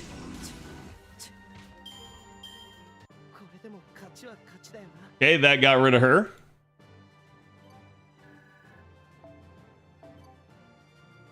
Got some, actually got an assassin statue from that.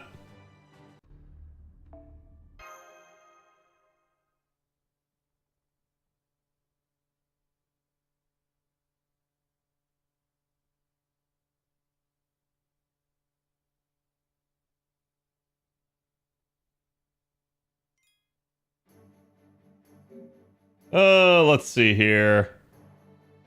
Yeah, I don't have very much FP, it looks like. Yep. Only enough for like 2 rolls, and we don't have anything actually to summon there. Have I gotten more mana prisms?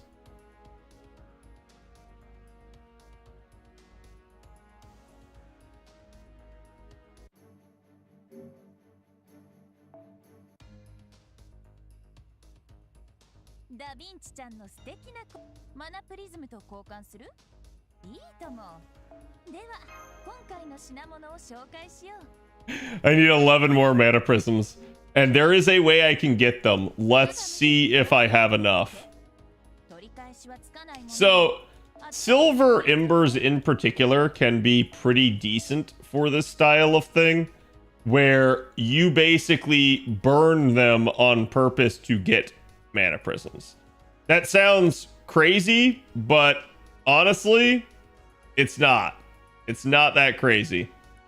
You're going to be able to very quickly and easily get 4 and 5 star embers. So to me, silver embers and really to a lesser extent 1 and 2 star embers are also not that worth, but you're not going to get a mana prism from them. You just get QP from burning them.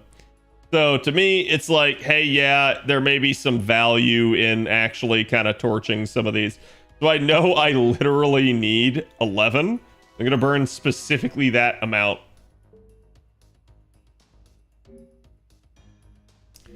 And we're going to run over here, change mana prisms, walk down here, get my summon ticket, and we are going to use that for another multi. And let's see what we can get out of this now. Now, you can't roll it all at once, it's 1 by 1, but we will get at least an 11 spin out of this.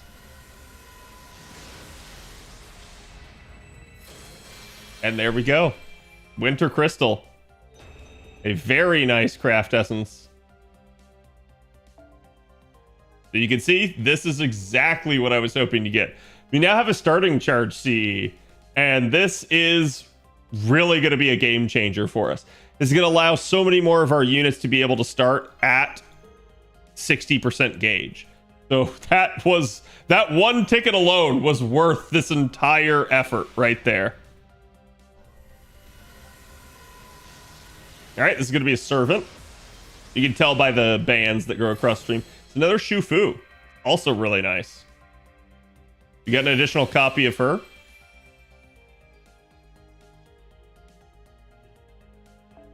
Basically, if you see 1 band go across the screen, it's a craft essence. If you see 2, you're only going to see that in the friend point gotcha. But if you see 2, it's a command code. And if you see 3, it is a servant. Jeweled Sword of Zelrich, also not a bad CE. Again, NP gained by 5% and 25% starting charge at the beginning of battle. So now all of a sudden we're getting starting charge Cs. A little bit of a hesitation there. It's probably something new to me. It is. Sakura's Special Bento. This one, not too great if I remember correctly. Yeah, healing effectiveness by 5%. Well, I'll lock it just so we have a copy of it. K-scope incoming. I like how chat keeps calling that I'm going to get like some absurd craft essence. Yeah, we've already gotten 3 copies of this C. It's at least not bad. Arts and starting charge. There's an additional effect for the event, but after the event's over, you won't get that.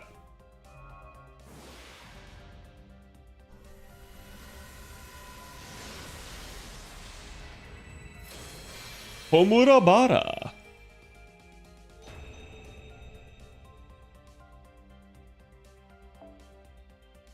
Arts card and P gain. 25% in P gain's nice. 25% specifically arts card and P gain's a little restrictive. Probably better C's. Another hesitation. And yet not anything new. We now have 4 copies of the C. We're already close to MLBing this craft essence. What is going on? To be fair, this is the rate up craft essence, so you should expect to get it.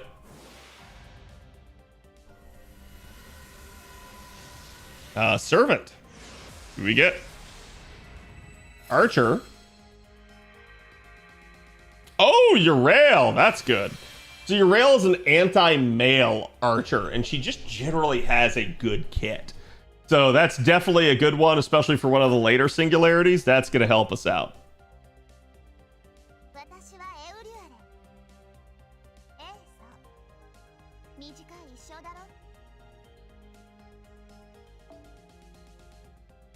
Okay, she's already locked by default.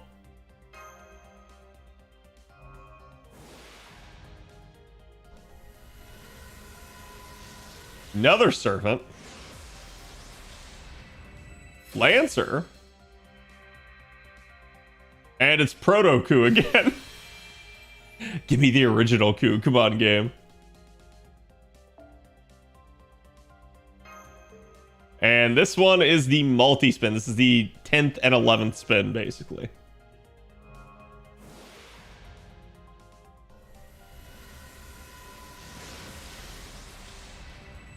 I got the 4-star C. I don't remember what the base effect of this one is.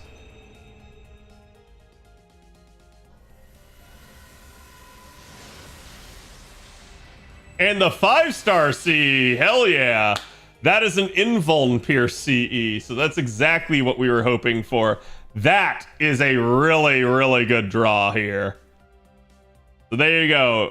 Pierce Invincible and increase arts card effectiveness by 3% and NP gain overall by 15%. That is a really, really solid pickup. Now we have an Invuln Pierce CE. Now if an enemy has Invuln on it, we can do something about it regardless of what unit we have. That was actually a pretty good one. And let's see, the 4-star one here is quick and arts card effectiveness by 4% and 2 stars per turn each turn. Not too bad if you're going to be carding your way through with things.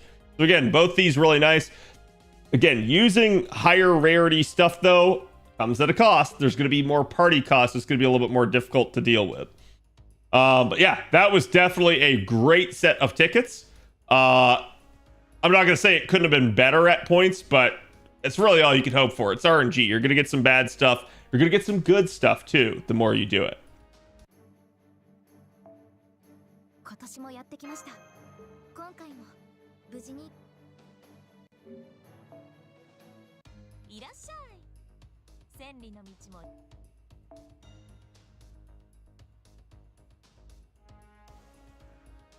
I'm going to go ahead and with this multi-select tool, I'm going to select my 60% starting charge one and my Invuln Pierce, because I'm going to be using those probably decently frequently. And let's see. I have a couple of same class Embers to throw on a Rash as we continue to advance him.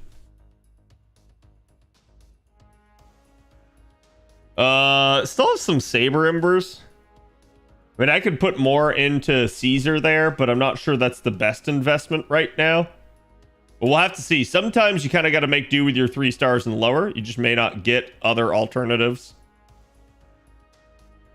Assassin, it's also kind of up in the air for me. I could definitely invest in Setheno. Setheno doesn't have the world's worst actual kit for carding, but she doesn't have an offensive NP, and that's one of the biggest issues with her. So that's why I'm not trying to invest in her too much just yet. The Berserker Embers, I'm gonna save those for when I pick up Jerker out of the welfare shop. But yeah, I think chat, we will probably end it here. Again, we've done a lot. I've shown you guys kind of the dailies. I've talked about doing and unlocking your Mystic Code quests, talked about leveling up units, how to look for characters and stuff that can really suit your purposes, and again, especially looking for friends and accounts like that to kind of help you out. But definitely a lot of this game is going to come down to rolling RNG. I definitely got lucky right there with the Invuln Pierce CE. You might not get something like that. That's perfectly fine.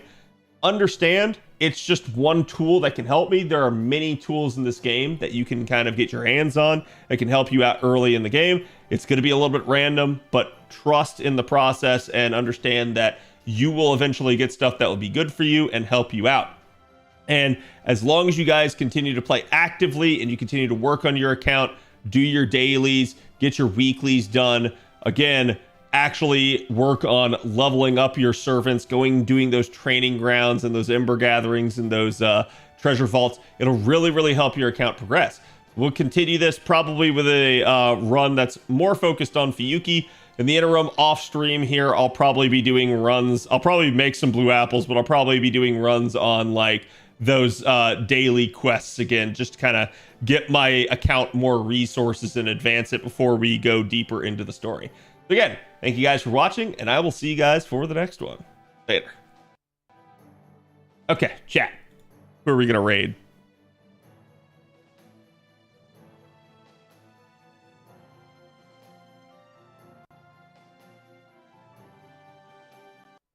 Let's see.